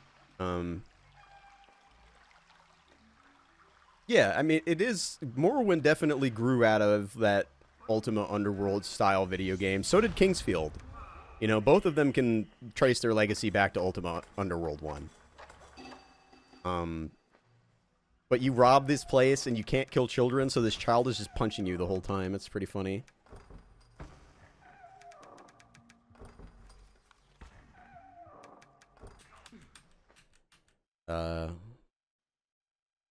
Oh yeah, on Xbox, this game takes forever to load. But luckily, the leaderboard is loadless, so you can remove your loads. Which is really great. You just have to manually enter it into a spreadsheet. Oh yeah, this is the harm spell. Cannot break it just like that. Cannot break it just like that. But it gets kind of laggy. This port is not the best, but it is decent. You know, the cool thing about the Xbox version is you can menu while you're moving on Xbox. So you have an item belt. So in a speedrun, you're doing all this menuing while you're running around.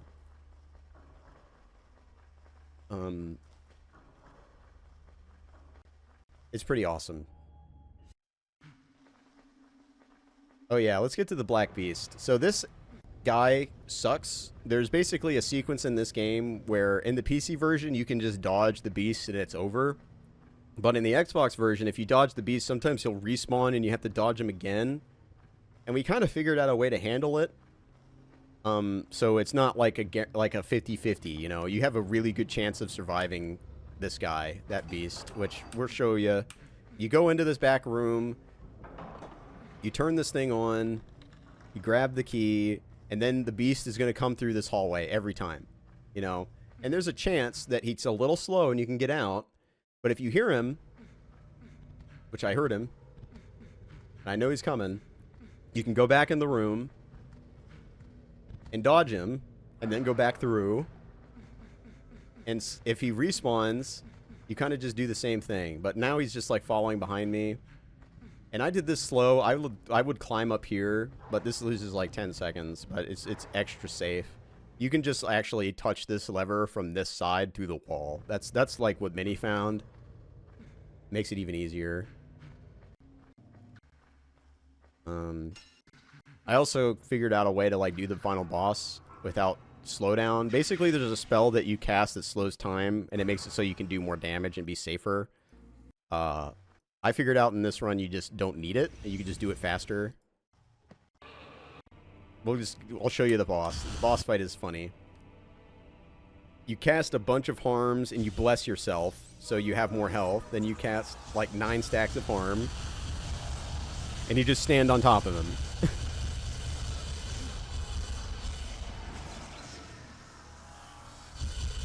He's moving away from me. That's why I'm not like touching him the whole time. He's like pushing me as well, and I'm trying to get my heals back because I ran out of one of my heal stacks.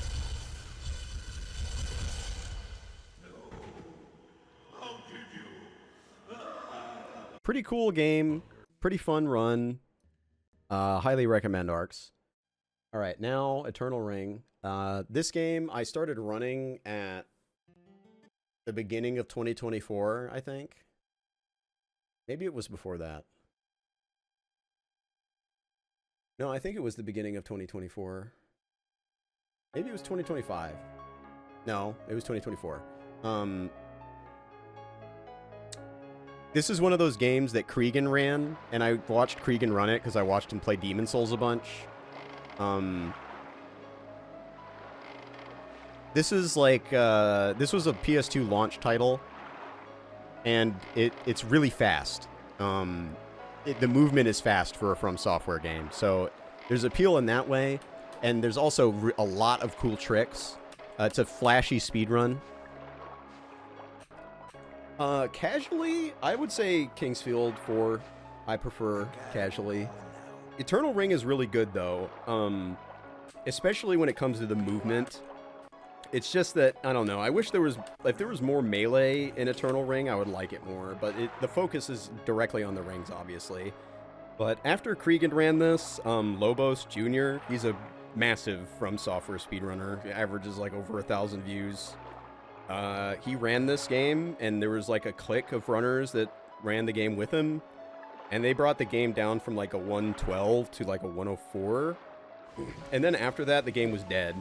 Then I started running it, and I brought it down to like a 102. Then second place started running it with me, and we brought it down to like a 101 or something. And then there was a new runner who's called Snow Wolf who ran on emulator that came up with the new route, and that brought the time down lower. And then there was another new route that they came up with, which brought it even lower, and they got an hour flat time on EMU. So one of the biggest desires of the runners of this game, like Lobos and everyone, was always to try and get it down to sub-hour. But, you know, the person who ran on emulator got hour flat, and they were happy with that time. It was a good time for them, basically. They tried to run it more, and they didn't beat it. And then this year, I came back, and I started running it. And I got... This run is on PS2. I got a 5903 or something. Oh, 5901 on PS5. You can see it there. And that was the first 59. So the hour mark was broken on PS5, but I didn't, you know, I prefer the original console. I don't really care that much about PS5. So then I was like, all right, what we got to do is we got to beat it. We got to get sub-hour on PS2, you know? And I grinded the game for a while. In this run, I eventually got sub-hour. This run is really good. There's basically only one major time loss in this run, and it's the Wind Dragon. I lost some cycles on the Wind Dragon, but other than that, it's like, it's really, really clean. Really solid run. If you're looking for a first-person From Software game to run, this is one of the most accessible runs to do. It's pretty easy to complete a run. There's a lot of flashy tricks, so there's appeal on that side of things. And the music's great. You know, the visuals are pretty cool. It's got the funny factor because the dialogue is really funny in certain places. Here's the first out of bounds.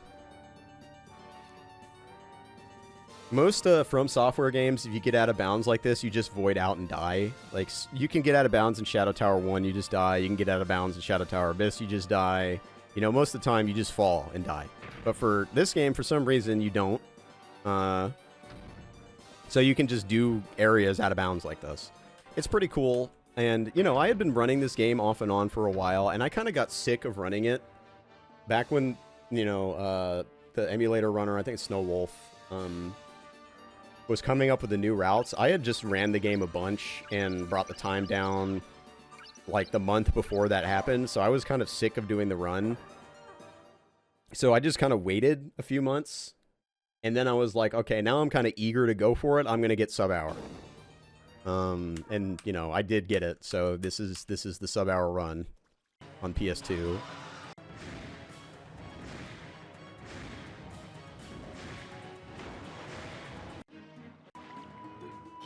You have the key, the magic. Solsha. Eternity. I love the dialogue. The fact that you can't skip the cutscenes is actually good in this game, I think. But there's a lot of randomness in this run. It can be kind of bullshit to grind. It's a really fun learn, and it's easy to pick up and get good at, but once you start grinding for that last, like, 30 seconds, it kind of sucks. It becomes a pain. And because it's a completable game, you have to play it a lot to optimize it, you know? This is the wolf fight. This is kind of a bad wolf fight. But I got him stuck in the corner anyway. I lost probably like 3 seconds getting him stuck in the corner. I missed some attacks too. Still a solid time for the werewolf kill. Oh yeah, slight different routes and stuff, so there's different gems compared to, like, I think most people, if they've watched runs of this, they probably watched Lobos run it, because he's just a massive streamer, which, it's cool to have such a big streamer run an old From Software game, because most people just don't do that. You know, there's a lot of Souls runners. There's a ton of Souls runners, right? And none of them go back and do the first-person games. None of them. Lobos is the only one who has, so he gets mad respect from me. And, you know, he made a big impact on this game, so it's not like he was just doing it for content or something, right? Like, it is cool to have somebody that big take interest in the game. And I'd love to see him come back and learn the new route, because I think the last time he ran it, he was using the old route. So he could save a ton of time just doing the new route, and the new route is not that bad. You know, you could do it pretty easily. So I'd love to see him pick it up and try it, because he tried to get this run into GDQ and GDQ rejected it. But now that there's like a new route, maybe if he ran it and got a good time, they would be cool with that. I'm not really a GDQ guy. I'm not going to do marathons. So it would be cool to see this in a marathon. If anybody's going to do it, it would be Lobos, so it'd be cool to see. But let me just get to the out-of-bounds sequences, because they're cool. This is a new method of the mine out-of-bounds that the Snow Wolf came up with. It's really fast. Basically, the idea is that if a rat is in a corner and it's facing into the corner and you land on it, it will push you out of bounds. So there's a rat like up here to the left. So we take a specific angle, the rat comes out like this, and then you turn left to make the rat turn into the corner, and you just fall in it and you just go out of bounds. And you just run to the exit. It's pretty cool. Then there's another out of bounds in here. where you manipulate the rats in here, and you, like... This is a rat stack out of bounds. You basically use the rats to push you, but you have to enter this room in a very specific way. I'm going to show that real quick. The idea is that you don't want the rats to stack up on top of each other. You're trying to keep them separate as you move around, because if they push into each other in a corner, they'll stack. You saw 2 of them stacked there. You just don't want them all stacked. So you spin twice in the room, and you do what you gotta do. You get the fire key or whatever.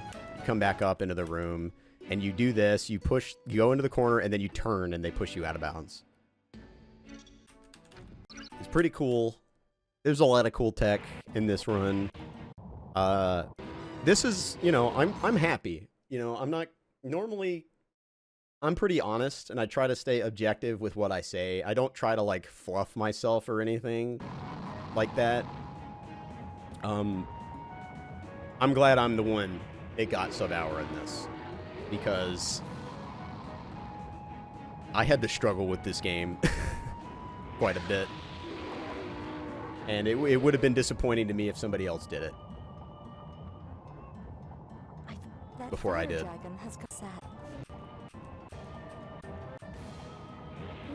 It's a great run. I could highly recommend this game casually if you want to play one of the FromSoft games that are old but that aren't crazy difficult. You know, you can have fun with this game casually even if you're not good. And by the way, the PS5 and 4 version has true dual analog controls. It has true dual analog controls, so you can play it like an FPS. So you don't need to use the tank controls. I'm just using the tank controls, even on PS5, because that's what I'm used to. But you can play it with analog sticks. The Basilisk here, we fight differently in this route. So the idea behind the Eternal Ring route, right, is that you need to have a certain amount of damage stat on the cockatrice here to stun him. Otherwise, if you don't stun him, there's like a DR mechanic, damage resistance. If you don't overcome the damage resistance, you're doing no damage. You're doing almost none. So you need to have enough stats and damage to really damage him. And on the old route, you would damage him all the time. On this new route, the idea, it's like you just barely break the DR. And the only time you do damage is when the eyes are open. And you die in one hit to everything, by the way. So you have to... when the eyes are closed, you do damage with the tornado. So then he opens the eyes, and you see he stops getting stunned. So you have to go in and start, like, get him to cycle change to close his eyes again, and then you get past the DR. Yeah, everybody should play Eternal Ring. Eternal Ring is awesome.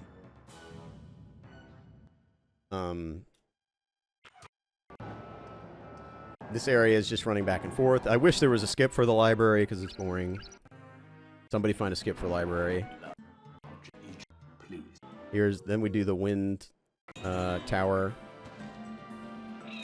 Yeah, you got to run it second place because Minnie beat your time. You got to beat him back. God, I love the music in this game. It's so good.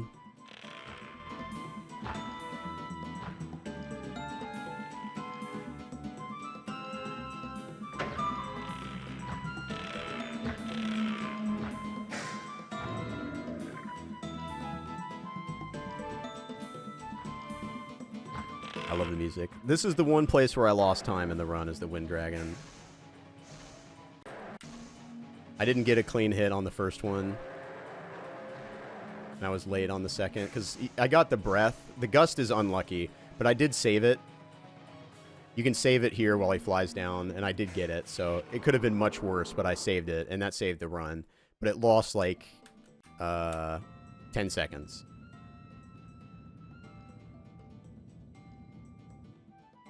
That's the main issue with this run, is I lost 10 seconds to RNG. I could have saved it, but it's a really hard save. So I can't exactly blame myself for not getting it, but I could have saved that time. I just didn't, so it's on me. But that's the one mistake, really.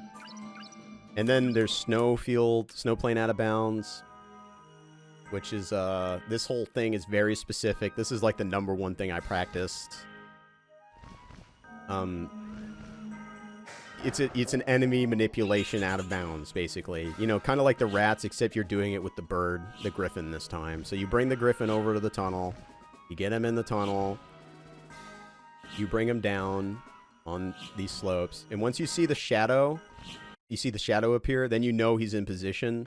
You stand on the left of this line. And what I would do is I would line... Basically, in the old route, we had 4 rings. I would line this line up with the 4th ring, but now without that ring, I would just try and make it land like in between the E and A and heal, or even to the L. Like anything of these letters to the right is fine. And then once you get hit, you press up in R1, and you start sliding on the wall. And if you don't care about getting the most optimal height exiting, you can just hold one up in R1. This is the setup that I came up with. It's different from the old setup, but if you hold just up in R1 after getting hit, it will work every time. But if you want to get what's called low snow out of bounds, you have to turn a little bit, and then you can go under the level, so you don't have to go around the level. It saves like 15 seconds if you do low snow, but if low snow is really hard to get, and you can be too low and not be able to open the chest to get the key to leave. So... it's a little risky going for low snow, but I mean, if you're going for sub-hour, you got to do it. And then, you know, ending cutscenes, funny, lol, eppin, funny.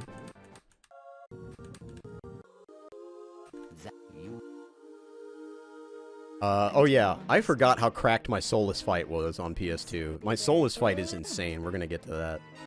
Oh yeah, the final area of this game is actually really cool. But in the speedrun, you just skip all of it by falling down.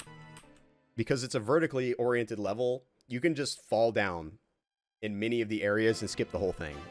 Try and show that. And this whole time we're using Dark Flash. The main thing with this route is there's a... I forget what... it's Ring of Seek or something like that. The Ring of Seeking makes your attacks home in on enemies, and the Dark Flash is supposed to be like a grenade. It's supposed to... the little bits of the grenades go out in like a sphere. It's like a bomb. But when you have the power of Seek, all of those little bombs home in on everything. So it does a shit ton of damage. But it's hard to anticipate and understand, like, it's almost like fluid dynamics. How the little balls coming out of the grenade track enemies. You have to learn this very specific spacing, and primarily on Soulless is where it matters, the final boss. It's very specific how you have to do it, and I practiced it a lot, and it was really difficult for me to get. I feel like I fluked the ending. That's how I feel. I got really lucky at the end. Ring. This is also specific if you want to get the right cycle, which I think is 3 hits. Maybe it's 4. It's all about spacing, like spacing it just enough for the balls to get in the way. Okay, yeah, I got him in 4. That's not bad.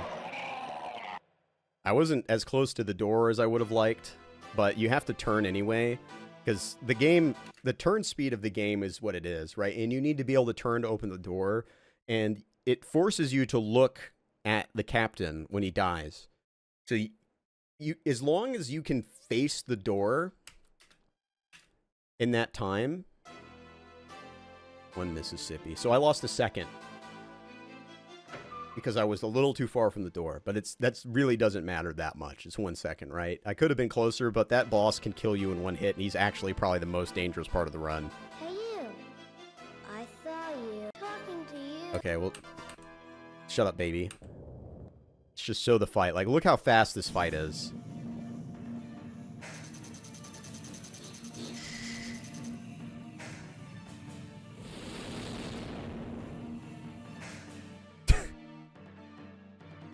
Three Dark Flashes and he's dead. It's just insanely good. Oh yeah, let's show the kneel. Let's get the... This is... Get it. We gotta show it. Lila, please talk to me. Please, Lila. This feeling. Bad. I get it. This is death. I forgot to add the chat on screen. Now the chat is on screen.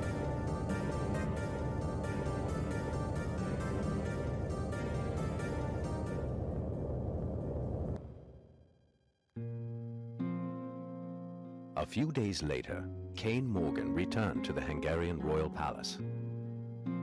King Ian, who had heard rumors of the unusual changes on the island of no return, The music is so good. We gotta listen to the credits music. Passing of decades could change his appearance. I'm gonna grab some water while it plays real quick.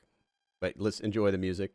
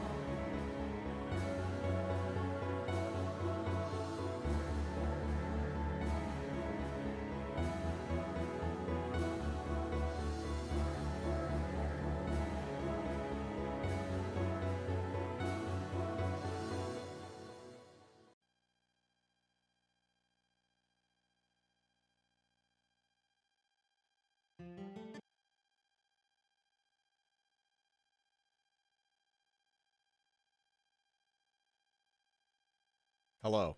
All right, next. All right, now we're on Echo Knight. I feel like Echo Knight is a pretty unknown. Oh, why we got Echo Knight and not Bloodborne?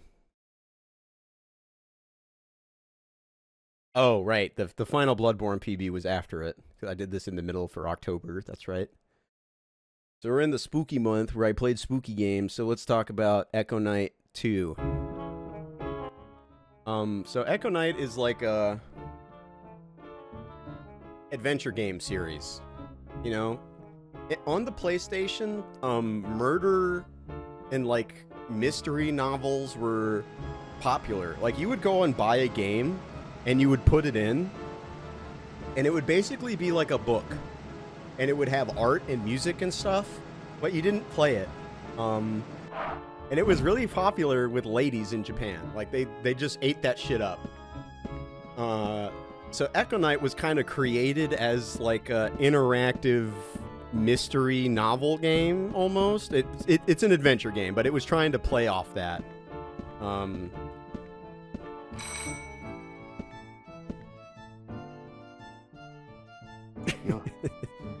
Yo.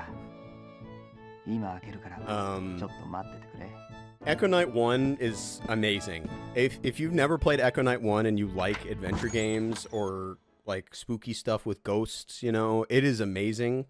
I love Echo Knight 1. Echo Knight 2 never came out in English officially, but there is a fan patch that is very high quality. So I'd recommend playing that.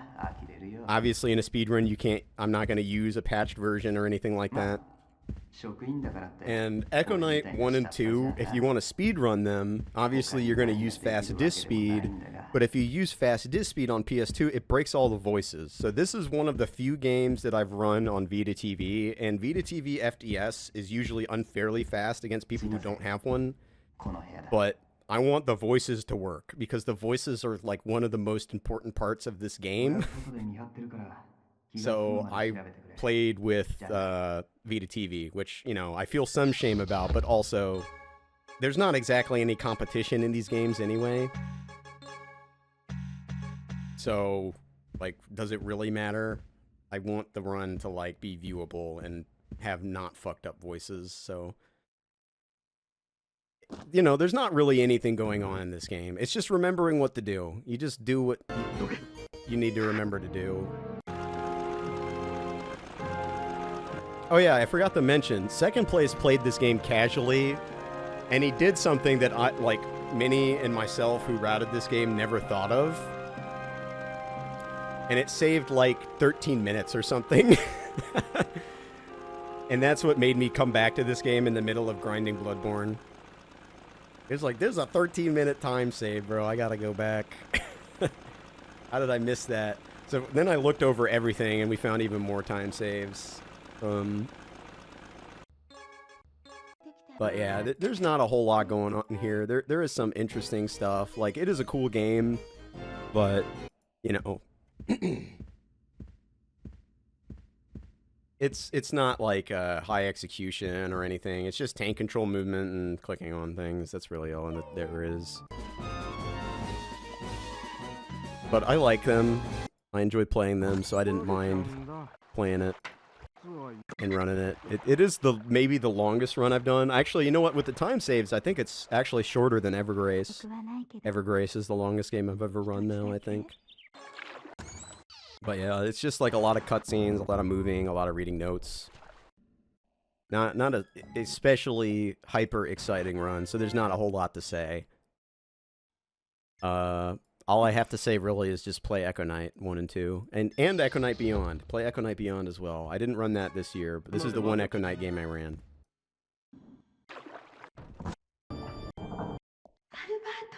Oh yeah, you get shot, and then the bad guy gets shot too, and that's the any percent ending.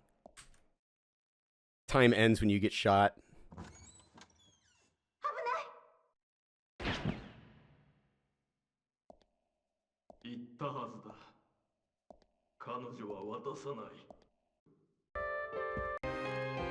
But yeah, the thing is like, oh, you did it and you beat it, now you're with your lady, but then you have twins and the twins are cursed. Just like the twins from the mansion. Alright, let's talk about... Where do I even fucking begin, man? Where do I even fucking begin? I have never had my ass kicked by a video game more than running Bloodborne, dude. This game is absolutely fucking brutal. And it's not for good reasons. Like, I got no problem with a hard game. I really don't. I like hard games. I like Bloodborne. But practicing Bloodborne because it's only on console and there's no emulator with save states, it's insanely hard to get good at this game. It takes forever because every time you die in practice, you're sitting there for like 3 minutes trying to you gotta put your save back from the memory card, you know, you put your USB in, transfer the save, overwrite the save, boot the game up, see the From Software logo 3 times, click OK, load the save. All right, now you're fighting the boss again. It is impossible to build muscle memory in this game because of how long the distance is between your attempts in practice. If the emulator that comes out, like the PS4 emulator, gets save states and it becomes possible to really practice this game, I would love to do more runs of this. But also, I want to say this, my impression is also partially because I'm an idiot and I picked the hardest category to run. I picked the hardest any percent category. The unpatched any percent category has duping, so it's way easier. And the restricted, or rather the unrestricted any percent category does not fight Gascoigne and skips a lot of the hard shit because it gets its upgrade materials in the forest, and it does Gascoigne is like the hardest part of the run. You just don't do it. So both other versions of the any percent run of this game are easier. I picked the hardest one, and also you don't get bolt paper in this run, so ROM is even harder. ROM is the hardest thing in this game And in this run, he's the hardest. So, I picked this one because I like Gascoigne. I was like, oh, I want to fight Gascoigne. And meanwhile, like, a couple other Bloodborne runners I talked to is like, you started with restricted any %. That's crazy. And I was like, I didn't know. But sometimes I do this. Sometimes I like doing this. I don't ask other runners or, like, read the Discord before learning a run. You know, I just look at the runs and videos that exist, and I just learn from them. And if I have questions, I just keep them to myself, and I figure them out through practice. But this game, that is incredibly difficult because of all of the loading you have to do. So I would say, if you're thinking about running this game, you know, actually talk to other people who run it, and maybe you'll have a better time than me, because I'm very stubborn. And I wanted to figure out everything myself. But because of that, I came up with some good setups that nobody else uses that worked really well. So, in a way, it was worth it. This is called Sewer Skip. Let me explain it, because there's a lot of tricks in this run. This Sewer Skip is like it's a multi-step glitch. You have to kill this dog, and you have to break this, and you stand up on this thing, and once you're on this, if you're at a specific angle and placement in a certain part of the run animation, when you jump, you'll get up on this, and then here you need to do a jump that lands flat on this, because this will be considered safe ground when you land on it, and that means that when you're off it, falling, it will place you on your last safe ground, which is here. This is incredibly difficult, and it's very easy to fuck up. And once you fuck it up, if that box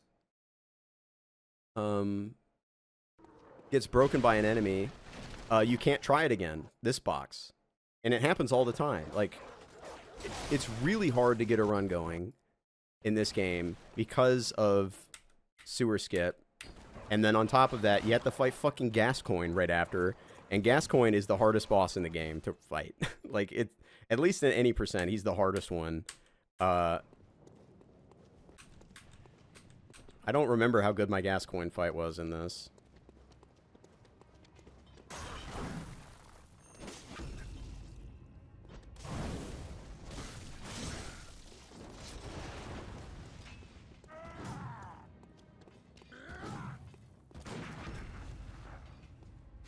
It's not bad so far. What's that smell? What's that smell? The sweet blood. Oh, it seems to me. Okay, that wasn't good. It's enough to make him. It's still a fine Gascoigne so far. Okay, now it's kind of getting shitty. Yeah, now it's like extra bad. Really bad second phase. Yeah, extra terrible second phase. Just getting worse and worse. Okay. It better be a really fast third phase with that bad of a second. Yeah. Pretty good third phase. You can completely skip the second phase, so that's pretty bad. Like, I've had 4 2Xs and lower, so I lost like 30 seconds on that beginning. But I ran this game for, you know, basically after Eternal Ring all the way through October. So this was like half of August or more, all of September, and all of October. I stopped at the end of October. I was like, I'm getting sick of this. Whatever I have after the October, I'm done with. So this is just what I ended up with. I got my goal. My goal was sub 30. So it's not like I failed my goal or anything. It's just like, you know, it's a really, really hard game. So any run is basically I finished. I'm just going to feel like, oh man, I messed up all this shit. Like, and you have to run this game for years. This is one of those games that's like, it came out in like 2014. It had an active speedrun scene day one. And many of the top runners of this game have been playing it since then. So, I'm competing against people who have been speedrunning this game for a decade, right? So, the bar is incredibly high. It's sky high, you know? Some of the best speedrunners ever play Bloodborne, you know? So, it's very easy to feel down about the quality of run I got, but it's a good run. It's like top 30 out of a category that has like 300 plus runners. So like it's an acceptable run. It's not amazing, and I wish I did better. Like Demon Souls, I got top 10. I forgot to mention that I'm 8th place in Demon Souls, which is like insane to think about because I never thought I would be able to do that. But Bloodborne, I'm just like a peon, you know. It's just because of how hard it is to practice. That's really how I feel. I feel like Demon Souls with save states, you can learn it pretty well, and it's got an easy ramp up. You can finish runs easily. Bloodborne, you're not finishing runs. Like, you're never finishing runs, basically. It's just one of those games like Kingsfield 4 where you just play it for months and you don't finish a run. So, and it sounds like I really hate this game. I don't. I really feel like I would love it if there was a way to practice it better. Here's another skip coming up. This is Old Yarnum skip. I messed it up once in my PB. I'm like 100% sure. That's built into my bones. I remember messing this up because I practiced this so much. But I use a setup that most people don't use. This is the running setup, and I mess it up first. Yeah, I got to the wrong side of that pillar when I did it. So I set it up again. This is slow, by the way. You just fall off, you hit that, and then you land on this thing. Most people will do a jump there. But I found that that was like the best way for me to do it. There's a lot of setups that I do differently than everyone else, because I just kind of figured it out on my own and made it consistent. Yeah, this dog trying to bait the attack so I can keep going. Bloodstar Beast, do a setup on him with the blood cocktails. You get the stuff, you go around here, then you do Amelia skip. This is Amelia skip. You basically like come out of the elevator from below, you open the gate, you climb the ladder, and you basically do what's called a death cam. Death cams are effectively like you hit a death plane, but it doesn't kill you, right? Because you don't fall to your death yet. You didn't activate the fall timer death, but you hit the death plane that triggers the camera. So the game thinks you're dead at the point where you hit the death plane, but you're not because you didn't fall out of bounds. So the game gives you this weird camera, and it deloads everything because it thinks you're back at where you fell out of bounds. So everything that would be loaded in that area is loaded, but once you start going to other areas, nothing is loaded. So the thing that prevents you from getting into the Forbidden Woods is deloaded, so you don't have to fight Amelia to do it. You just go over here and do this. This is another reason why I wanted to run this category. The other any percent categories do not do this. This is really like the only category I believe that does this still. And this is a super cool death cam, so I wanted to do it. You know, I chose this category even though I knew it was hard. I didn't know it was as hard or had the reputation that it did, but I'm glad I did it because this is like, it's a very cool run and there's a ton of tricks. You get over into the area and then you quit out and then you're in the forest. And then there's Hut Skip. Hut Skip is legendarily difficult to get consistent. I came up with my own setup yet again. I'll explain my setup here as I do it. Oh yeah, you kill her because it's faster to kill her than talk to her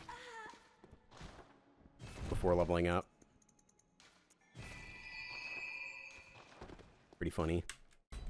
But Hut Skip basically, there's a door and there's a hut that the door lets you into, and there's an elevator that takes you down to the Forbidden Woods. Normally, other routes will actually do Forbidden Woods for upgrade materials, but we already have upgrade materials, so we don't necessarily have to do that. So it's better in this run to skip it. And so you come out of bounds, and there's this rock. You roll up on the rock, and we need to get inside the hut. So we need to, there's like a platform right here that we can stand on, and we can jump off that platform and go through the wall here. But it is extremely precise. Extremely precise. So I came up with a visual. You can kind of see this like angled corner here. It's almost like a right angle. I want to put my right foot on that, like that. And then I want to point at this, like this corner here and this rock. I want to point my camera right there. Like, I want my head in between these. And then you roll forward.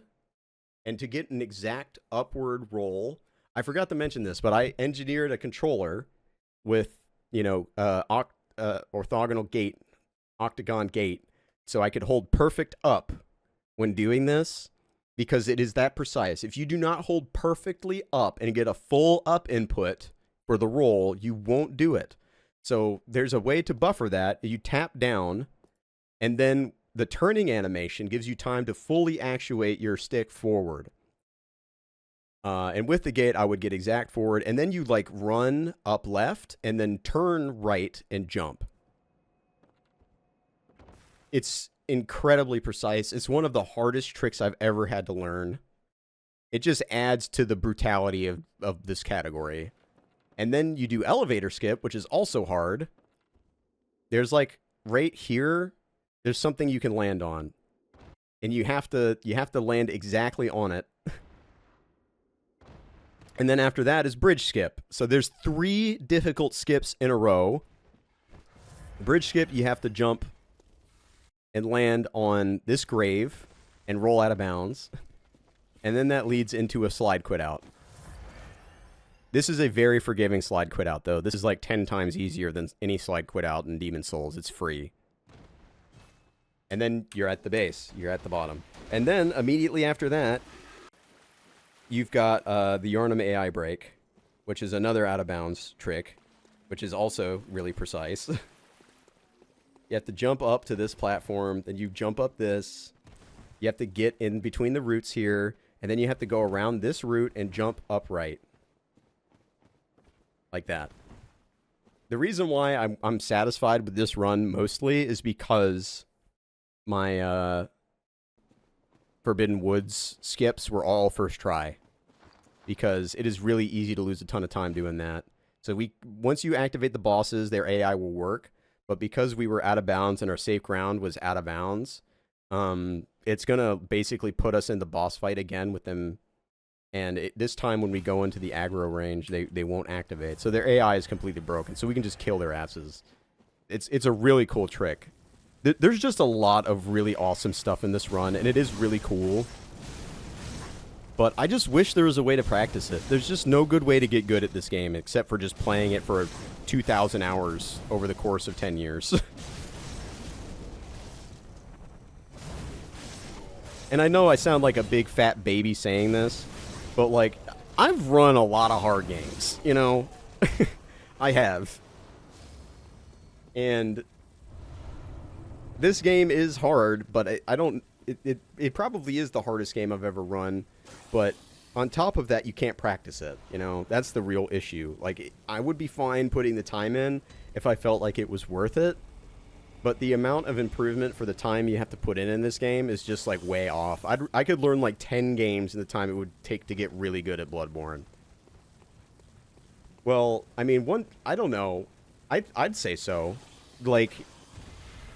Getting record in 1J, I think, is way easier than getting record in Bloodborne. Way easier. And that's not to discredit, like, you know, who has the record in 1J, because 1J is really hard. But Bloodborne is like...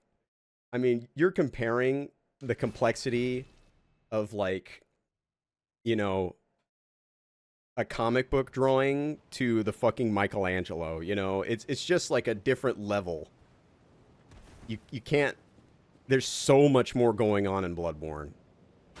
1J is really hard and intense, and it literally destroys my nerves. I can't really run 1J. It makes me feel uncomfortable.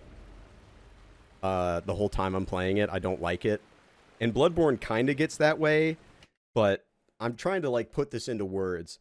Bloodborne, it's like there's so many ways to lose time in every interaction in Bloodborne. And, you know, Kingsfield 1J is hold forward, hope you don't get hit. You know, and there is, like, you can reach forward with your laser to stun enemies, and your angle against the wall when sliding stuff is, you know, it is specific. Like, there is a high skill ceiling in 1J, but Bloodborne is in the stratosphere. It's in the stratosphere. It's like, you can't really compare it. I mean, Rom himself here, like, doing YOLO Rom, you know, I would say it's equivalent to... this YOLO ROM is like less likely to succeed than the final boss of Kingsfield 1. You know, one thing I will say is Kingsfield 1 you have less tools. Like Bloodborne you can solve a lot of problems, but you're going to lose time. Kingsfield 1 you can't solve those problems, so you just die. I did get YOLO ROM though. I probably spent like 100 hours alone fighting ROM. Like, hours and hours and hours and hours. And I just, you know, I just fucking sucked it up and did it. I complained the whole time, obviously, but I stuck with it.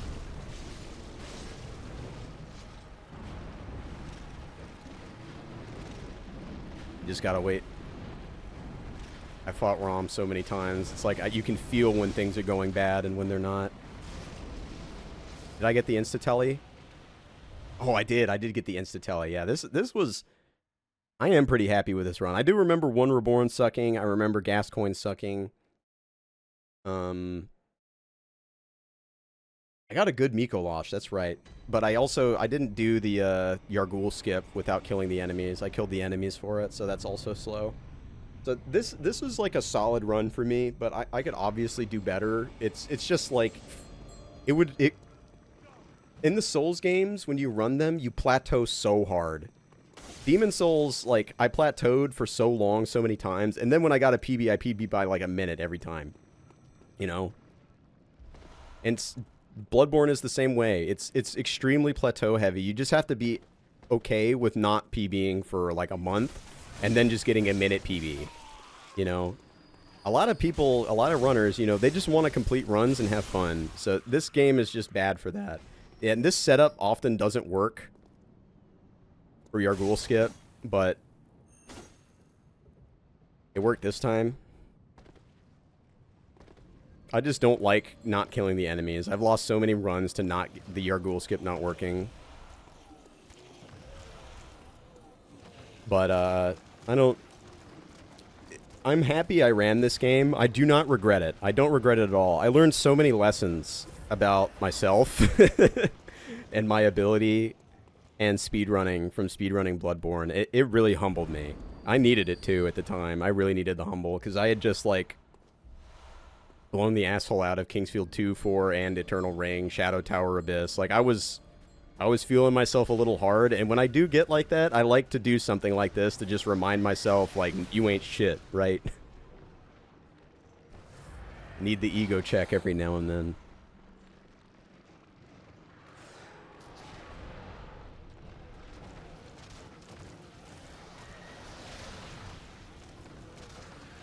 But, I don't know if I'll ever go back. If I do go back, I think I'll do a different category. I think I'd probably just do, like, the regular any percent unrestricted or old patch. But yeah, this is also an extremely specific fight. These bosses have breakpoints that if you damage them in certain places, you get stunned. So here's a stun. I get that stun. The head comes down. I have to watch all the fireballs constantly. So I'm, like, looking for the fire. I know it's coming. I need the stun. I get the stun. You back up, heal. So when the shit starts falling, it's back there. Get the stun on the arm and here. I don't get it, so I'm like, I'm looking for the stun. I got the stun.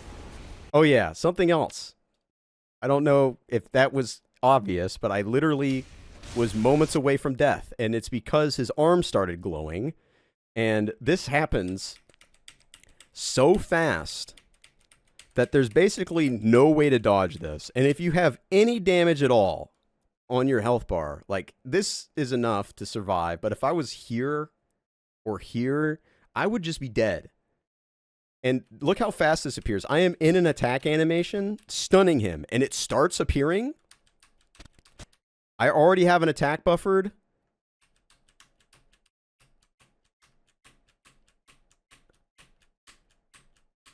It's all the way over here.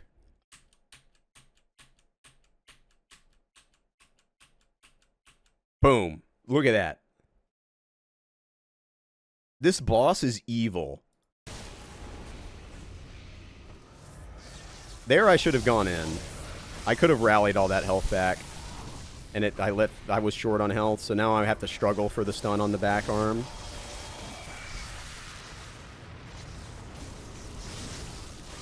I don't get the stun, I don't think. Yeah, so now I'm like struggling.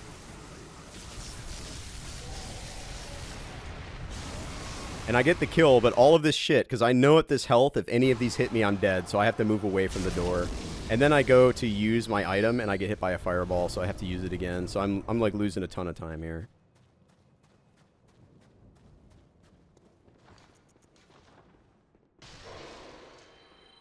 So this was not a good Yargul.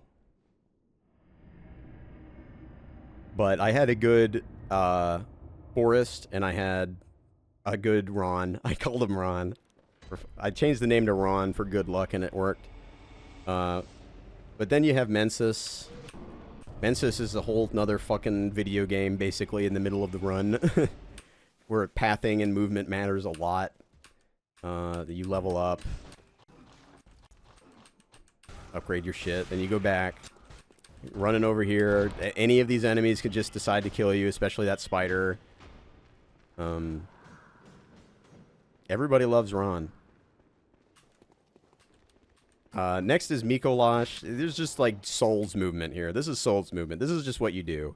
You know, you bait attacks, you circle strafe, you go around things, you know. This is common. Demon Souls is much harder when it comes to enemy management. Bloodborne is pretty free compared to Demon Souls. Demon Souls is just evil, especially in the Valley of Defilement with the Dreglings. This area is also really difficult. The stuff after Mikolash, but I can explain Mikolash here. Mikolash is like, it is the, I don't know how to explain this, but it's like the cherry on the shit sundae, you know? It's like, it's not, you do all of this incredibly difficult shit, and then you get the Mikolash, and he gives you bad luck, and you lose time. So, top-level speedrunners absolutely fucking hate Mikolash because he's random. But I got the best luck, so I don't care. I like him.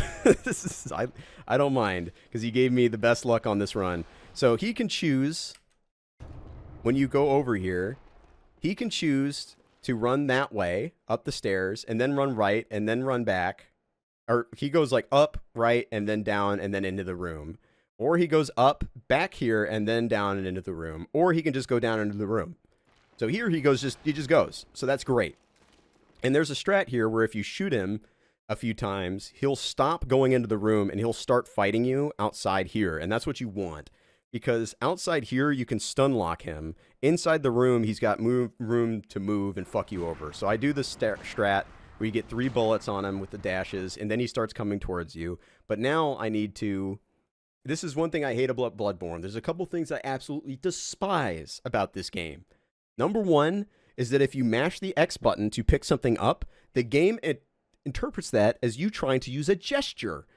So when you're in the middle of a boss fight and you're desperately trying to pick up your fucking souls, it will do a gesture and you will just sit on the ground. I fucking hate that. And on top of that, the reason why I'm talking about this now is you can see he's reaching into his pocket.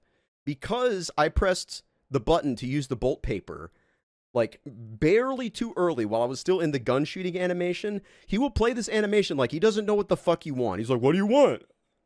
I don't have that item. It's like, bitch, it's right there. You have it. Use it. But I pressed the button slightly too early. He was in another animation, so now he's going to waste, like, 3 seconds reaching in his pocket before using the bolt paper. I hate that. I got bad luck on this enemy. They can, like, fall to the ground, but luckily Mikolash was nice, and he just stayed there and watched. All of my weird movement that you see, all of the little things, it's like, why did he move like that? Wouldn't that lose time? All of this is learned in blood. I have died so many fucking times in this video game. Every little weird movement, all the little spacing, it's all earned in blood.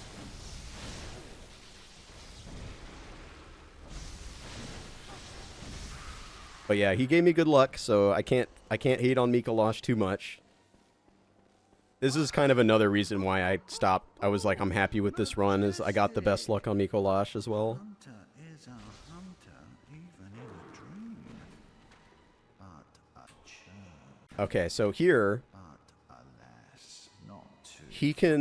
he's like up right there. He can go up the stairs and then through a mirror and he'll be down in the room. He can run down here and around and then he'll be in the room. Or he can just run straight in and jump down. You want him to run straight in. So I got best luck twice. It's extremely unlikely. This is like maybe a 5% chance that he does this. This is another setup that is very specific. You have to stand in the specific spot. You got to roll in this specific direction. And then you have to use R2 to the land stun on him. Then you need to roll into the corner and do an attack and block his pathing. Then you eat the beast pellet and then you wail on him. And hope to God he doesn't give you bad moves.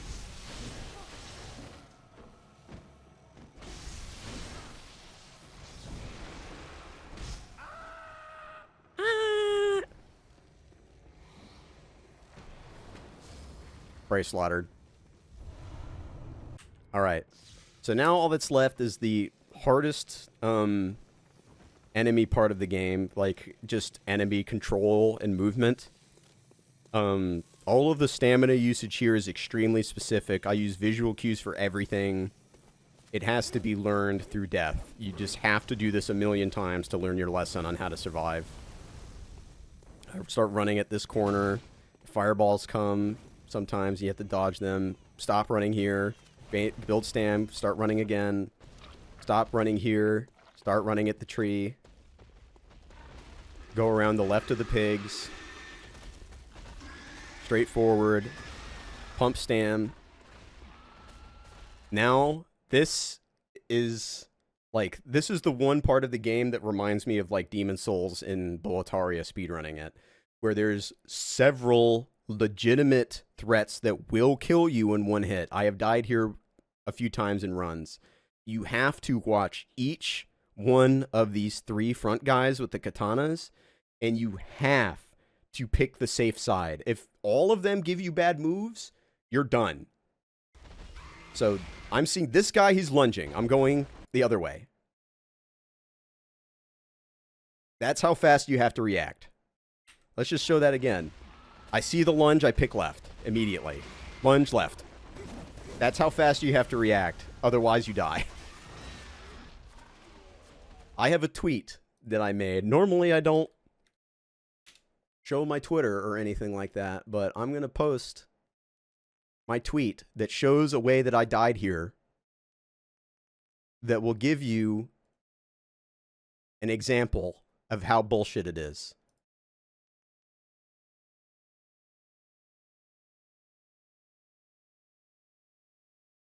That attack killed me. I think I could put it on the stream.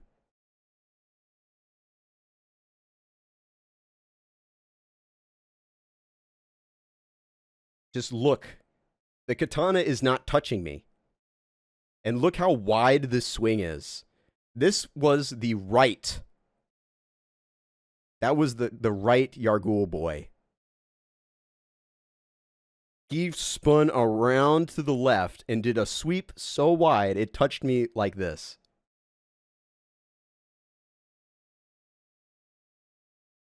Those guys don't fuck around. Alright, now it's time for bullshit. Murgo is either the easiest boss in the run or a living nightmare. The mechanics of this boss are bullshit, and it's the kind of boss that can just end your run for fun at the end. So opening with the side slash is already extremely evil.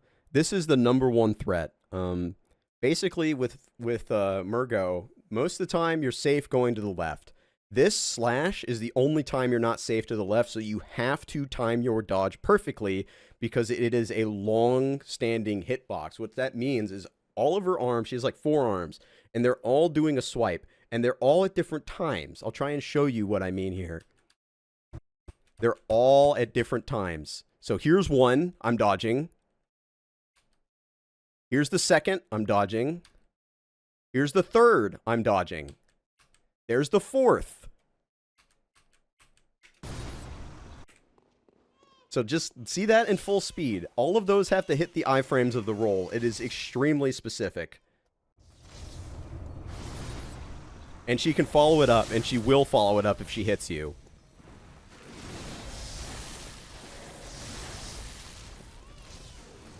Weed Whacker. Got the good stun there.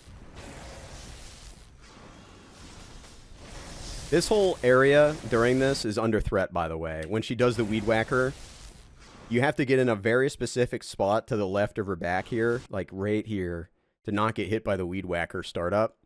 And then everything in front of her and to the sides is threat. You can't stand there. You'll take damage. Okay, she's teleporting. So what this boss can do is she can teleport close to the wall and then do a move that moves her closer to the wall, and then she puts her back to the wall. And then she starts doing the slashes with her back to the wall, so there's literally nowhere to stand.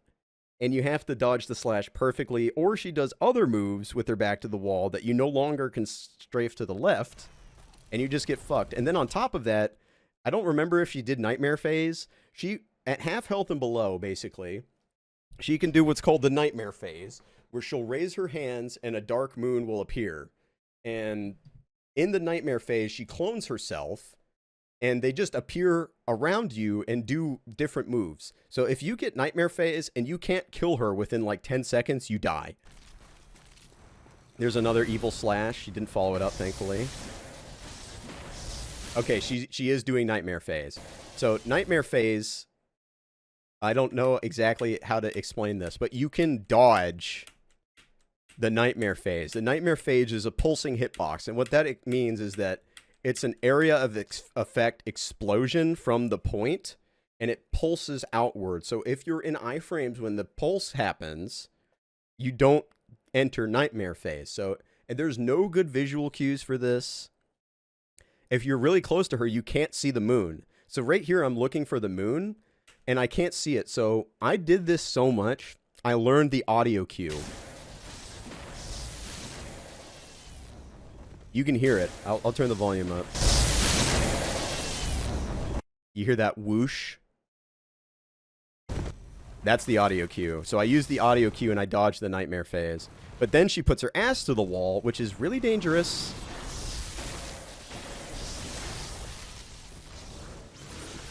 I take a couple Weed Whacker hits. I remember that. But I killed her. And that's the final boss. You don't actually fight Gurman in this run because it's faster to just sacrifice yourself. But I think I lost time on that fight. It wasn't a great fight because I got the Nightmare Phase and you had to back up and run away. But yeah, you just sacrifice yourself and die. And then you load up and check IGT. And I got, that was the only sub 30 run I ever got. Actually, no, that's not right. I did a run after that and I got another sub 30, but it was like a 29:58 or something, I think. All right. We're done talking about fucking Bloodborne. Jesus Christ, what a video game. Well, Shadow Tower Randomizer,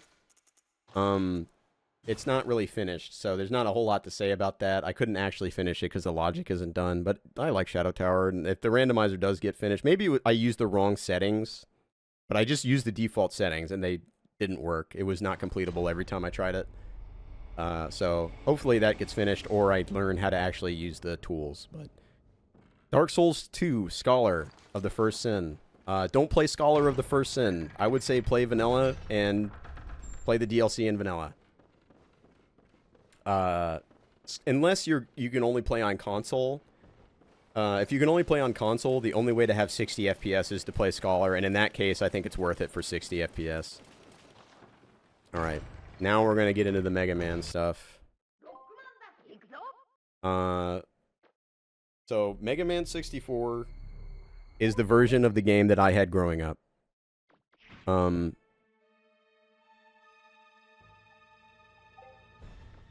It's not great compared to the PlayStation version, but it's serviceable and it's fast.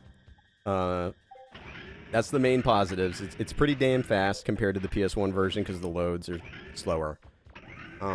Normal mode, you know, is the real category for Legends, if you want to use that kind of terminology. It's any percent, because at least on PlayStation, when you boot the game up, the only option is normal. You have to load a save with other modes unlocked, so they're New Game Plus runs. On 64, you can unlock them, and you don't have to load anything for it to work because, you know, the save is on board the cart, so it can check and see if you have it unlocked on boot. So it's kind of more like a Diddy Kong Racing situation. You know, they use TikTok or whatever the clock character is because he's faster, but you have to beat the game to get him. But, you know, normal is the definitive any percent category. I had a 42 flat for years. Yeah, TT. Because I had a 42 flat for years because I thought it was funny because it's like LOL 420, you know?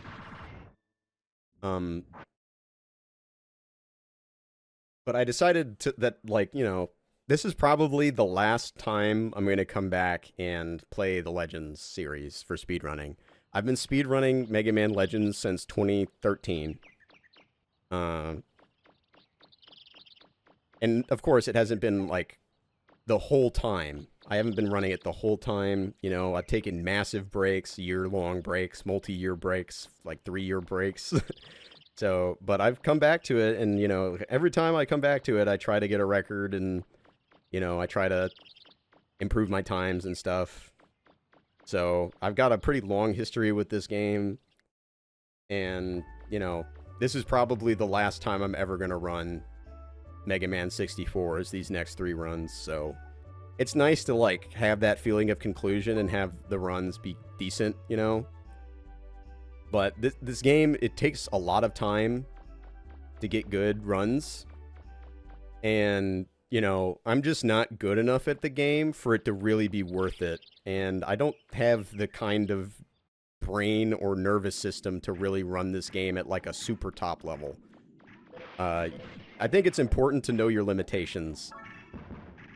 And with this game, like, I can play it pretty well, I can get good times, but I'm never going to be, like, #1 in any of the real categories. Like, I can compete in easy any percent because it's super easy and nobody really grinds it like me. But,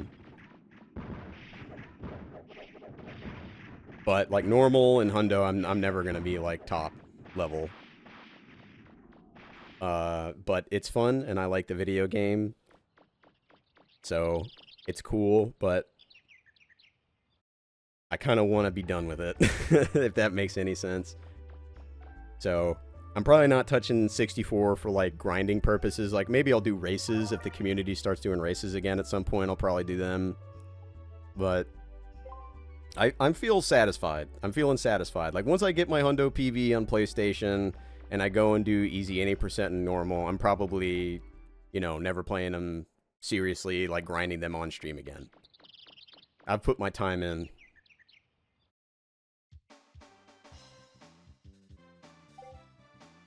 And it's not like, you know, any malice against the game or anything. It's not like, I don't really have negative feelings. It's just that, you know, as the runs get better and better, we're not really finding a ton of stuff anymore. You know, it's really just human will that's getting my PBs. It's not like anything new being found. It's not, you know, I'm just kind of, I'm not forcing myself to do it, but I feel like maybe at this point I've done enough. You know, I can feel satisfied, dude. I'm old now. I'm 32, right? There's just certain games that they wear on you. And I feel like Legends has worn on me quite a bit over the years. And the cool thing about Legends is that all the runners are super cool. It's got a great community.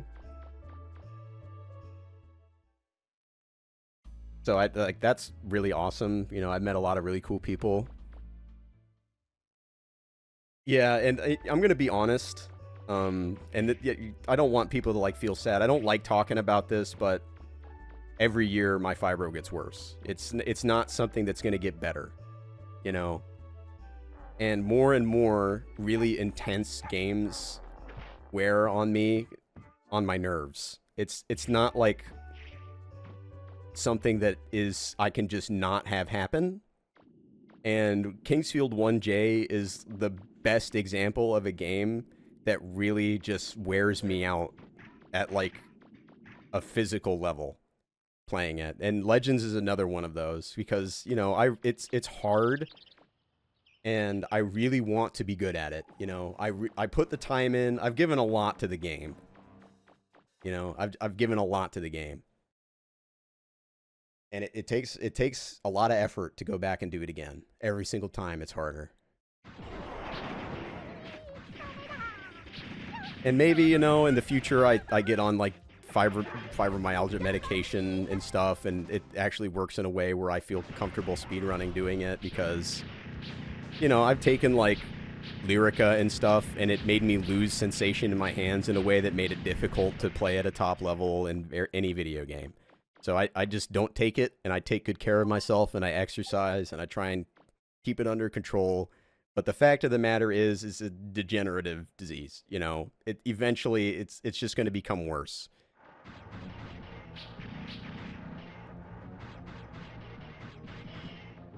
I guess more of a condition, not really a disease. I guess that's more of the medical terminology.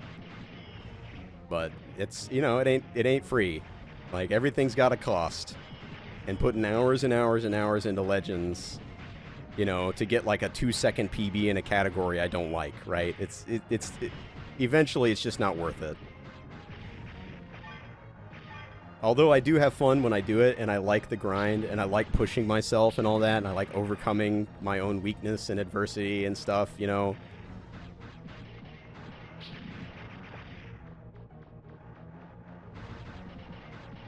Sometimes it's time for a soldier to put down his sword.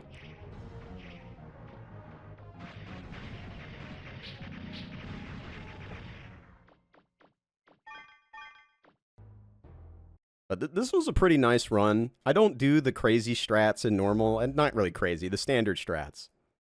Right? I use the invincibility glitch on 64 normal, mainly because 64 Bruno is really annoying to try and play optimally, and it requires a lot of stutter shooting practice. And I play on Type B, which it's harder to stutter shoot and get consistent stutter shooting on Type B, but there's no way I can change at this point. I've played Type B for 12 years.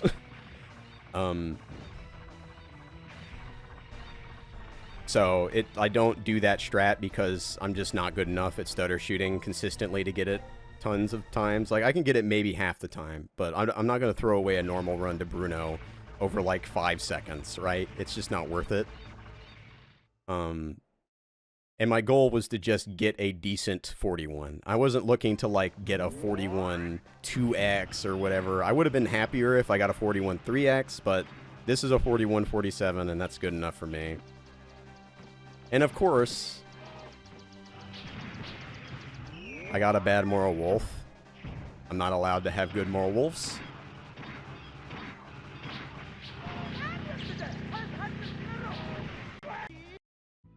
So I lost a bunch of time there. I got kick clip pretty quick, I think. Yeah, it's a pretty good kick clip. Did I get any bigs? Oh yeah, that's right. This is my main issue with this run, is it took me 6 tries to get the kick storage. That's right. I was wondering like where the big mistake was aside from just RNG. I just couldn't get the kick storage. That was the worst part of the run performance-wise. Yeah, I lost some time doing that. Oh yeah, Sonic. N64 Sonic.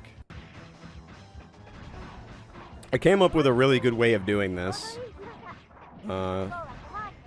So if anybody ever decides to torture themselves with fucking normal 64, I have a video that explains how to do the one cycle Sonic really consistently on 64.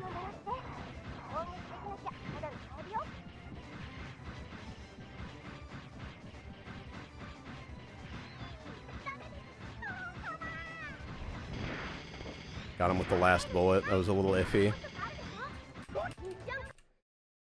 Alright. Dorito skip.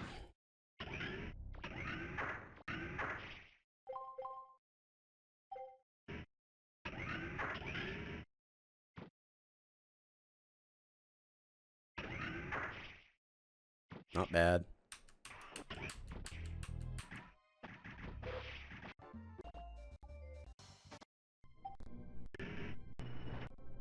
Let's see the sub-cities.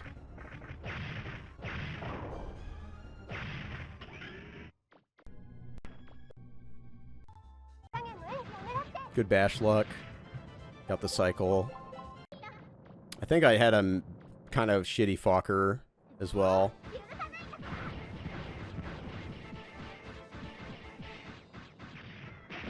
Yeah, I got knocked down. I was late on the grenade, I think. No, I still got the grenade. That wasn't bad. Even with the knockdown, that was fine. Given the luck. Let's see Bruno.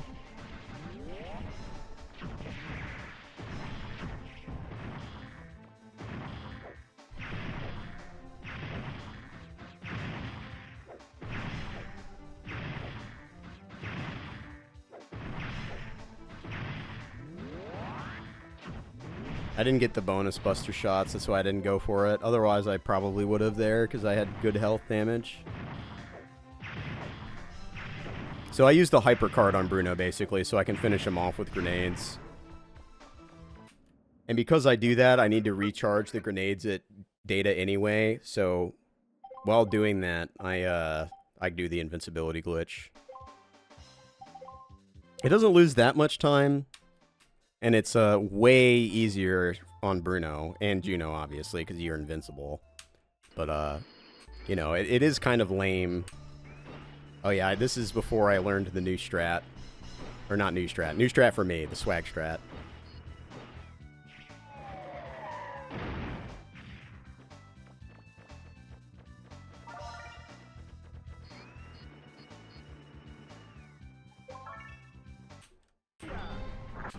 Oh yeah, he went left, so there's like 2 seconds. It's 3, I think, on 64, because he dies earlier.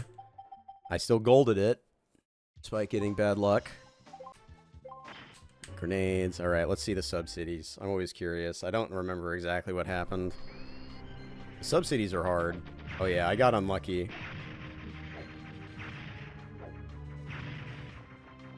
On all the hippos trying to own me. Like, this is fine, but it's not good.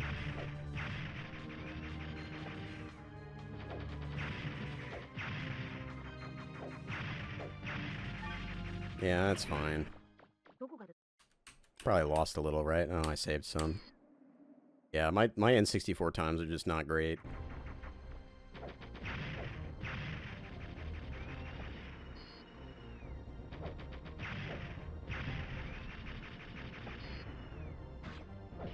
Nice throw, dude. So because I'm going to refill at data, it doesn't matter that I missed a nade there. If I wasn't refilling at data, that nade would have been a huge time loss on Juno. Oh yeah, I tried to do aim storage on these throws, but I failed it in my PB.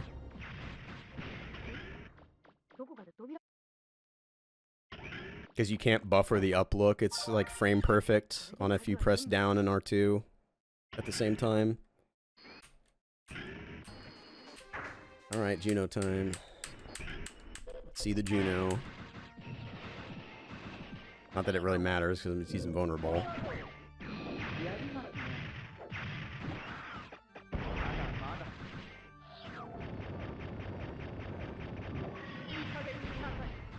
Not terrible, phase 1.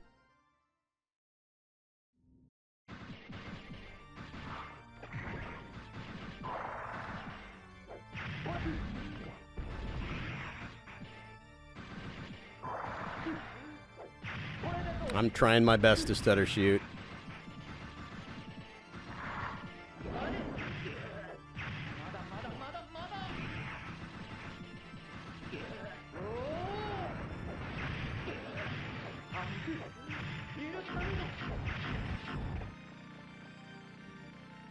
Really good end of phase 2. I had a lot of bombs when he started the super, so I could just drain him.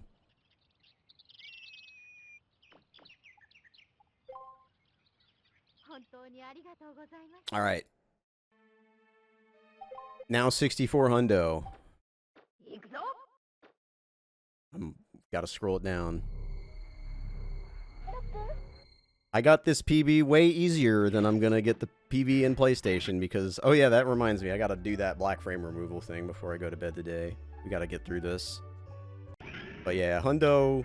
kind of a butt category. I've never liked hundo, but it is one of like the main categories, so I try to be good at it, but I just suck. I'm just not built for this. I have a pretty bad memory.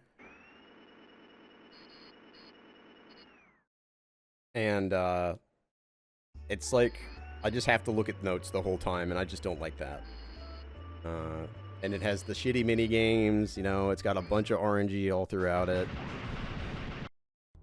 It's just kind of like a pain in the ass run. I just don't really like it. But I still do it, so. I got nobody to blame but myself.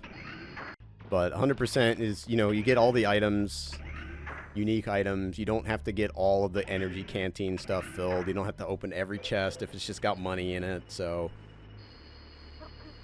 It's meant to be fun, and this category is fun if you're like, if you're new and you're not grinding for like a really tough PB for yourself, because if you're grinding for a tough PB, there's like 30 seconds of RNG swing that you'll eat. So you just end up resetting forever, trying to get good bombs and a good city hall.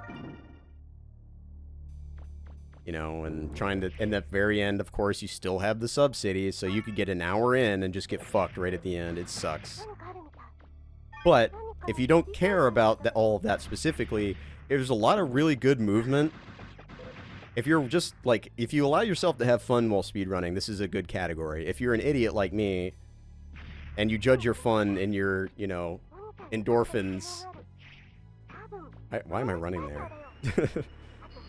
I probably said that while I was doing the run. I was like, why the fuck am I running? Still had a little bit of normal brain. You can have fun with hundo. Hundo is like a great category for just not really caring and just having fun. You know, if you're just shitting around with your friends, you're like, oh, I fucked up the mini game. You're racing, everybody laughs, you know. It can be fun if you don't take it too seriously, you know. But I just take it too seriously because, you know, the whole objective of me coming back to the game is to refresh all my PBs and then, you know, not play it again. So getting stuck on hundo for PlayStation makes me annoyed, but it's not the category's fault. It's my fault for sucking and having an unrealistic objective. Yeah, here's bombs. Everybody loves bombs. What bomb luck did I get? Okay, that's not too bad. Oh, I fucked it up, though. You can tell I really don't care. Because I'm just like, whatever. I'll just lose 7 seconds falling off a building. Who cares? Welcome. That's the nice thing about hundo, is you could just not care. Or on N64, because the times are just worse. Like, I could have gone for a 103 on this run. This is... Or a 102. I just don't really care. Blue has a 102, and his run is solid. But he still has mistakes in his run. So, like, I could get a 102 if I grinded 64 hundo. It's just, like, I just don't like the category. Fucking mini games. Nobody likes this shit. Skip it. Skating back and forth for 30 minutes. Nobody likes it. Just skip it. Alright, boat for 10 minutes. Nobody likes it. Just skip it. You see what I mean? Like, there's a good 20 minutes here that it just sucks. Like, you're skating back and forth. Okay, from 13:30, you're skating back and forth. Now you're doing mini games.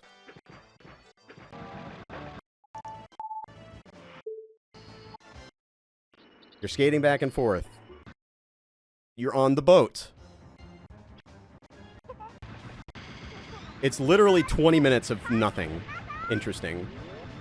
It's 20 minutes, you know? You go from 13 minutes to 35 minutes before the run is fun again.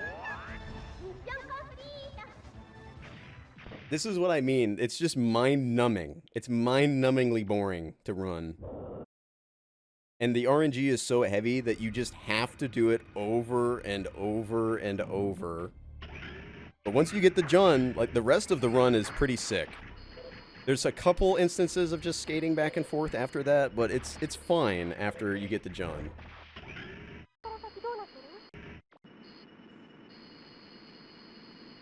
There's weapon walking, which is cool. There's a lot of unique things that you only really do in Hundo that is cool, like the weapon walks.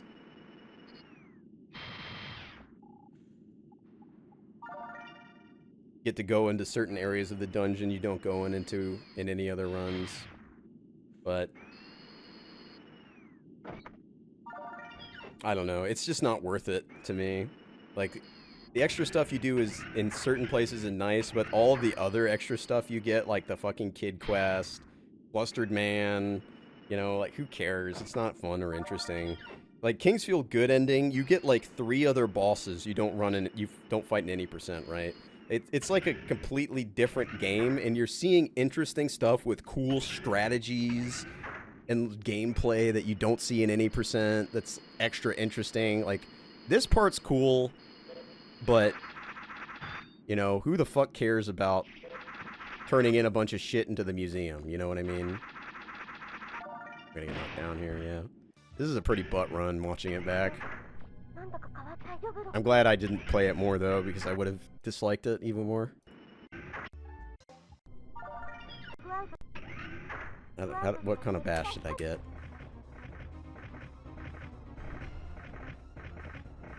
Unlucky.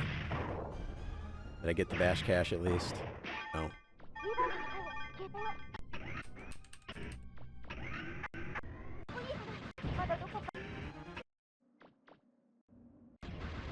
What was the Bruno like? I do a ground strat for 64 easy Bruno that I really like.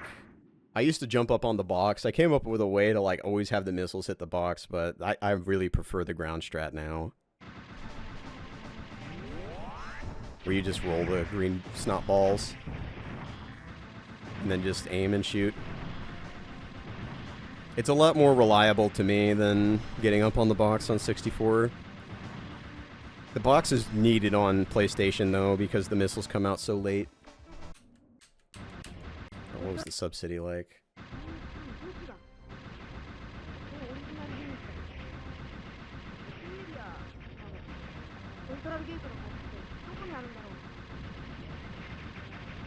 Good Sub-City.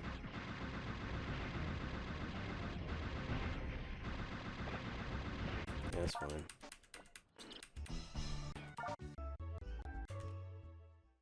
Here's a bunch of walking back and forth with nothing interesting happening for an extended period of time.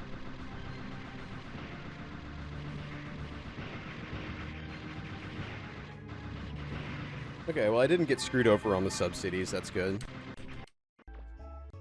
Like today, the Hundo run I had today, I lost like 20 seconds in the sub-cities to just bad luck. You just have to hope to not get scammed on the sub-cities. There's nothing you can do about a bad pattern.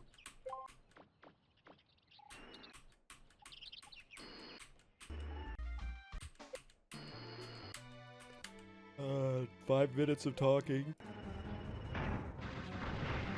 Did Janice go right? Nope, of course he didn't. I'm not allowed to have good luck in my PBs. Alright, let's see Juno. I'm just shooting the fucking treasure chest. That's funny to see.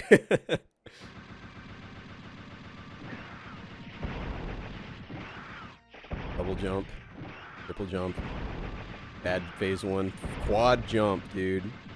Quad jump into a dive. That is just despicable.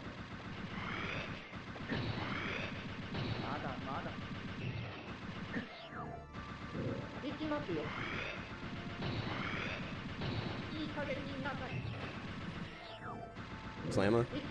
Okay, no, at least I didn't get a slamma.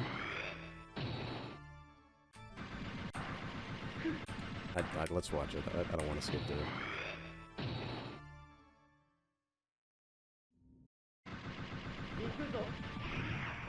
It's so funny that 1 star is going to be the last thing I talk about.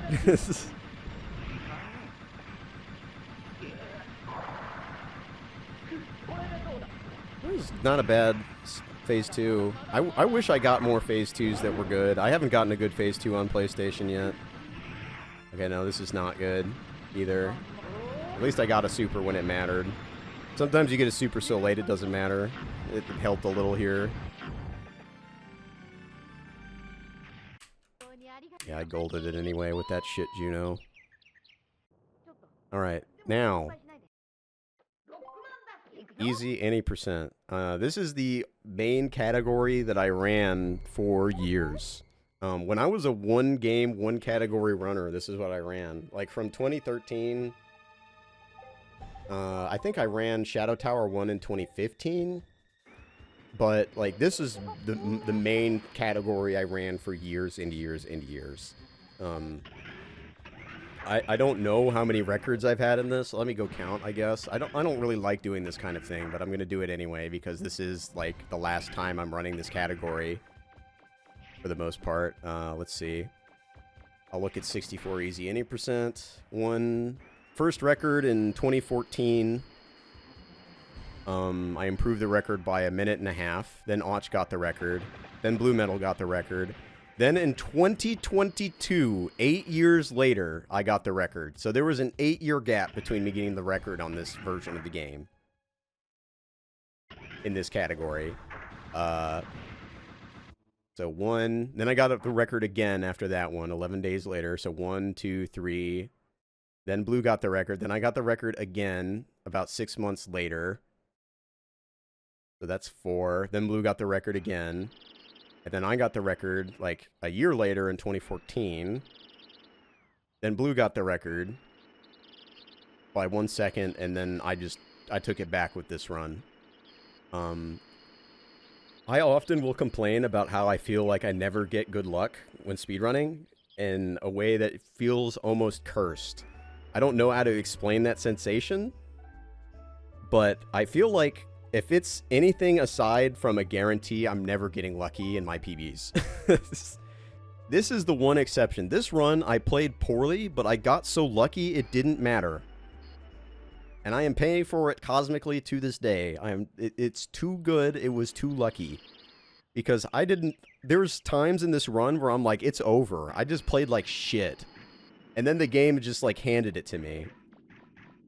Here's Mind Skip. The new method of Mind Skip is super sick.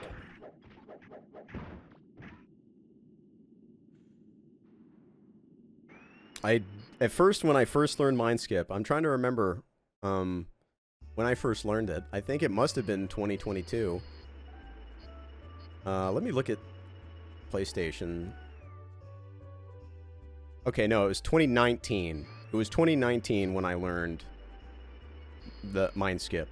I didn't know that Mind Skip was supposed to be random because I didn't talk to anybody. Because I will often do this. I will learn a game and I will not talk to any other runners because I want to figure stuff out myself. Because sometimes I'll learn something that nobody else knows.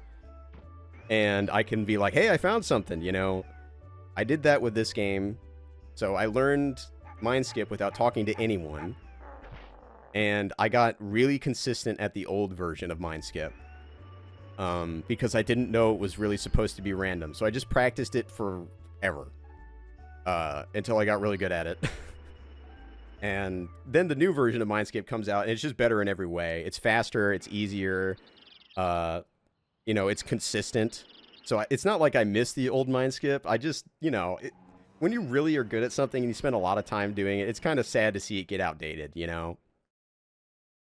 But, this category is, like, the easiest one to pick up. This is probably the most popular category to run nowadays. I feel like most people that pick up this game run easy any percent. Like, there's almost nobody who runs normal nowadays. The only people who run normal are serious about it, I feel. Like, the people who really just run it a lot and outside of races and stuff. So this is kind of, in my eyes, like the main category in my eyes, like the one that, you know, gets the most action. But look at the City Hall, dude. He stops on the mailbox, and on 64, your bullets go past the mailbox. On PlayStation, these bullets would be hitting the mailbox, and I would have to go around a little. But on 64, for some reason, it doesn't hit the mailbox. So this is super lucky that he stopped on the mailbox. Look how early that is.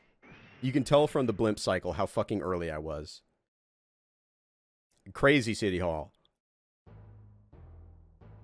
Easy any percent has always been the category that I like. And it's not to say I don't like normal or 100% in their own ways, but yeah, normally I'm happy with a sub 5. This is a fucking 453.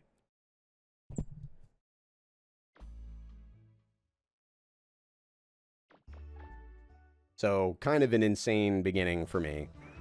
I forgot to actually see how many times I got record in 64. Okay. And, you know, this game doesn't actually count, or rather, let me... The leaderboard does not count times from before speedrun.com existed. Speedrun.com, I believe, was like... trying to remember exactly. It was like 2015 where the leaderboards for Mega Man Legends swapped off of Mega Man RTA, which was Joka's site,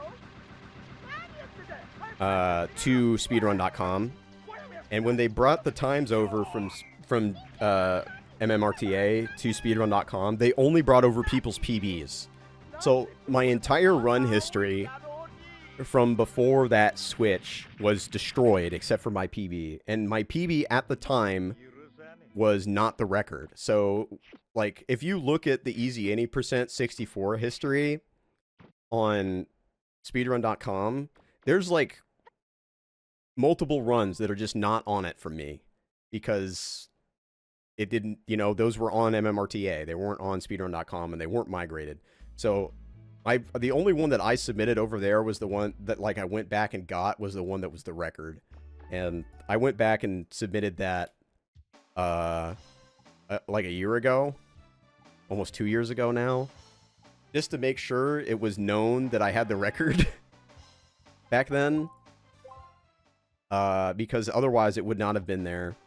But 1, 2, 3, 4, 5, 6. So this time I got this record... was like the 6th time I did it. Without counting like consecutive improvements. So this is the 6th time that I took the record in this category, which is 1, 2, 3. Blue took the record 4 times.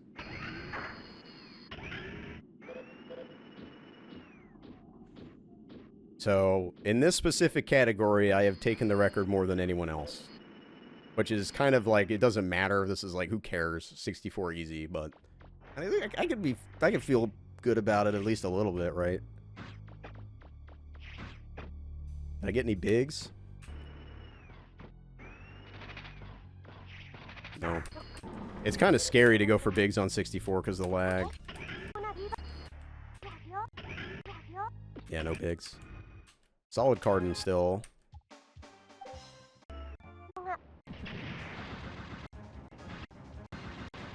I think even the Reaver bot at the end of Jun, like, gave me space, so that was even more luck. Oh yeah, let's see. Did I instant open the door? No. Damn. That's crazy. Yeah, this run, like, you can see I'm bleeding. Okay, well, no, you can't see. You can see I'm bleeding time after that City Hall. This is what I mean by, like, I didn't really play this run very well, but I just got so lucky it didn't really matter. Like, I played decently, you know, it was an average to decent run, but I wasn't playing super on point in this run. Let's see. I've started taking this a little wide to give myself time to react to what I see here, but that was lucky because both the Reaver bots were off the left wall.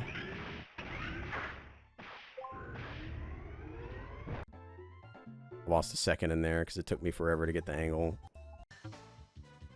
Did I get the quick equip?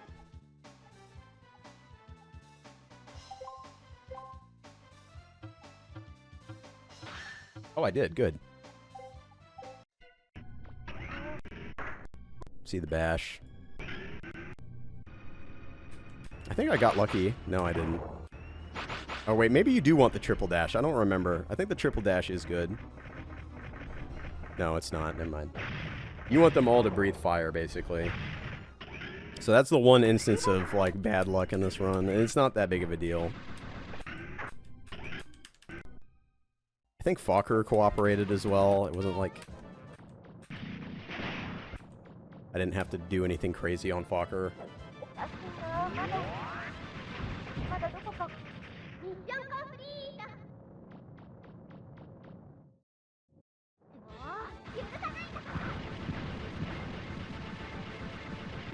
Yeah. 64 easy Fokker can be a pain in the ass because there's like this weird momentum coming out of the load.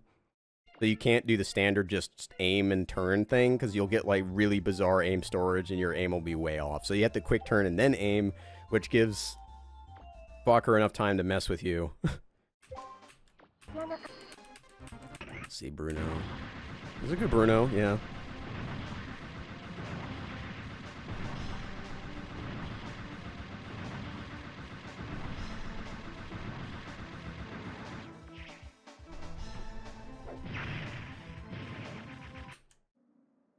This is the first I think this is the first category I ever got record in, isn't it? I don't think I had record in PlayStation until after this one.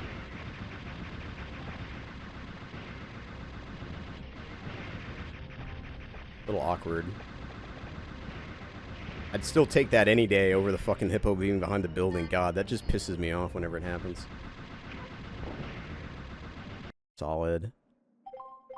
Nothing to write home about, but solid. Let's see this.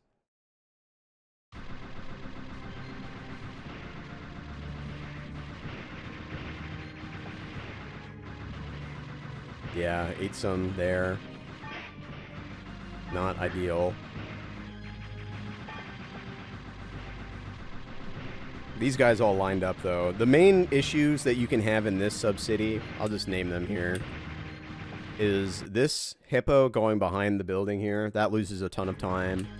And these shacks going into the buildings. This one can go in here, and that one can go back in there or back behind the pyramid.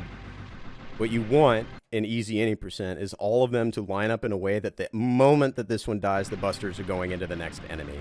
So that's why I like swing this way, so the buster shots are immediately going down there.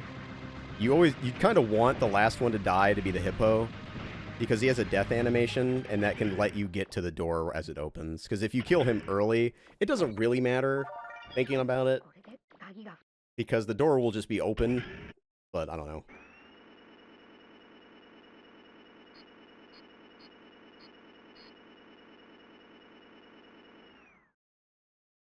Yeah, so I lost the time on the first hippo shooting me, and the shacks got to do his hand animation, which blocks bullets.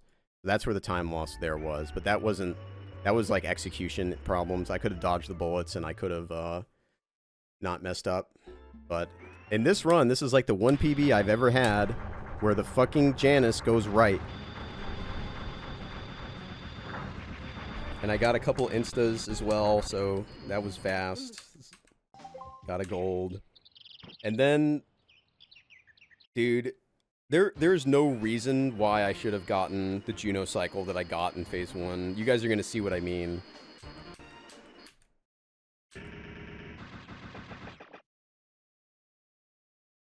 Because, it was bad. I got knocked down.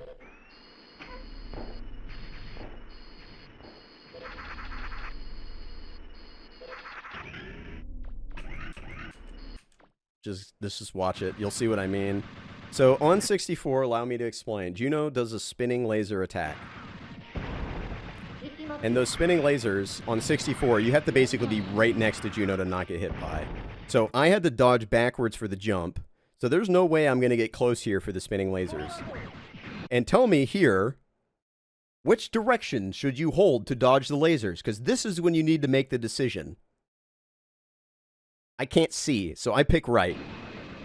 It's wrong.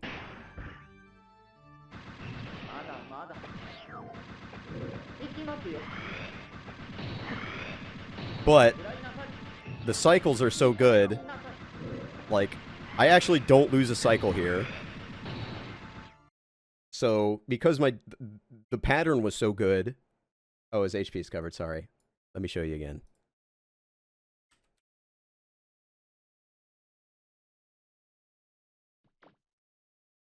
But it's really just unfortunate that I got this jump and then spinning lasers, because with the wall here, this is what you don't want to see on 64, because you literally can't read the direction you need to hold. And I held right and it was wrong. So I lose like 2.5 seconds of damage time, but I get standing or vertical lasers, then dive, which is really good. Vertical lasers into dive is a lot of damage time, and then I get opening vertical. So it's like I didn't actually lose a cycle because I got so lucky. And then Juno 2 is like primo. Get jumps. Jumps are much better than dives. I think the one bad thing is I get two chases in a row. Or no, he goes jump. Yeah, 2 jumps, which is fine. That's not a problem. 2 jumps is like whatever. And then he supers. So that's like almost perfect Juno 2.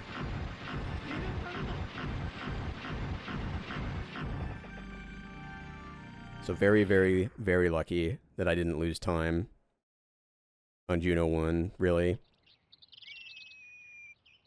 Because regardless of what attack you get, basically, if you kill at the beginning of vertical lasers, Juno is still going to do the whole animation for vertical lasers. So that 2.5 damage time would be, you know, I would kill at the beginning of vertical lasers. So I would still have had to watch the whole animation. So I didn't really lose time getting knocked down because I got so lucky. There's, like, getting knocked down in Juno is just, like, it's over. You know, you shouldn't PB an easy 80% if you get touched by Juno at all. But it just... I don't know, maybe all the bad luck I've had counterbalanced it in a way that just let me get lucky. I don't know.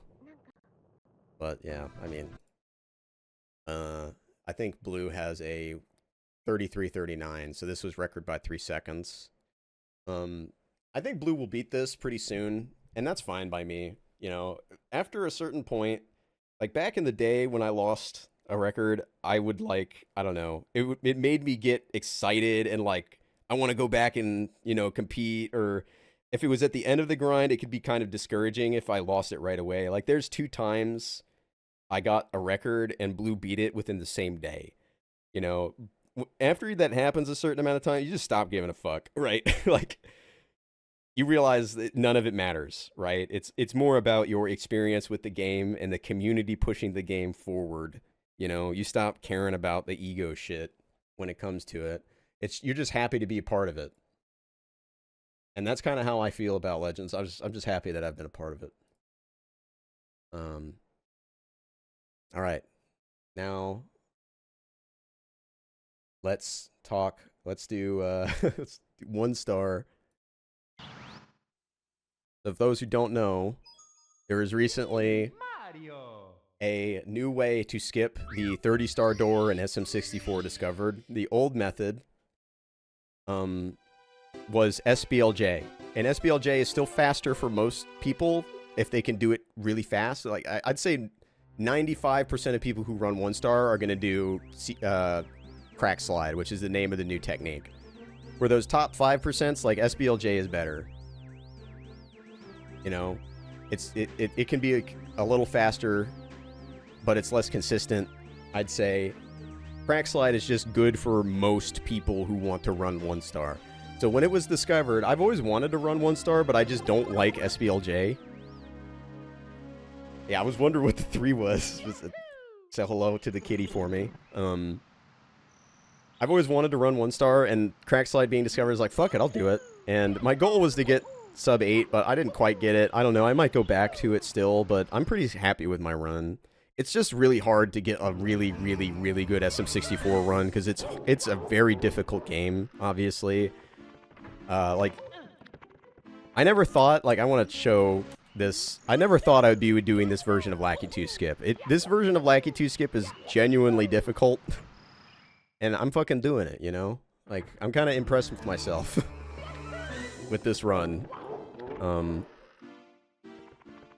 This is the highest placement on the SM64 leaderboard I've ever had. I think it was like 115th. 16 star I got top 200, but surely it will go down.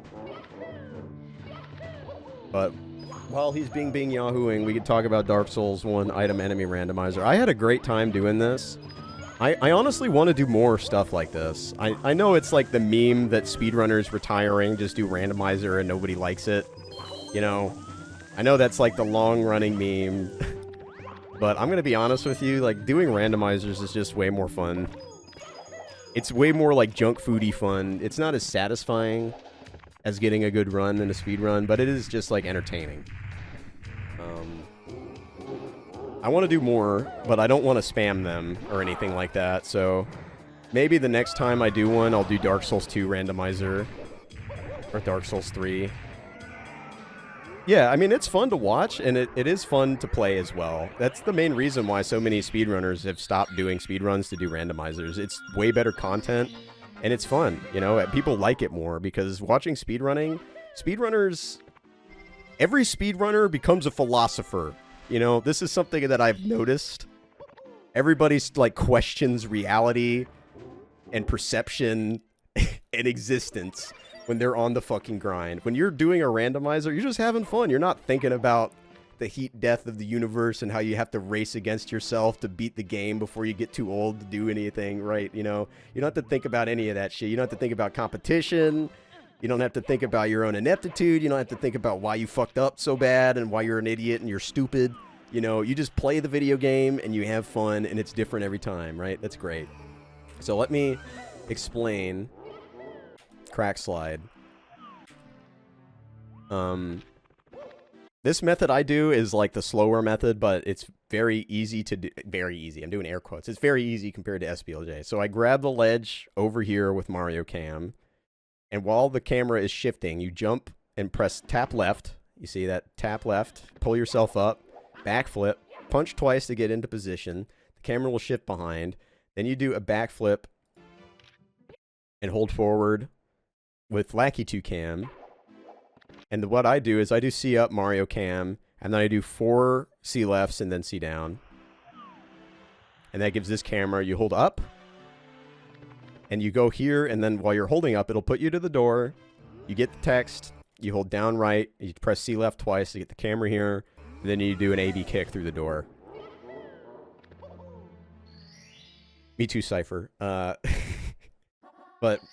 randomizer is just like you know, ultimately to me, speedrunning is a way to like enjoy a game that I've played a lot casually in a new way, right? It's a challenge run. Speedrunnings are just challenge runs where the thing that you're limiting isn't your level or it isn't your equipment, it's the time, right?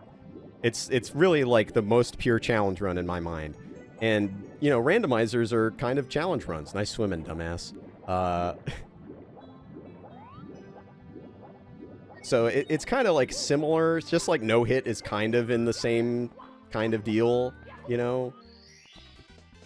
But to me, speedrunning has always been like the best form of that. And it's also a way to force yourself to get legitimately better.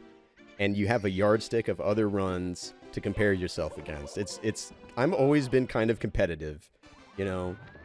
So speedrunning is like, it hits a part of my brain that really satisfies me.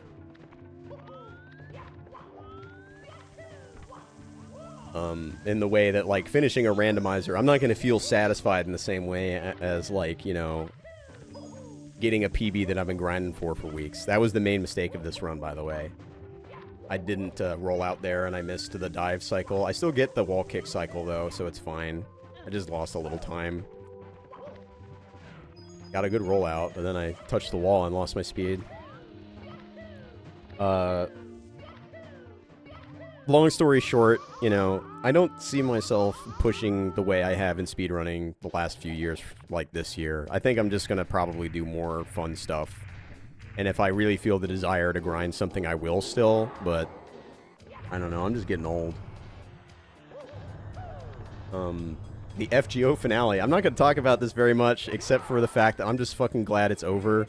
I was a dumb kid 10 years ago and got suckered into playing Fate Grand Order, which is a gacha game. I love Type Moon. I always have. Kara no Kyokai is legitimately, like... You know, people have media that changes them forever. To me, Kara no Kyokai is that. Like, that's the one anime thing for me that genuinely changed my life. So, if you ever feel like watching anything, I wouldn't recommend watching Fate, like Fate Stay Night or Fate Zero I'd recommend. But number one thing I'd recommend is Kara no Kyokai, which is a series of like 6 movies that the people, you know, the animation studio that does Demon Slayer, which everybody's like, oh my god, the animation is so good. They did the Kara no Kyokai movies, and they're really well animated. The plot is really good. I love the characters. Yeah. Watch Kara no Kyokai. And because FGO did a collab with Kara no Kyokai, that's when I started playing the Japanese version, and I played it for literally 10 years. And it just ended. Fate Grand Order just ended, like, at the end of December. So it had been running for over 10 years, and it's finally over. And the game is basically a visual novel with JRPG combat. And way too many characters.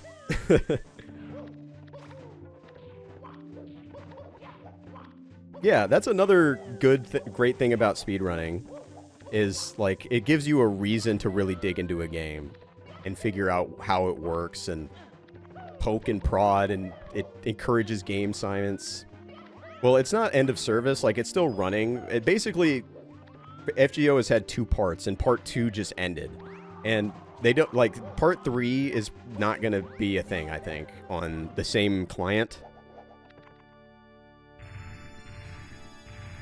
Yeah, that run that got killed by the Goomba was sad, but I mean, what can you do, right? That's just Mario, baby. I did the extra throw there. If I had a really, really good throws, this could have been sub 8, but I did extra spins on everyone. That's fine. I'm just happy to hit throws. But yeah.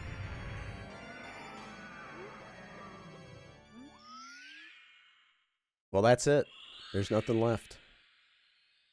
That was the whole year.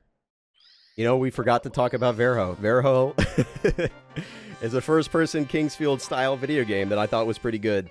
It doesn't really play like Kingsfield super hard, but it's good in its own right. It reminds me more of Ultima Underworld in a lot of ways, but it's structured like a Kingsfield game. It's great. If anyone who wants to play like a modern Kingsfield style game, I'd recommend Verho. But yeah, we did it. We survived 2025. Now we have to, I guess I'll just say, like, what was the run of the year? You know, we got a lot of options here. Like, this was a record, and this one was my first speedrun I ever did. So this one has a special place in my heart. I mean, this was definitely the most hard-fought PB I've ever had in my life. This or 42 in normal.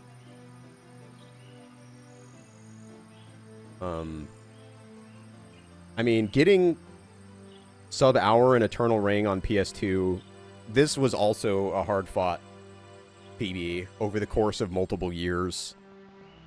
I had to keep coming back. I had to keep slugging it. I had to keep grinding it. Multiple routes that got made, you know, multiple years, mental blocks. Just a lot of effort to get sub-hour on PS2. And I'm glad I persevered and got that. Xbox Morrowind. Pretty awesome. It's really cool that Zombie Robot Ninja was here when I talked about Morrowind, because they had the console record before me. They had a 614. It's just kind of awesome to see him here while I was talking about it. STA, like who's gonna run this game with the lag shit going on? Like, it's just sad. I'm gonna turn the volume down big time on the game right now because this song can get you copyright struck. If we're gonna be honest about the quality and difficulty of the runs and how good it ended up being, this is the run of the year. Kingsfield Good Ending 103.33 is the run of the year, I think. On a personal level, this is probably the best run I've ever completed. There's almost no real mistakes, and it's a extremely, extremely difficult category. I mean, look, we turn it up. I don't care.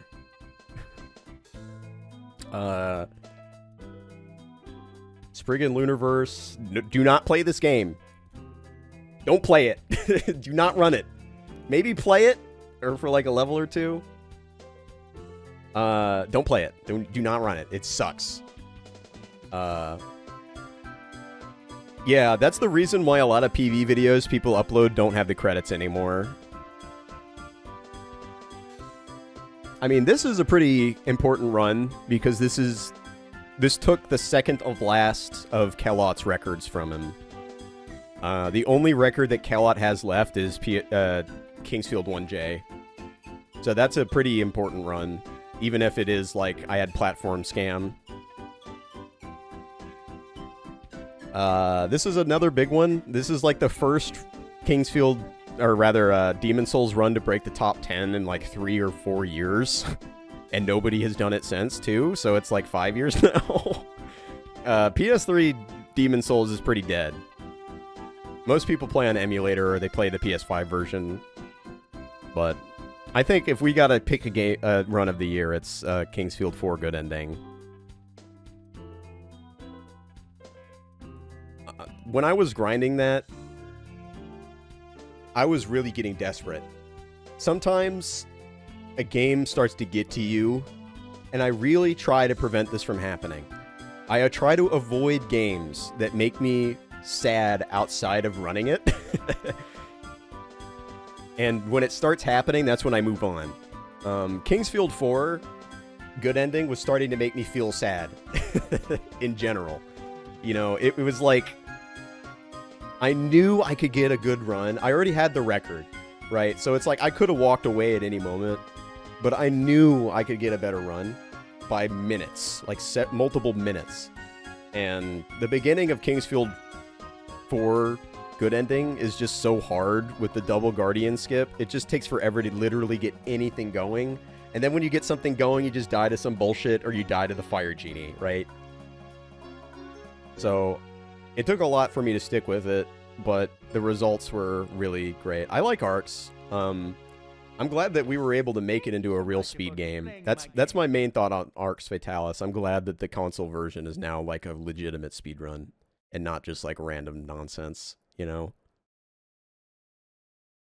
I'd like to go back to it at some point, but yeah. All right, let's view playlist. I don't know. Let's look at Morrowind's slow fucking travel again. But yeah, Kingsfield 4 Good Ending is number 1, I'd say. And then I don't know. Then probably, at least to me, like the impact to me was probably Demon Souls, because I always wanted to run it and I never thought I'd break top 10. That was really awesome. I mean, Bloodborne was crazy. I don't know if I'd rank it high though. And that probably Mega Man 64 easy 80% record. I'd say those are the top 3. Kingsfield 4 Good Ending, Demon Souls, and Mega Man 64 easy. All right. That took way too long. But I'm glad I did it. Out of the way now.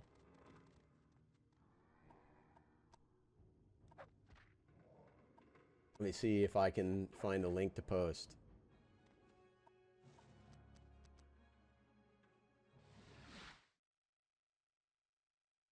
If you're looking for a speedrunner to watch, why not watch Bedicos? They're a no mic streamer, but they're pretty dope. If you want not speedrun, let's see, we got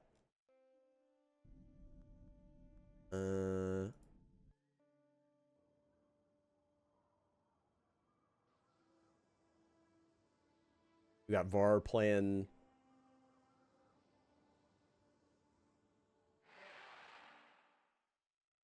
Sonic Adventure DX with the Dreamcast conversion. All right, I'm going to go shove food in my face and fall asleep. Thanks for watching.